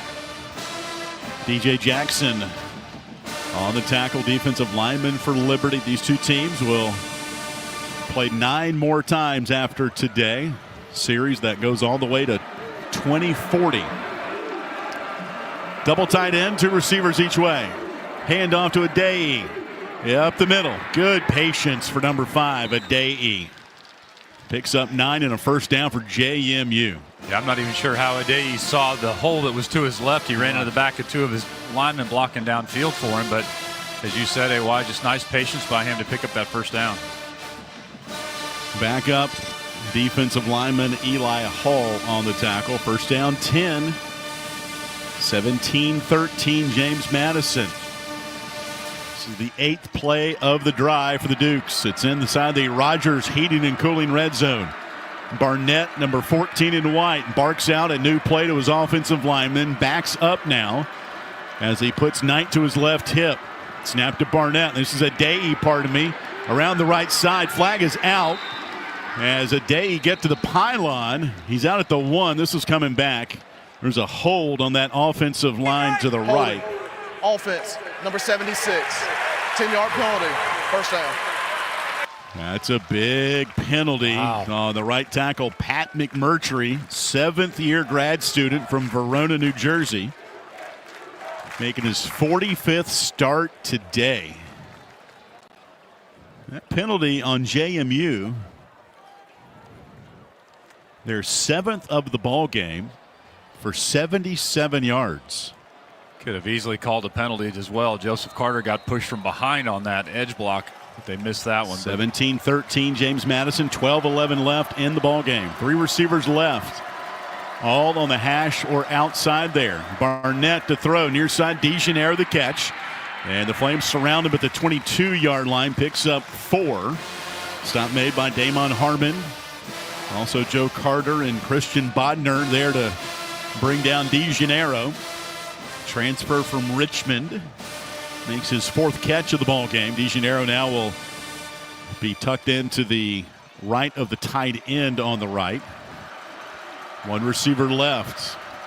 Second down 13 for JMU at the Liberty 24. Barnett back to throw. Swings it right side to Knight. Got the corner and more. 10-5 out of bounds. And a first down for JMU. I'll actually mark him out at the 9, so it'll be 3rd down and 1 for JMU as Brylan Green finally made the stop. Christian Bodner got blocked out there by Josh Pfeiffer, the big tight end. 3rd and 1 at the 9 for JMU. Barnett the snap, keeps it himself, running left, has room, 5. Touchdown James Madison on 3rd and 1. The quarterback, Alonzo Barnett III. Not a play that the Dukes have showed so far today. Barnett just easy stroll into the end zone off that left side. Barnett with his 2nd rushing touchdown of the year. He doesn't look like a guy that has come off an ACL tear about 10 months ago.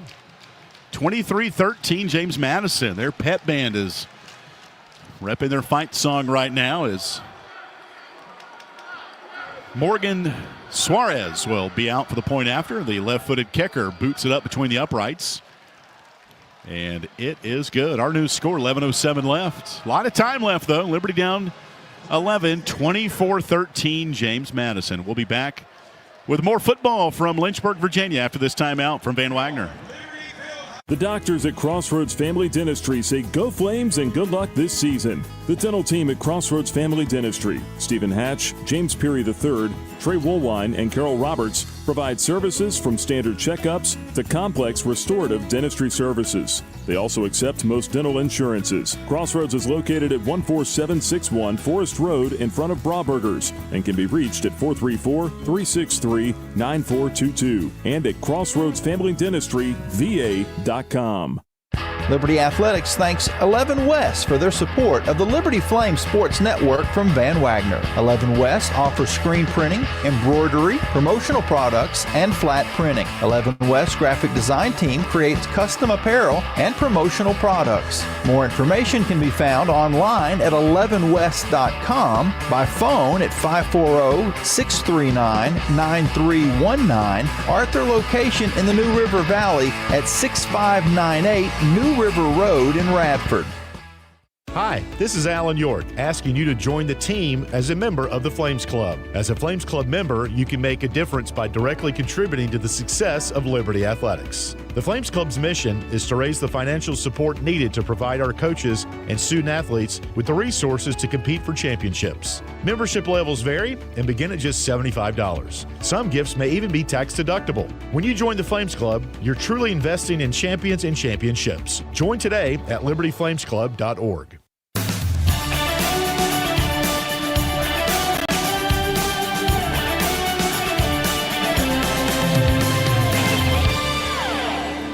.11:07 to play.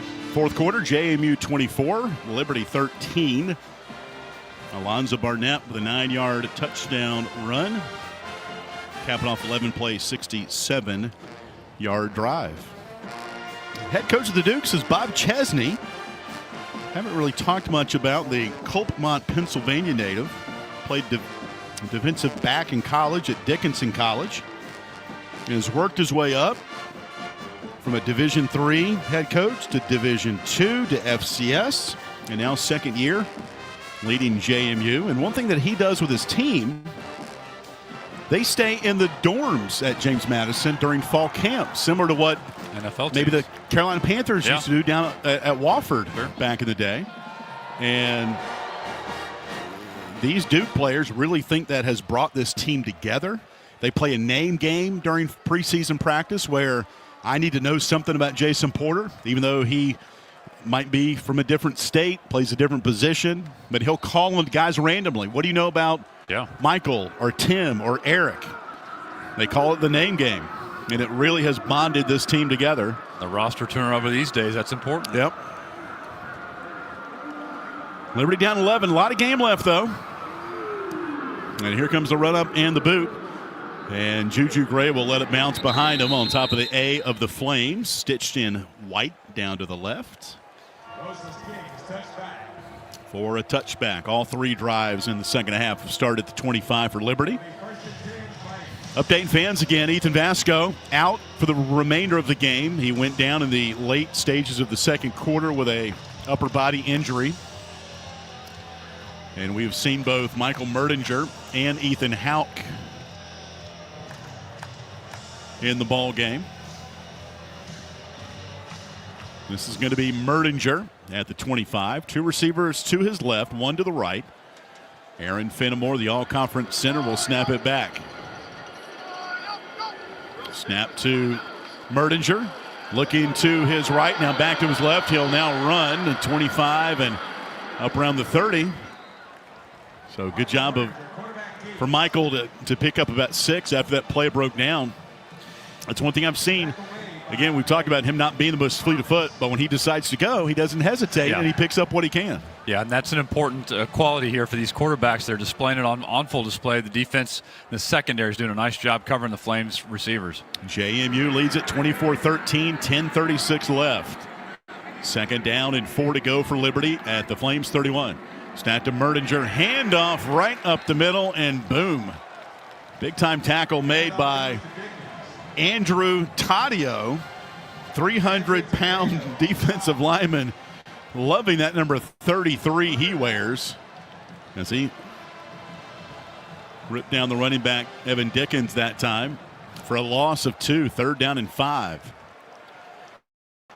At the Liberty 30, JMU leads at 24-13, 10 minutes to play. Shotgun for Merdinger. Snap back to number 7. In the pocket. Rifles it left. Comeback route incomplete. Trying to find Jamari Person on the far sideline. Liberty will have to punt. Coverage by Elijah Culp. Right by head coach Jamie Chadwell. Looked like Merdinger had a little bit of a difficult time getting his feet set before he threw that ball to the left edge and the left boundary, and just too low to be able to come up with a catch. This JMU defense really pinning its ears back the last couple of drives, forcing a Liberty punt. Fourth punt of the day for Max Morgan, who's averaging 40 yards per punt. And Wayne Knight, number 3, deep to receive the punt. It'll bounce at the 35. Take a roll inside the 30, inside the 25, still going down to the 22-yard line. We will step aside, 9:37 left, as the clock becomes the ally for the Dukes right now. They lead it 24-13, 9:37 left. JMU ball when we come back. This is Liberty football from Van Wagner. Turn up the heat. Foster Fuels is a proud partner of Liberty. Foster Fuels is a proud partner of Liberty Athletics. Since 1921, Foster Fuels has provided propane along with a range of products including fireplaces, grills, tankless water heaters, and more. Foster is headquartered in Brooknell and located at 5 showroom locations across Central Virginia and at fosterfuels.com.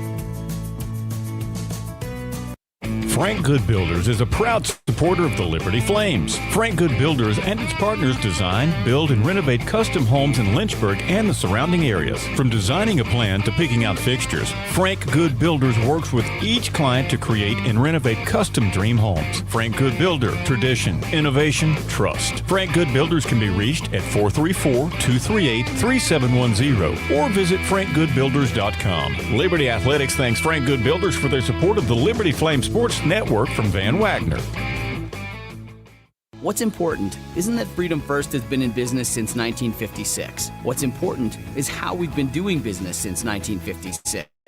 Since day one, we have been accountable to our members, not stockholders. We make loans that cost less, offer savings plans that pay more, and give back to our community, and that hasn't changed. What has changed is our ability to serve you with more locations and more technology to simplify your financial life. Freedom First. It's a place where anyone in our region can bank for good.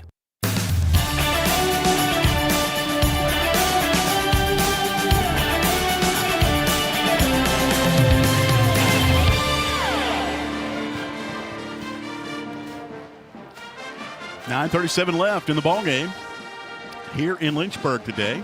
And James Madison 24, Liberty 13, Battle of the Blue Ridge. Alongside Jason Porter and our crew, Nick Pierce on the Carter Bank sideline. You guys see the trophy they're giving out? Yeah, it's a piece of hardware. Yeah. Man. Yeah, thing's about 2 feet high, weighs over 30 pounds. I was talking to Robert Goodman, senior associate AD. He was laying it out to me, and I think there were multiple designs that were sent in, but it was Levy Awards in Tampa that came up with the design of that trophy. State of Virginia and mountains and football all integrated. Pretty cool. Winner will take that home for the time being. 24-13, James Madison, 9:37 left. The Dukes have the ball at the 22.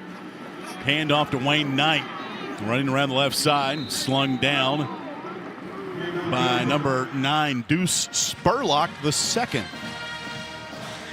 Linebacker transfer out of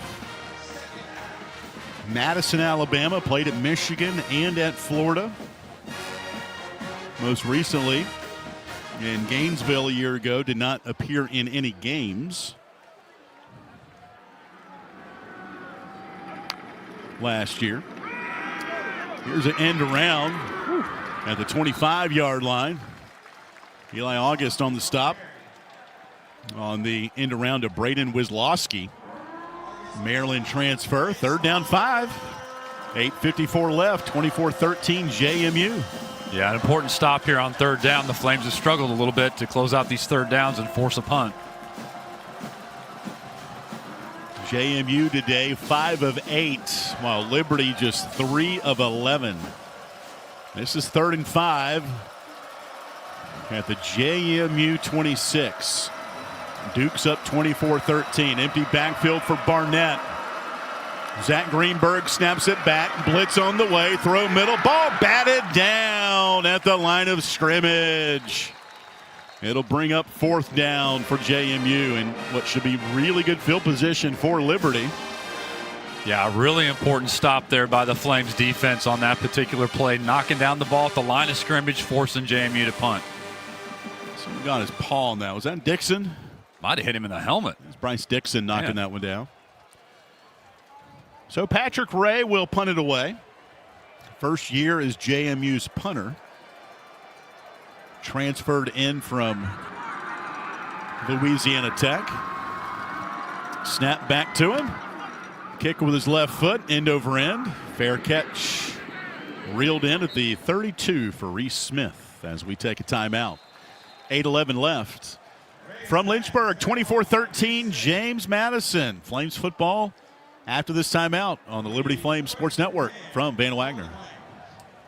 A huge thank you to Gentry Lock Attorneys for their support of Liberty Flames Athletics. Gentry Lock Attorneys practice a range of disciplines to help companies, institutions, organizations, and individuals with legal and business challenges. This includes trust and estates, medical malpractice, and business litigation. Gentry Lock Attorneys are located downtown Lynchburg at 801 Main Street and serve the Commonwealth with additional offices in Roanoke, Richmond, and Norfolk. Gentry Lock can be reached at gentrylock.com. The Good Feet Store is a proud supporter of Liberty Flames Athletics. The arch support specialists at the Good Feet Store offer customized arch support options to help with foot, knee, and back pain. Every Good Feet location offers arch support in a range of styles and sizes.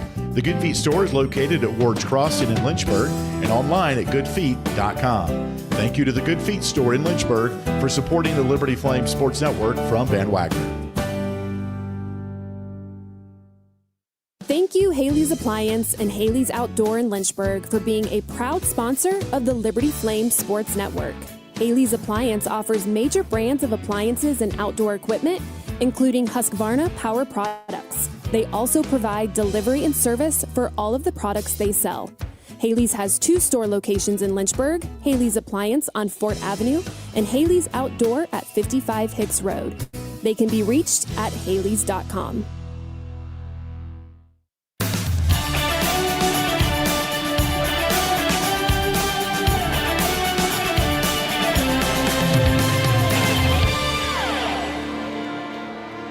(24-13), James Madison leading Liberty. 8:11 left to go in the ball game. Alan York up top of the east side in the Jerry Edwards radio booth. Hall of Famer, longtime radio voice, 29 years in the seat. Called a number of magical moments for Liberty football. We heard one last week. Yeah.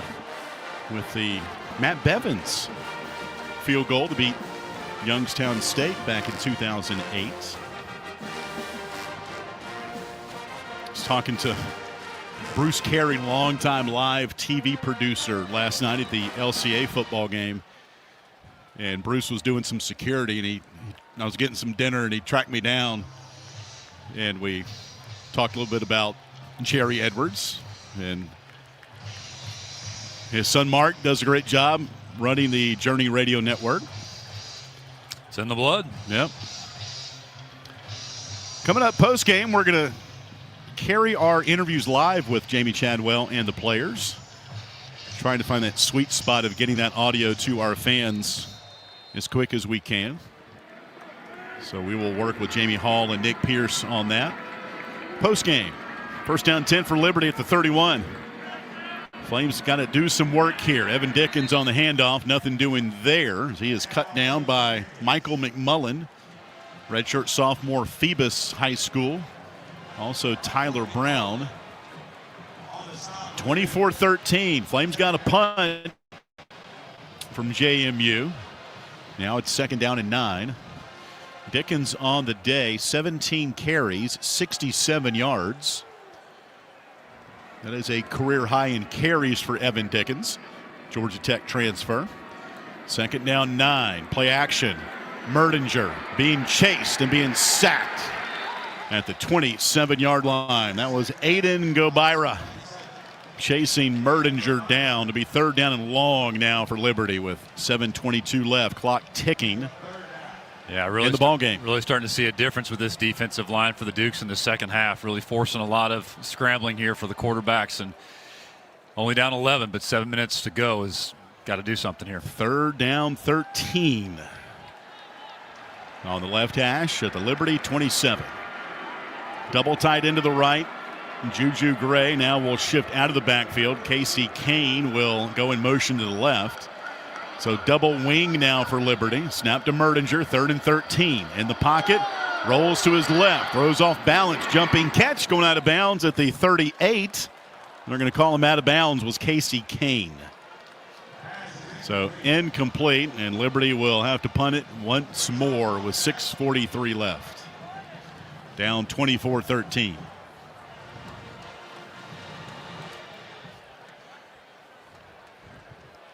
Max Morgan last week kicked an onside kick at Bowling Green that we thought he recovered. Officials said he did not. And Max said on the plane right when he got to the seat, yeah, he did. I had it all the way. Here's a kick tonight. Fair catch at the 32. I think you knew we were going to ask him. Yeah, he said, don't even ask, guys. Next week, Liberty will be at Old Dominion. It'll be an old school bus trip for the Flames on Friday. Some of us will go Friday, some of us will go Saturday, but we'll all be there Saturday night. We got a big posse of radio folks going to that ball game. Yeah, again, and just reverse of what the JMU fans are here. Hope Flames Nation will show up out there at ODU next Saturday night, but drivable game, obviously, and in-state rival again. Yep. JMU at the 32, leading 24-13, 6.5 to play. First down handoff. This is Adei breaking it out to the near side. Broken tackle around the 45, and they'll finally bring him down at the Liberty 44. That's a gain of nearly 27 yards. Pushed out of bounds by Brylan Green, who has had a nice game defensively, had an interception in the first half. First down 10 from the Liberty 44. 6:10 to play in the fourth. James Madison leading 24-13. Snap back to Barnett. Handoff again to Adei. Put the brakes on, and he springs forward now down to the 39-yard line. Picks up 6.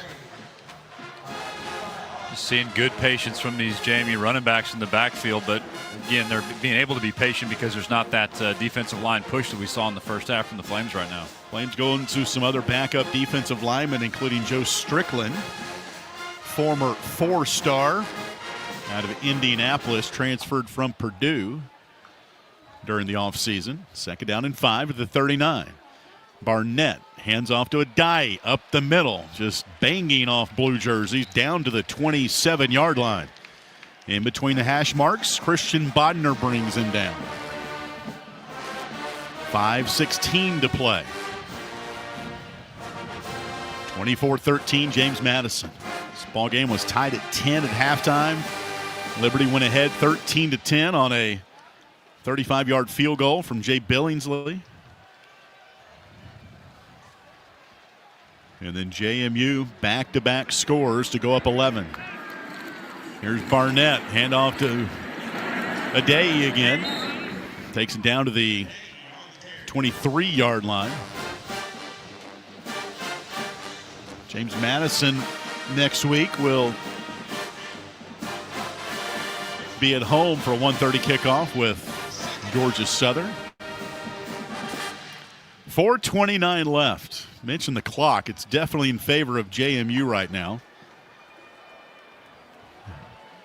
Taking their time getting play calls in right now. They have really done a good job sustaining some drives here today. Their last scoring drive, 11 plays, 67 yards. Snap to Barnett, second down, handoff up the middle again. And a first down run down to the 17-yard line. Samuel Cohen, defensive tackle, making the stop for Liberty. JMU has rotated their backs a good deal. Adei with 87 yards. Wayne Knight, 79 yards. Haven't seen as much George Pettaway. He was their leading rusher coming in as we thought we would. First down 10 inside the Rogers Heating and Cooling red zone for JMU. They lead at 24-13. Tight end right, 2 receivers left. Snap to Barnett. Handoff. Down to the 15-yard line. This is Knight.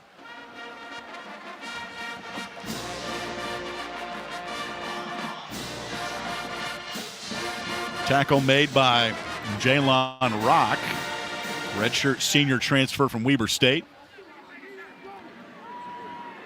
Dukes will send 2 receivers to the right, 1 left. Tight end to the left. And Wayne Knight remains the tailback to the left of Barnett. 2:55 left in the game, 24-13 JMU. From the Liberty 15. Second down and 8, and Bob Chesney and the Dukes will call a timeout. I think they thought there might have been a penalty there. Yeah. James Madison, their first charge timeout of the half. This will be a 30-second timeout. These 2 teams will match up again in Harrisonburg next year on September the 5th. Part of the Battle of the Blue Ridge. There are 4 other Conference USA Sunbelt matchups in college football today. Our game right now late in the 4th quarter. FIU leads Delaware 7-3, 1:50 left to go in the first quarter. Kennesaw State leads Arkansas State 14-0. Midway through the first quarter in Kennesaw. And the rest of the action later tonight. Out of town scores brought to you by Frank Good Builders. Second down 8. Handoff to Knight, number 3 in whites. He's driven back. Stop made by Mike Jarvis right at the point of contact. Gain of a couple to bring up 3rd down. So field goal here would still make it a 2-score game. Timeout. Liberty. If Liberty can get a 3rd down stop here. Game clock operator, please put 2 minutes, 38 seconds on the game clock. 2 minutes and 38 seconds. 30-second charge timeout. If you're still looking ahead to what a field goal could do. Liberty playing with a backup quarterback, Michael Merdinger, and has looked good at times. Ethan Basco went out late second quarter with an upper body injury. And that's going to be key, is how long-term is this with Ethan Basco? You certainly hope it's not. But if it is, how you start to assess things here if you're the Flames. You've got a game next week and then a bye week to get Michael Merdinger or whoever you decide you want at quarterback up to speed to run this offense. And then you dive into conference play, and that's really what it's all about going forward. Yep. So it's never a good time, but if it is long-term, you've got a couple of weeks to figure some things out. 3rd down 7 from the Liberty 13. Key play here. 4 receivers to the right, 1 left for Barnett, who's in the shotgun. Gets the snap, runs up the middle, bounces outside to the pylon. Touchdown JMU, or do they call him out? Yeah, it's a touchdown. Second rushing touchdown for Barnett on 3rd and 7. And Barnett for the second time It's a touchdown in this second half and in this quarter finds his way into the south end zone for a 13-yard touchdown run. Similar scamper Barnett had over here on the left side of the end zone, and just ran up to the right side. He's got good speed too, and you mentioned his physical recovery from that post ACL. He's certainly not showing any signs of that. 8 plays, 68 yards, 30-13. JMU. Morgan Suarez, pardon me, will kick this one up as they wait to see if they want to take a look at it.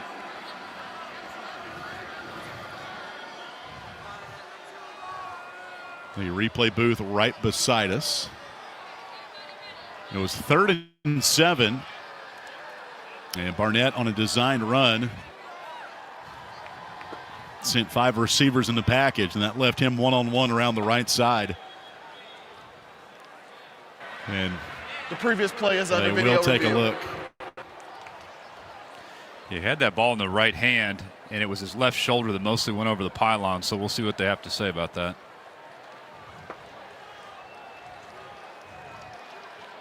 They just had Barnett on the video board, and he took a bow to the JMU faithful who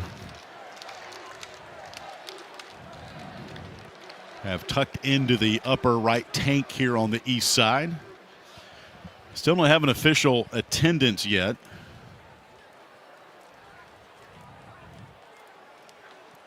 We've sent a note out to see if we could find out what that attendance is. As they review this last play here, Alonzo Barnett's touchdown run, and called a touchdown on the field. As they show the replay on the board over to our right.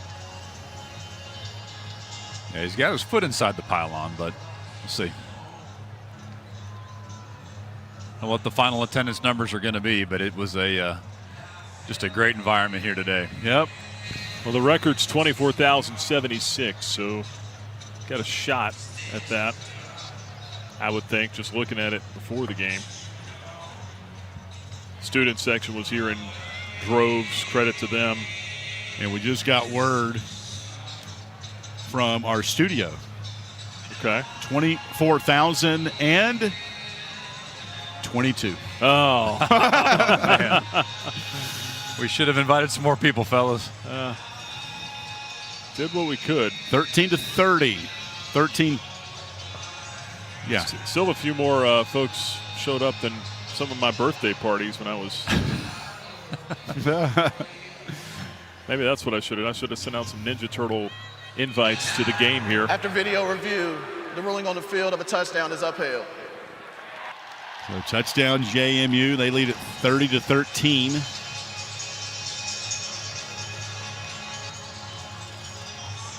Liberty in this second half just has not been able to sustain any drives. They've punted their last 3 times with the football. 2:31 to play. JMU with the extra point to our left. Suarez, extra point good, flag out. Offsides, the initial call on Liberty. Offside, defense, number 20, the penalties decline. It's all of the play. Tries good.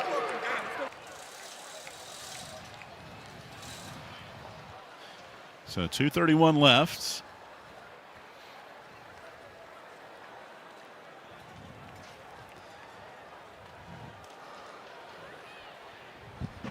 And you look down the road here, I mean, talked about the quarterback situation. Liberty already down 2 quarterbacks. Ryan Berger medically had to retire due to some concussions.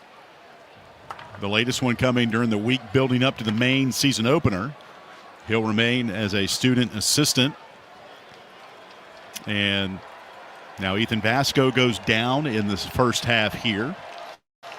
And then you start to look at Jaden Bradford, a much ballyhooed recruit out of IMG Academy down in Florida, originally out of the Columbia, South Carolina area. Great kid. I mean, we've talked to him a number of times. He is all about Liberty football and doing things the right way. And good opportunity for him to get some more reps in practice now. Here comes the boot, and the fair catch called for out of the back of the end zone. Our broadcast tonight brought to you on the radio in part by Southern Air, providing HVAC, plumbing, and electrical design and build engineering services. More information is available at southern-air.com. Well, Nick brought up a great point, too. We were kind of piling on the pressure on Merdinger here coming out in the second half, and the offensive line protection wasn't quite there like it was for Vasco in the first half, and really forced him to scramble a little bit, but it will be interesting to kind of see what the diagnosis is and the timeline here for injury return.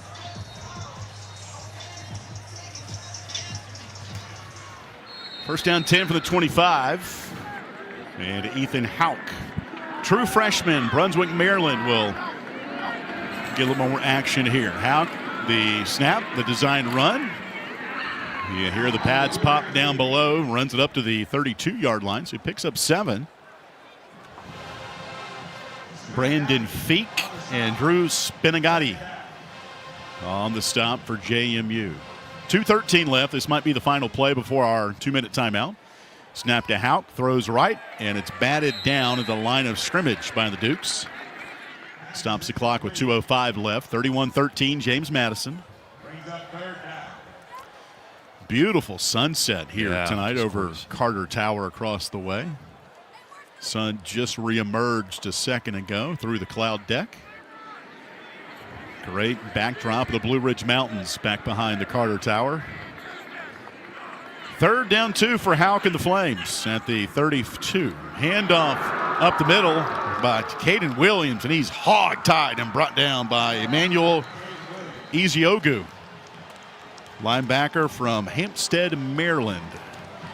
And that will take us to the 2-minute timeout with 1:53 left. This is the 2-minute timeout.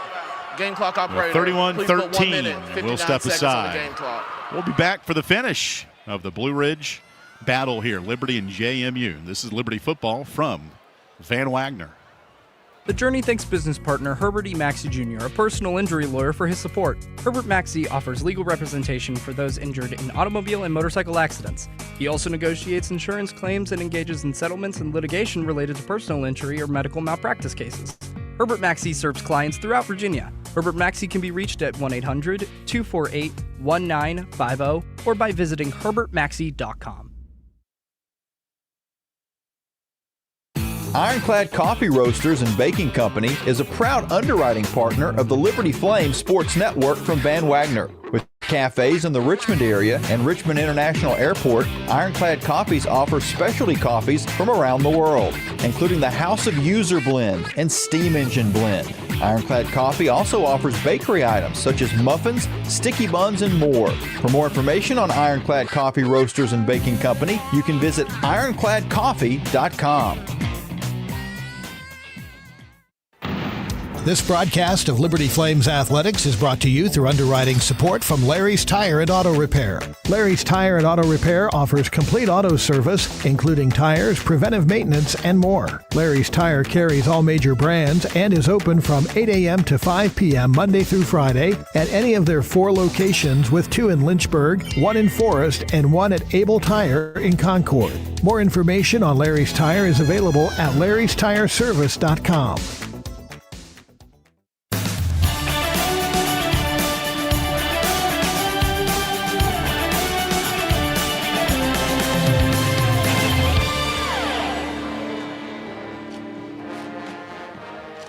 Two minutes left. Liberty and James Madison, the Dukes, leading 31-13.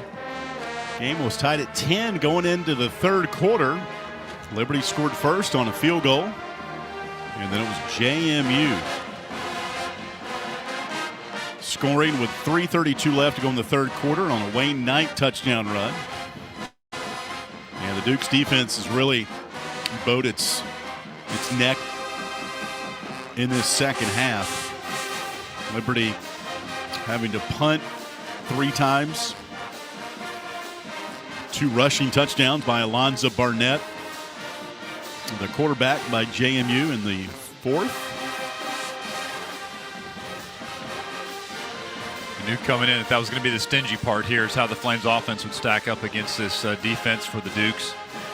Came in 7th best in the country, only allowing 206 yards. So offensively, the Flames had their work cut out for them today. And yeah, this ball game right now, 444 yards for the Dukes, just 220 for Liberty. As Liberty out of the timeout, 4th down and 1 at the Liberty 33-yard line. Ethan Houck under center. Gets the snap. Moves ahead. He'll pick up the needed yardage. Looking at the comparison here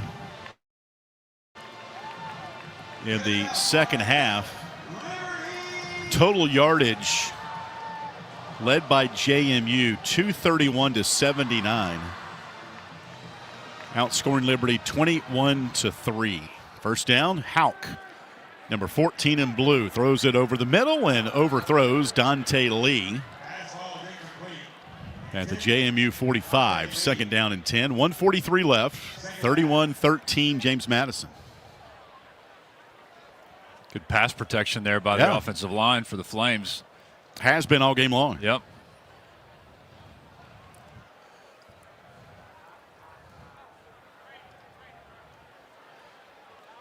Second down.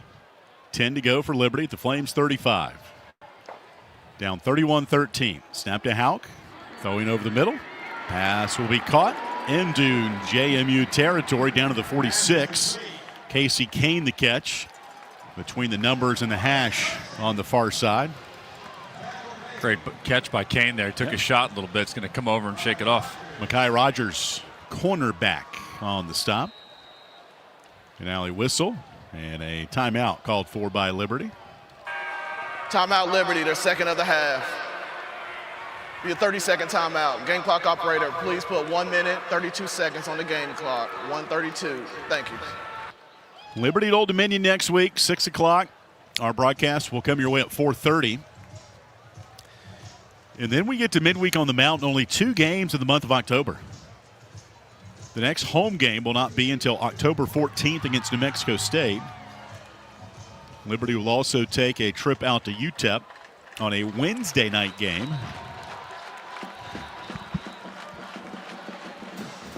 Before that New Mexico State game, where Liberty will have 3 home games in a row.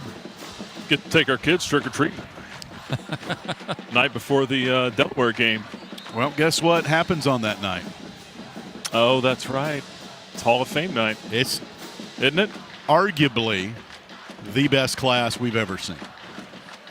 I'm not trying to compare them, but no, it's strong. It's very strong. They're all worthy that make it into the Hall of Fame. First down 10. A handoff up the middle. It's Caden Williams. Gains a couple. 1:27 left. It's the likes of Jesse Sanders, Mike Brown, just to name a couple. Second down and 8 to go. The JMU 45. 1 minute to play. Houck back to throw. Throws it up in the air, and a one-handed catch attempt incomplete. Right around the 20-yard line. Casey Kane, covered by Mekhi Rogers. So does it make you feel old that guys that you covered their games are starting to go into the Hall of Fame, Alan? That's a great question, and I think about this because we're up there and introducing the presenters and different things, and I now have more notes on said people because I actually got to watch them play. Yeah. Of the responsibility that we have as MCs of these events. Third down 8 from midfield. Houck, run it, Ethan. Throws it downfield, tipped and incomplete, out of the hands of KJ Flo. It'll fall incomplete to bring up 4th down and 8 to go. I like what they're doing here. You got to get Ethan some reps. Yep. And because it's seemingly going to be, if again, we don't know the severity of Vasco, but if it's long term, it's going to probably be between Vasco or Houck and Merdinger, and potentially a Bradford too. But Houck and Merdinger is who we've seen today as far as who's going to run this offense. John Montero joins the group here, wide receiver out of Massachusetts. Split wide right, 4th down and 8 from the JMU 45. Snap to Houck, and he is tackled. They brought the house, and they sack him back at the 45, and that's the ball game. Ethan Houck sacked back in Liberty territory. First guy there, not on the 3 deep. That's DJ Cotton. Yeah, they brought 2 off the edge there, and that was a mismatch, a 2-on-1 literally, and Houck had nowhere to go. Houck says, man, I can't even blink that fast. He's talking to Malcolm Dixon, one of the offensive analysts on the sideline. So Alonzo Barnett, the third, has played wire to wire as the JMU quarterback after splitting time with Matthew Sluka the first 2 games. He take it to a knee with 45 seconds left. He'll have to snap it one more time. 31-13. Liberty's going to fall to 1-3. 1-3. And they'll try to bounce back at Old Dominion next week while JMU goes to 2-1. And they will head back home to play Georgia Southern.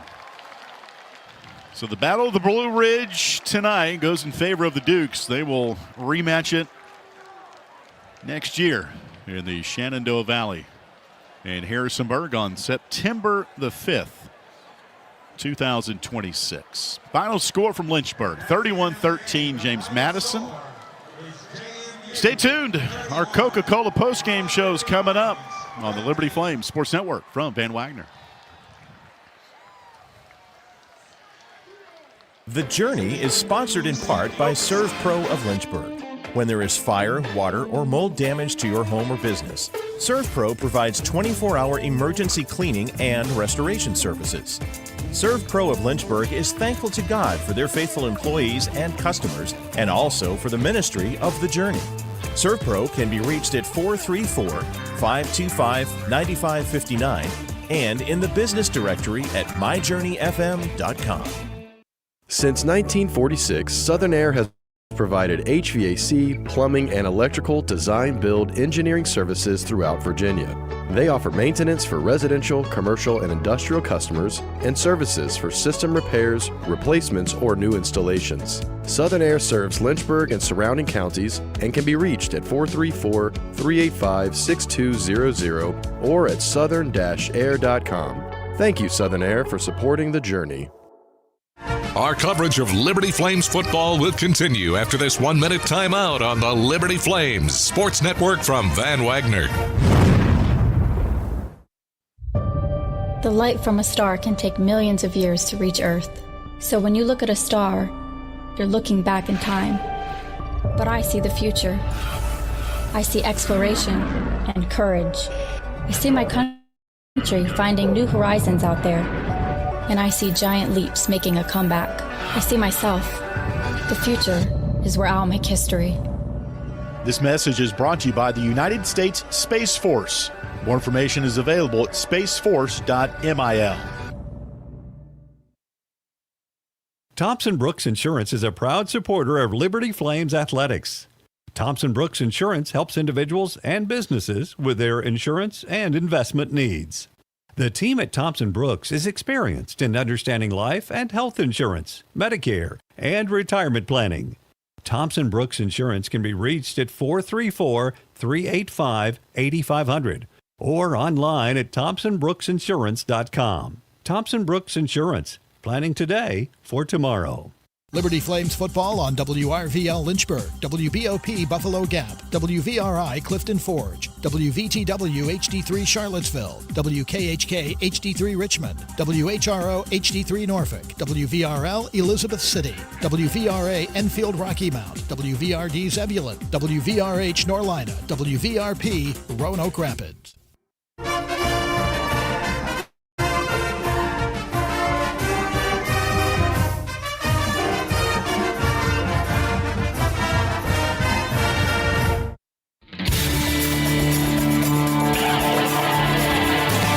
The game is over, but we're just getting started with the Coca-Cola post-game locker room report. A complete recap of today's game is just around the corner, including highlights and live reaction from the Liberty Flames and head coach Jamie Chadwell. Once again, back to the stadium. And today, back inside Williams Stadium on the campus of Liberty University, James Madison wins the Battle of the Blue Ridge 31-13, a series being reignited for the first time since 2014. They've got 9 more matchups that'll take us all the way to 2040. But tonight, it was the Dukes in the win, 31-13. Liberty now 1-3 on the year. They fall for the 3rd straight ball game. And will go on to the road next week at Old Dominion for a 6 o'clock kickoff in Norfolk, while James Madison 2-1. They will come back home to play Georgia Southern next week at 1:30. Alongside Jason Porter, I'm Alan York. We are going to head inside the media room here and just a little bit to get the post-game comments of head coach Jamie Chadwell and the Flames. And Jason,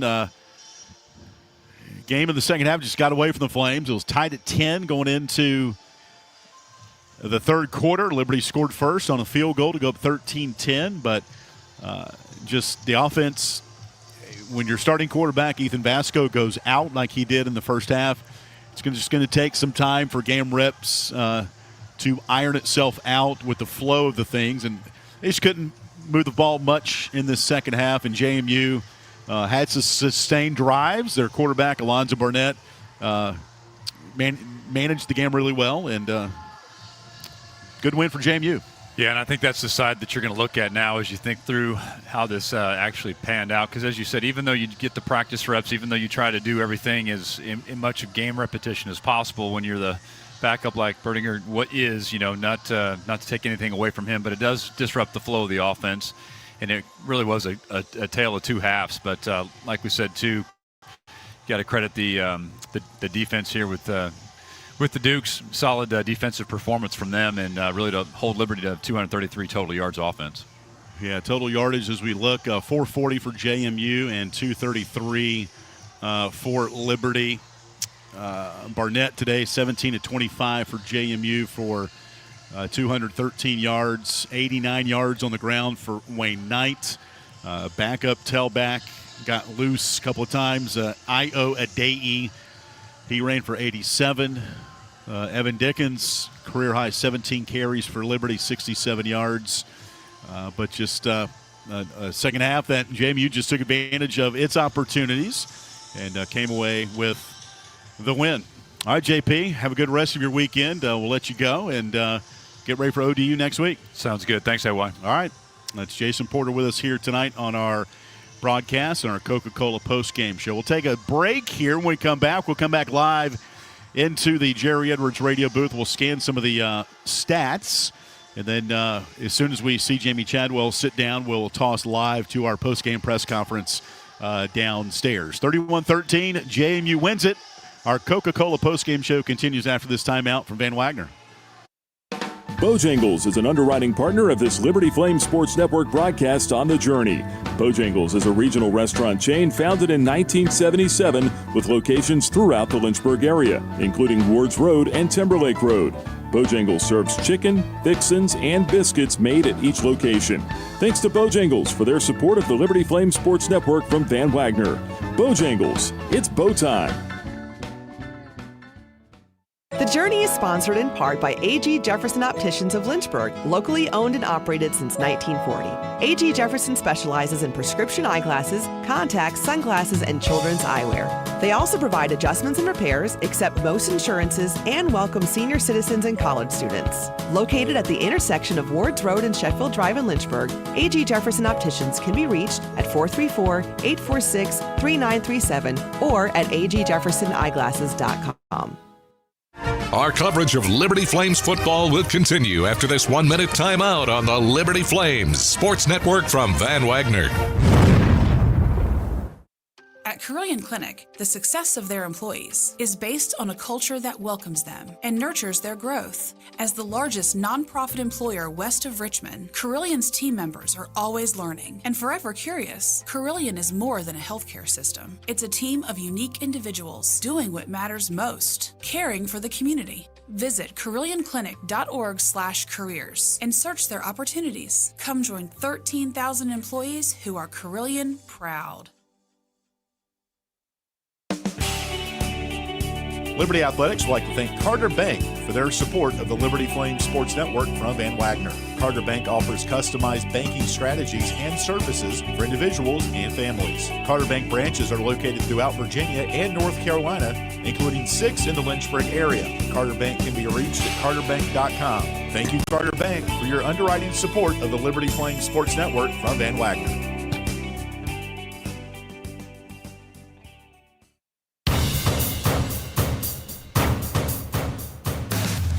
The Coca-Cola post-game locker room report continues on the Liberty Flames Sports Network from Van Wagner. Time now for a final check of the game statistics, presented through underwriting support from Larry's Tire and Auto Repair. 31-13, James Madison wins it here tonight over Liberty, the Battle of the Blue Ridge, as these two teams will rekindle this relationship. Trophy being awarded to the winner of this series. JMU wins this edition of it. They'll rematch next year, September 5th, 2026, up in the Shenandoah Valley in Harrisonburg. And this one goes in favor of the Dukes, 31-13. Liberty now 1-3 on the year. They'll remain out of conference and in Sun Belt action, non-conference, if you will, but against the Sun Belt in Old Dominion in Norfolk next week at 6 o'clock. Our broadcast time 4:30 on our statewide Journey Radio Network and worldwide on our Liberty Flames mobile app. And JMU goes to 2-1. They'll play Georgia Southern in Harrisonburg next week at 1:30. We're awaiting head coach Jamie Chadwell and the Flames to make their way into the media room, and when they do, we will carry the postgame live. A little bit different than what we've typically done, trying to find that sweet spot of when we get the audio to our fans. And, of course, this will be archived on our Liberty Flames mobile app and at libertyflames.com once we're done with the broadcast here today. 31-13, James Madison wins it. And kind of recapping what happened in the second half. And we'll play a couple of highlights coming up later with Jamie Hall and the rest of our Coca-Cola postgame show. But this game was tied at 10 going into halftime. And Liberty starting quarterback Ethan Vasco went out with an upper body injury at the end of the second quarter. He did not return. So Michael Merdinger and Ethan Houck both shared snaps as Liberty's quarterback, with Merdinger, the North Carolina transfer, getting the lion's share of those snaps in the second half. Liberty 13-play, 59-yard drive to begin the third quarter. Also had a fumble call overturned in that drive, so Liberty kept the football, ended up getting a 35-yard field goal from Jay Billingsley, one of two on the day for Jay, as the Flames went up 13-10. The ensuing drive for JMU went 81 yards in 9 plays. Remember that drive, there were 2 different broken tackles, of which 61 yards were gained during those 2 catches. So 61 of the 81 yards on that drive due in large part to a couple of broken tackles on 2 catches by JMU. Wayne Knight would get in the end zone, and the extra point made it 17-13. That was with 3:32 left to go in the third. After a Liberty punt, we went to the fourth quarter, and JMU went on an 11-play, 67-yard drive, and Lonzo Barnett scored from 9 yards out. Extra point made it 24-13. James Madison, 11:07 left to go in the ball game. And then it became just a game of punts for both teams. Liberty had to punt twice. JMU would go on one more scoring march, 8 plays, 68 yards with 2:31 left. Check that, Alonzo Barnett, again, 13 yards out on this touchdown run.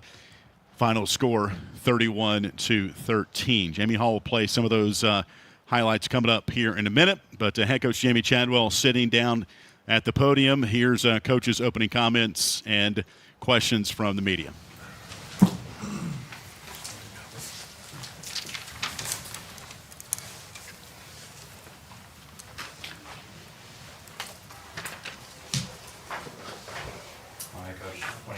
Your opening thoughts, and we'll open up for questions.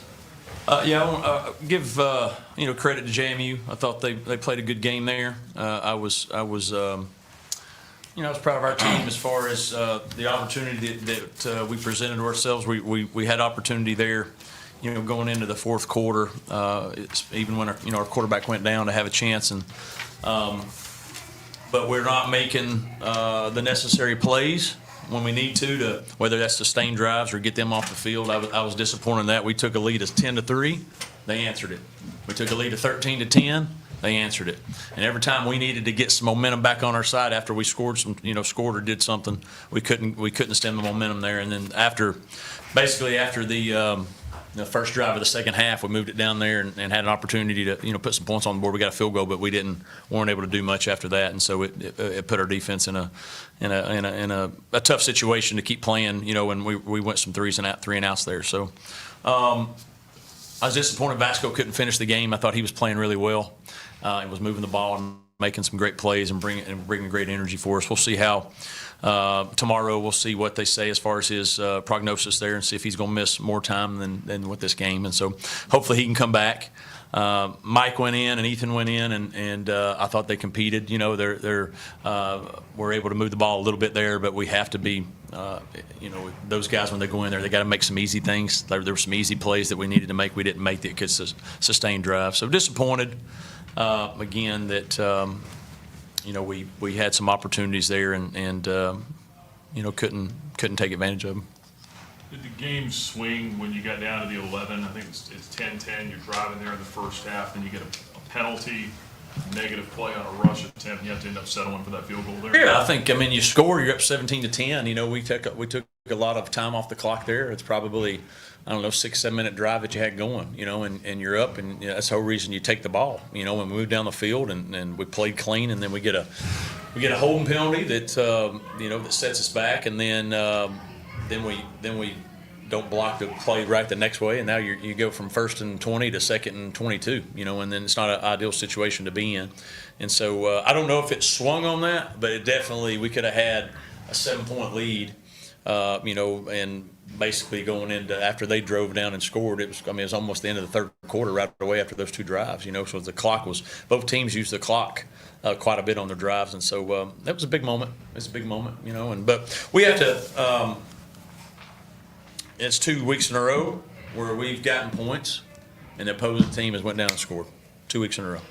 And so we got to be better when we score. We got to be better, do a better job of not letting the team answer it like that. That's 2 weeks in a row that's happened, and any momentum we've got, especially when you had a new quarterback there, you know, coming in and they're playing really significant for the first time. You need some positive things. You need to try to get that ball back as quickly as can. So I was disappointed that we didn't score the touchdown, but also that we let them go right down the field and score 7. Yeah, a couple of ensuing drives. There were like back-to-back big plays, like a 25-yarder, a 36-yarder. Is it just from your vantage point? What were you seeing there? Was it bad tackling, bad technique, just kind of take? I thought we looked like we missed some tackles. I've got to watch. Obviously, it looked like we missed some tackles, allowed them to get outside. We lost some leverage. You know, and we had. It seemed like, and I need to study, but it seemed like we had them in a 1st and 20. About 3 or 4 times, and they got every one of them. That's what it seemed like. Now, I don't know if that's y'all need to fact check me on that, but it seemed like we had them backed up 1st and 20 2 or 3 4 times, and they got every one of them. They got a first down almost, and so we got to take advantage of that when we do that. But it looked like we missed some tackles that created bigger plays, or took some bad angles, lost some leverage that created bigger plays than what they should have been, just from the sideline. And I've got to look at that and see. But that's what I thought. And what happened on the play where Ethan got hurt towards the end of the first half? I mean, he get a shoulder banged right there. What did you see? Yeah, he was going to throw the ball to the right, and the receiver didn't run the route properly, and so he had to hold it. And then he goes to scramble, and one of their big guys got him there. And as he's going down, it looked like from the video and everything that the pressure of the D lineman landed on his shoulder. You know, and so he's been battling that since Jack State, and so but playing through it, but it was a pretty serious one when he got landed on. So that's why he couldn't. He wanted to come back in, but he couldn't. Speaking of Vasco, you know, how much did that change the game when he goes out and maybe change your offensive game plan in the second half? It changed a lot. You know, I mean that was, you know, it comes back to you're missing Berger too. You know, Ryan Berger would have been in the game if Ryan Berger's, who's got some experience, played a little bit. And so, you know, it goes back to him, you know, losing them. So now Mike, you know, Mike's been our third guy, obviously, since Berger's been the second. And so him and Ethan are different players. And so you have to do things that you feel like he can help move the ball, you know. And I thought he did a nice job on that first drive there. And then we wanted to bring in, we had in the game plan, there were some quarterback runs and some different things. So that's why we brought Houck in, because he's a bigger guy.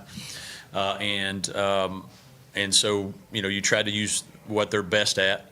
The first drive we did a good job, and then the second, third, the continuing drives there, we had some, you know, they're trying to make some changes, obviously, because they're figured out, all right, this quarterback's going to do this. They're making some changes. And we had some things to make, and we just didn't, whether we didn't make them, make the proper read, make the proper throw, you try to figure out what can they do, you know. So you do. Your game plan that you had, you have to scale it back, and you're trying to find things, hey, what can he do to execute to still try to give us a chance to move the ball? And you know, we didn't do that. We had some plays there on a couple third downs where if we whatever, make the right read, make the right throw, maybe, you know, we get a chance to at least hold the ball. let our defense rest a little bit and try to get maybe some explosive plays. But we weren't, unfortunately, not able to do that. You mentioned tackling a little bit, flag. You mentioned the one specific flag, and in general, you've talked about kind of overcoming things for this team. Mm-hmm. What does improvement look like in overcoming some of the adversity that you guys face in a game-to-game basis? Well, I thought we played really well for the most part. As far as we didn't put ourselves in bad position, we didn't turn it over. We did have the penalty there on that one drive that was a killer. The overcoming piece means that we've got to stop beating ourselves. Like in some ways, I'm not saying that JMU didn't beat us, but we had opportunities. We've had opportunities the last 3 weeks, and we've put ourselves in holes because of some foolish things. We've got it. This game told the team we did a lot of really good things. They're a pick to win the Sun Belt there, and it's a 4-quarter battle. It goes either way, and we're doing that with backup quarterbacks. But you have to be able to make winning plays at winning time, or winning checks, or whatever it may be, and we're not doing that. And so that's where we need to see improvement. It's not effort. It's not the preparation. When you're tired, in those big moments, pressure moments, we got to keep our cool, and we got to make sure that we can execute when it needs to actually matter. Like, it all matters, but man, this is important. And you get a little tired here, and you grab the guy, and you get called for it, right? And so, and we're not good enough to overcome that right now. When we got a penalty, it's been hard for us to overcome that. And like I said, they got 2 or 3, and first downs or touchdowns, off of those things. And so, we got to be better defensively when we get a penalty, that they are able to pick it up in two snaps. What are the areas and where are the places where you guys are able to identify that? Is it practice? Is it games? Is it a blend of that? Is it players, coaching? Is it all of the above? As far as making the improvements so that you're not beating yourself. Yeah, I mean, you fix everything in practice, right? You fix everything, and you put your players in practice in situations to where, hey, this is what we expect to happen in a game, and so make sure that they understand the call, the check mark, maybe whatever it may be. But once you're out there, maybe it's a little different look, maybe it's whatever it may be. You gotta follow your techniques and trust your coaching and all those things. And so you fix everything through video and all those things, but just sometimes too, you just got to be able to execute it when we need to execute it. Coaches got to do a better job of calling better plays. We got to do a better job of calling plays. And so most of the the blames is obviously for me, because is the program. I've got to make sure that we're doing everything possible to get us to play well during those situations. And so I thought today we made way better improvements in a lot of areas. Taking care of the ball, one. I mean, how many turnovers we have today? None. We have 8 the last 2 weeks. Fourth downs. We were terrible on fourth downs, and we got every fourth down except that very last one there. And so we made things that we really focused and improved on. We did. We had how many penalties? 6 penalties there. I don't know exactly what with their offense, defense, how it worked down there. And so things that we really focused on. They improved, but there's still ways to go, right? We still let all those little things that matter, that add up.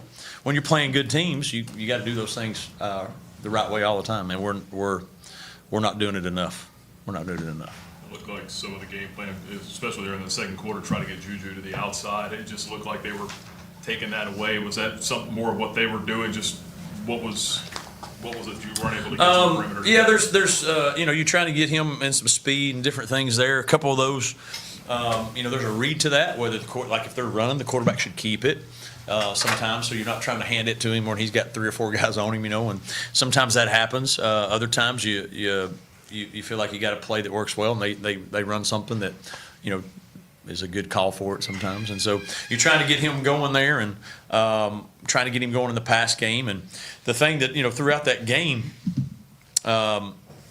when you drove the ball, the drives were long, and so the number of possessions were limited, right? And so we had some more opportunities to try to get him the ball in certain ways. Once Ethan Vasco went out, that changed some too.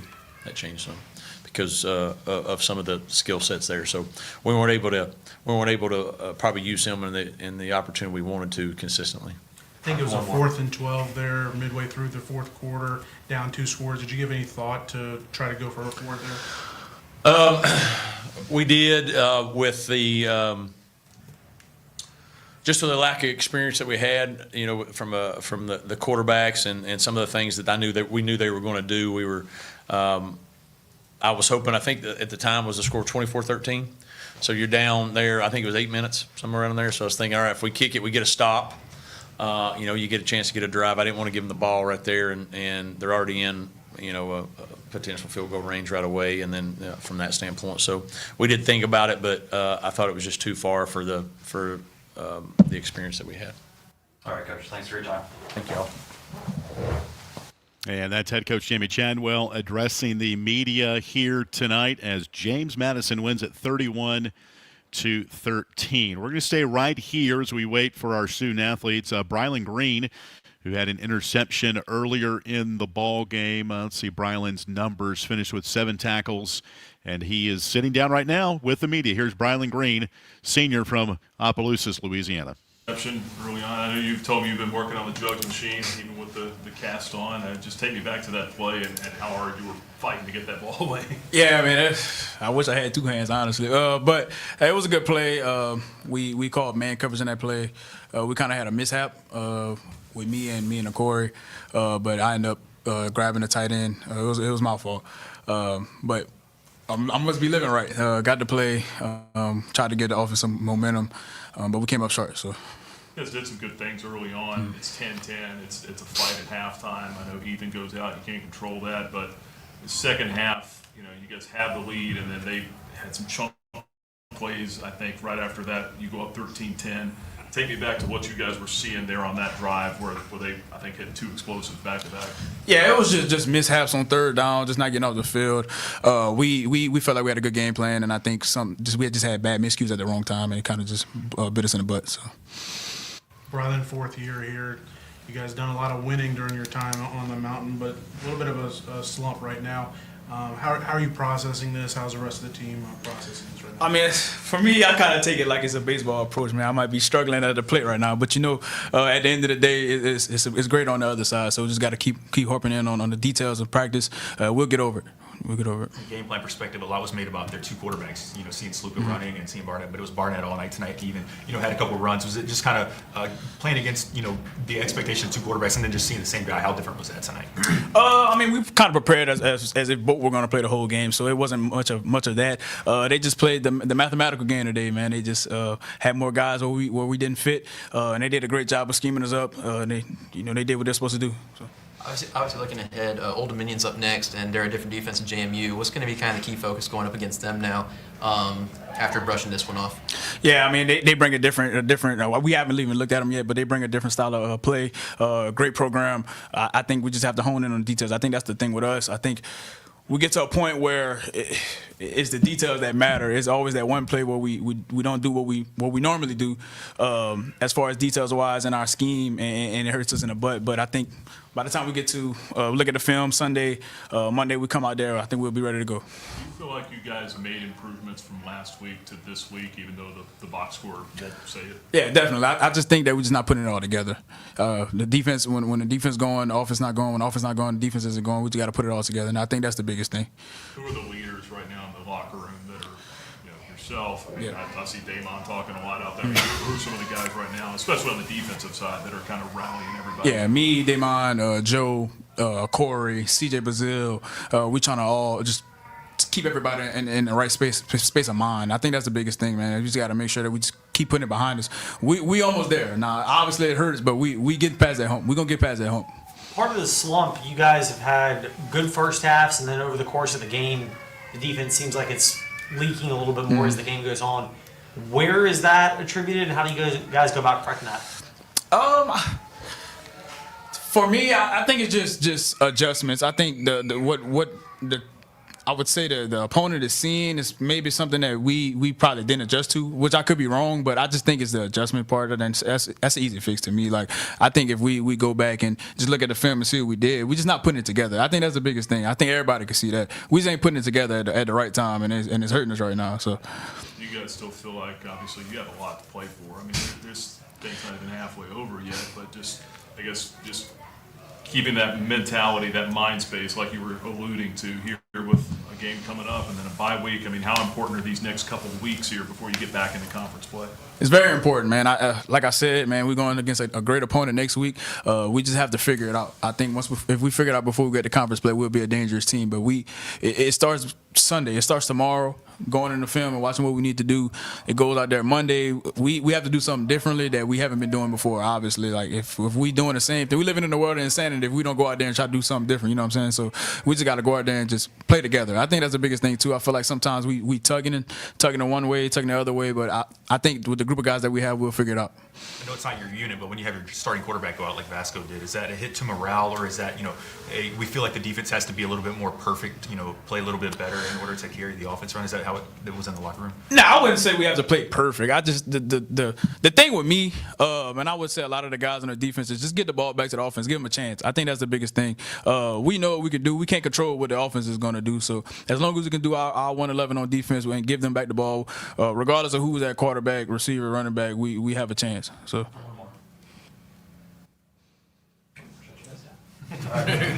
Good. Appreciate y'all. And that was Brylan Green, senior from Opelousas, Louisiana, one of our Thompson Brooks Insurance players of the game. Liberty falls to James Madison 31-13. Brylan today 7 tackles. And we're still waiting. Evan Dickens, Liberty running back, who ran today for a career-high 17 carries, 67 yards in the 31-13 win for James Madison. So Evan Dickens and Brylan Green are Thompson Brooks Insurance players of the game. We're waiting for Evan Dickens. We will not go to a break, though. We're going to bring you our final game stats brought to you by Larry's Tire and Auto Repair. James Madison, 440 yards of offense today, 213 through the air, 227 on the ground. And looking at the Flames' defense, that is a season high giving up from a total yardage standpoint, and a season high passing giving up. For Liberty, 233 yards of offense. That is a season low. 75 yards passing, 158 on the ground. 7 penalties for James Madison for 72 yards, while Liberty was flagged 6 times for 44. Third down conversions for JMU, 6 of 10. Liberty was 3 of 14. Total plays, 67 for JMU, 63 for Liberty. Time of possession, JMU 33:03 to 26:57. Liberty had 1 takeaway, the Brylan Green interception in the first half. Liberty no sacks today, 2 tackles for loss. When they do get a sack, it is a sack to give back, brought to you by Food Lion. For every sack this year, 1,000 meals will be donated to a local area food bank thanks to Food Lion's Sack to Give Back. Individually, for Liberty, quarterback Ethan Vasco, 4 of 10 throwing, 37 yards. Michael Merdinger, who came in the third quarter, he was 2 of 6 for 21 yards. Back to the media room, running back Evan Dickens with the media. Pretty solid game on the ground today, but take me through the first half to the second half. In the first half, you guys are averaging about 4.5 per carry. Second half, less than 3 per carry. How much did those run lanes start to close off there a little bit in the second half? Yeah, I think, the defense, JMU did obviously some game planning, in the second half. They obviously did some adjustments, and they started to fit the run more. The lanes, they were there, but they closed up pretty fast. So it's just something you got to deal with, and it's something that, as a running back, when you see, you just got to hit it as fast as possible and then just get ready for contact. Not to make excuses, but Vasco goes down in halftime. It's a different look in the second half. Were they giving you different looks in the second half than the first? No, sir. They're giving us the same looks. Going with Vasco going down, that was a really tough loss. He was a really big engine there in the first half, but no, they weren't giving us nothing that we didn't see in the first half. How do you guys rally at that point? Whenever you played a lot of football, I'm sure you had a quarterback go down. What's the message there in the huddle? How are you guys trying to rally? You just gotta pick up the next man up. Mike. We were all very supportive of Mike. When his number was called, we were all like, "Hey, let's go! It's your time." And we have full confidence in him. Going in, we felt like we had full confidence, and we knew that with Mike in the game and Vasco out, we could still have a chance of winning that game. Having 3 straight losses, how do you guys try to keep it together and battle back from this? Yeah, we're going through a little bit of adversity right now, but all we got to do is just it's on to the next game. We got to figure out what went wrong. fix those mistakes, and we got to figure out what went right and build off what went right. It's hard. 3 straight losses is definitely hard mentally, but we have a mentality here called strike the stone, and we're going to go through adversity. But the whole mentality of that is to just, no matter how much adversity you go through, you keep pushing through all of that so that you can come out stronger on the other side. If Vasco can't return for the next game, is that going to have a different effect on how y'all play, or is it going to be kind of the same mindset going into the Old Dominion game next week? It's going to be the same mindset. Same mindset. Next man up. We, like I said, we have full confidence in Mike, and it's going to be the same game plan. Just 3 of 14 on third down conversions. Just what's the key from the player's perspective on trying to sustain drives and keep some kind of momentum to at least get your defense a little bit of a break there? Yeah, we just can't I'm sorry, can you repeat the question again? Yeah, just the mindset of trying to sustain drives offensively so that you guys can not only get momentum but also give your defense a break a chance to catch your breath as well. Yeah, it's just about sustaining drives, eliminating mistakes that could possibly hurt us. The defense is out there, in the first half to play a really well game, and it's unfortunate that, the offense couldn't sustain drives, but, at the end of the day, you have to be able to, to be able to give your defense a rest and also to kind of put pressure on the other team as well. So we just got to get in there, fix mistakes, and we'll be able to sustain drives. Do you guys feel like you've made improvements from week 2 to 3 and 3 to 4? Do you feel like that there's things that maybe you're not getting wins, or maybe it's not showing up in the scorecard, but do you feel like that there have been improvements, and can you identify some of those? Yeah, I definitely think there's been improvements, from week to week, but I think it's just the little details that are still getting at us. We just got to go in there next practice and just really hone in on those little details and re-perfect those little details, but there's definitely been some improvements, week to week.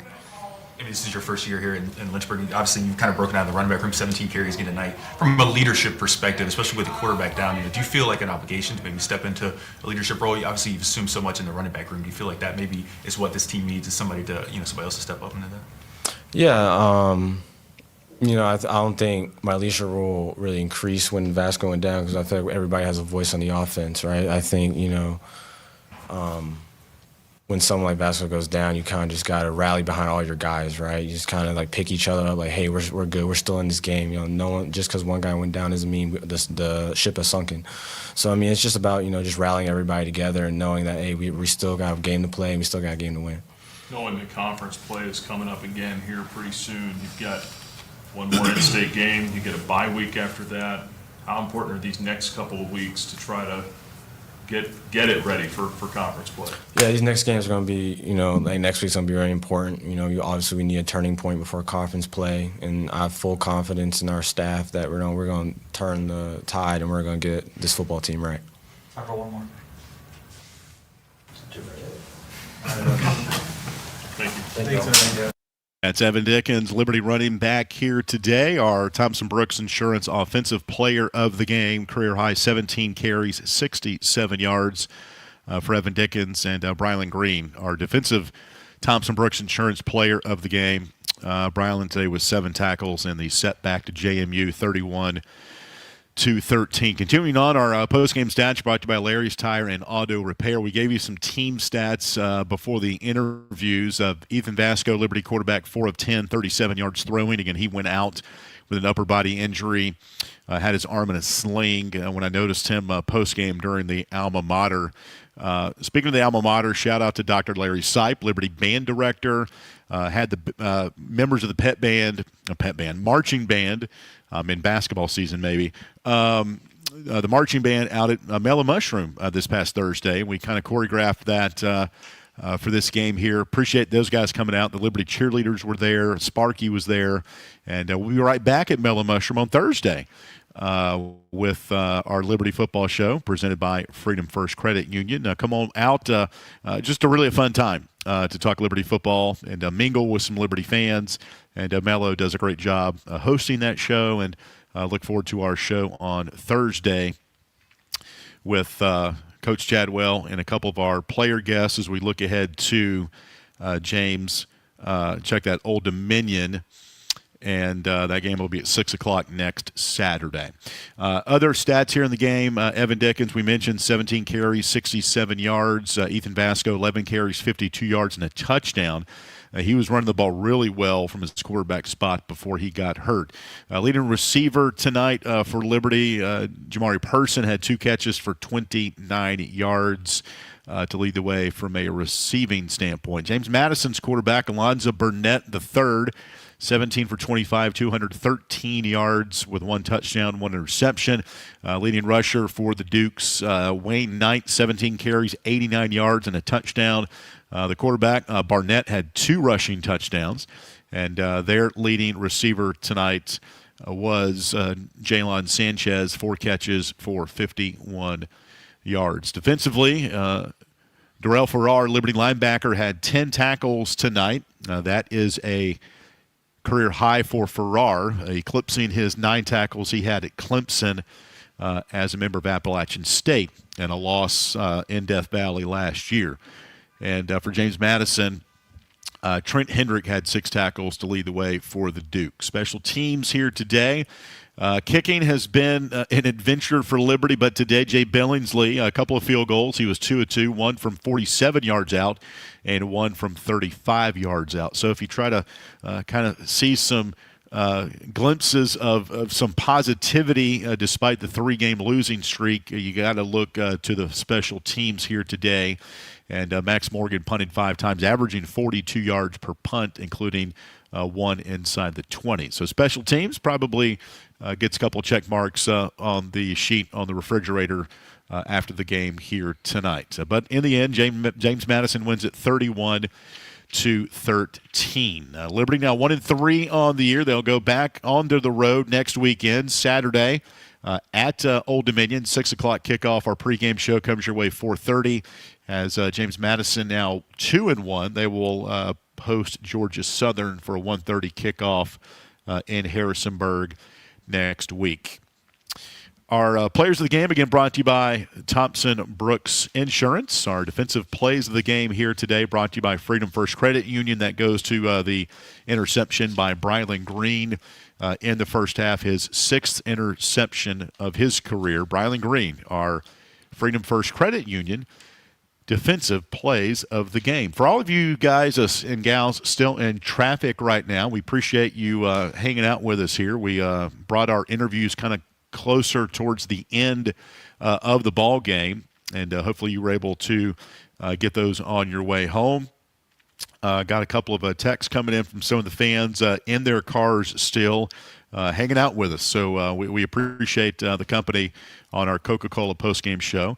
And don't forget, we'll be at Mellow Mushroom Thursday. We talk Liberty football 6:30 to 7:30. That show each week brought to you by Freedom First Credit Union. We're not done here. We've got a couple of more segments with Jamie Hall with some scores and some radio highlights of this ball game. And he'll take you the rest of the way, as we say so long from the Jerry Edwards radio booth, where James Madison wins at 31-13. Jamie Hall will take you home with our Coca-Cola postgame show continuing after this 2-minute timeout on the Liberty Flames Sports Network from Van Wagner. Turn up the heat. Foster Fuels is a proud partner of Liberty Athletics. Since 1921, Foster Fuels provides propane and gas services throughout Central Virginia and surrounding areas. From propane to fireplaces and tank installs to tankless water heaters. They also offer an app for requesting service, ordering fuel, and to pay your bill. Foster Fuels can be reached at fosterfuels.com. Frank Good Builders is a proud supporter of the Liberty Flames. Frank Good Builders and its partners design, build, and renovate custom homes in Lynchburg and the surrounding areas. From designing a plan to picking out fixtures, Frank Good Builders works with each client to create and renovate custom dream homes. Frank Good Builder, tradition, innovation, trust. Frank Good Builders can be reached at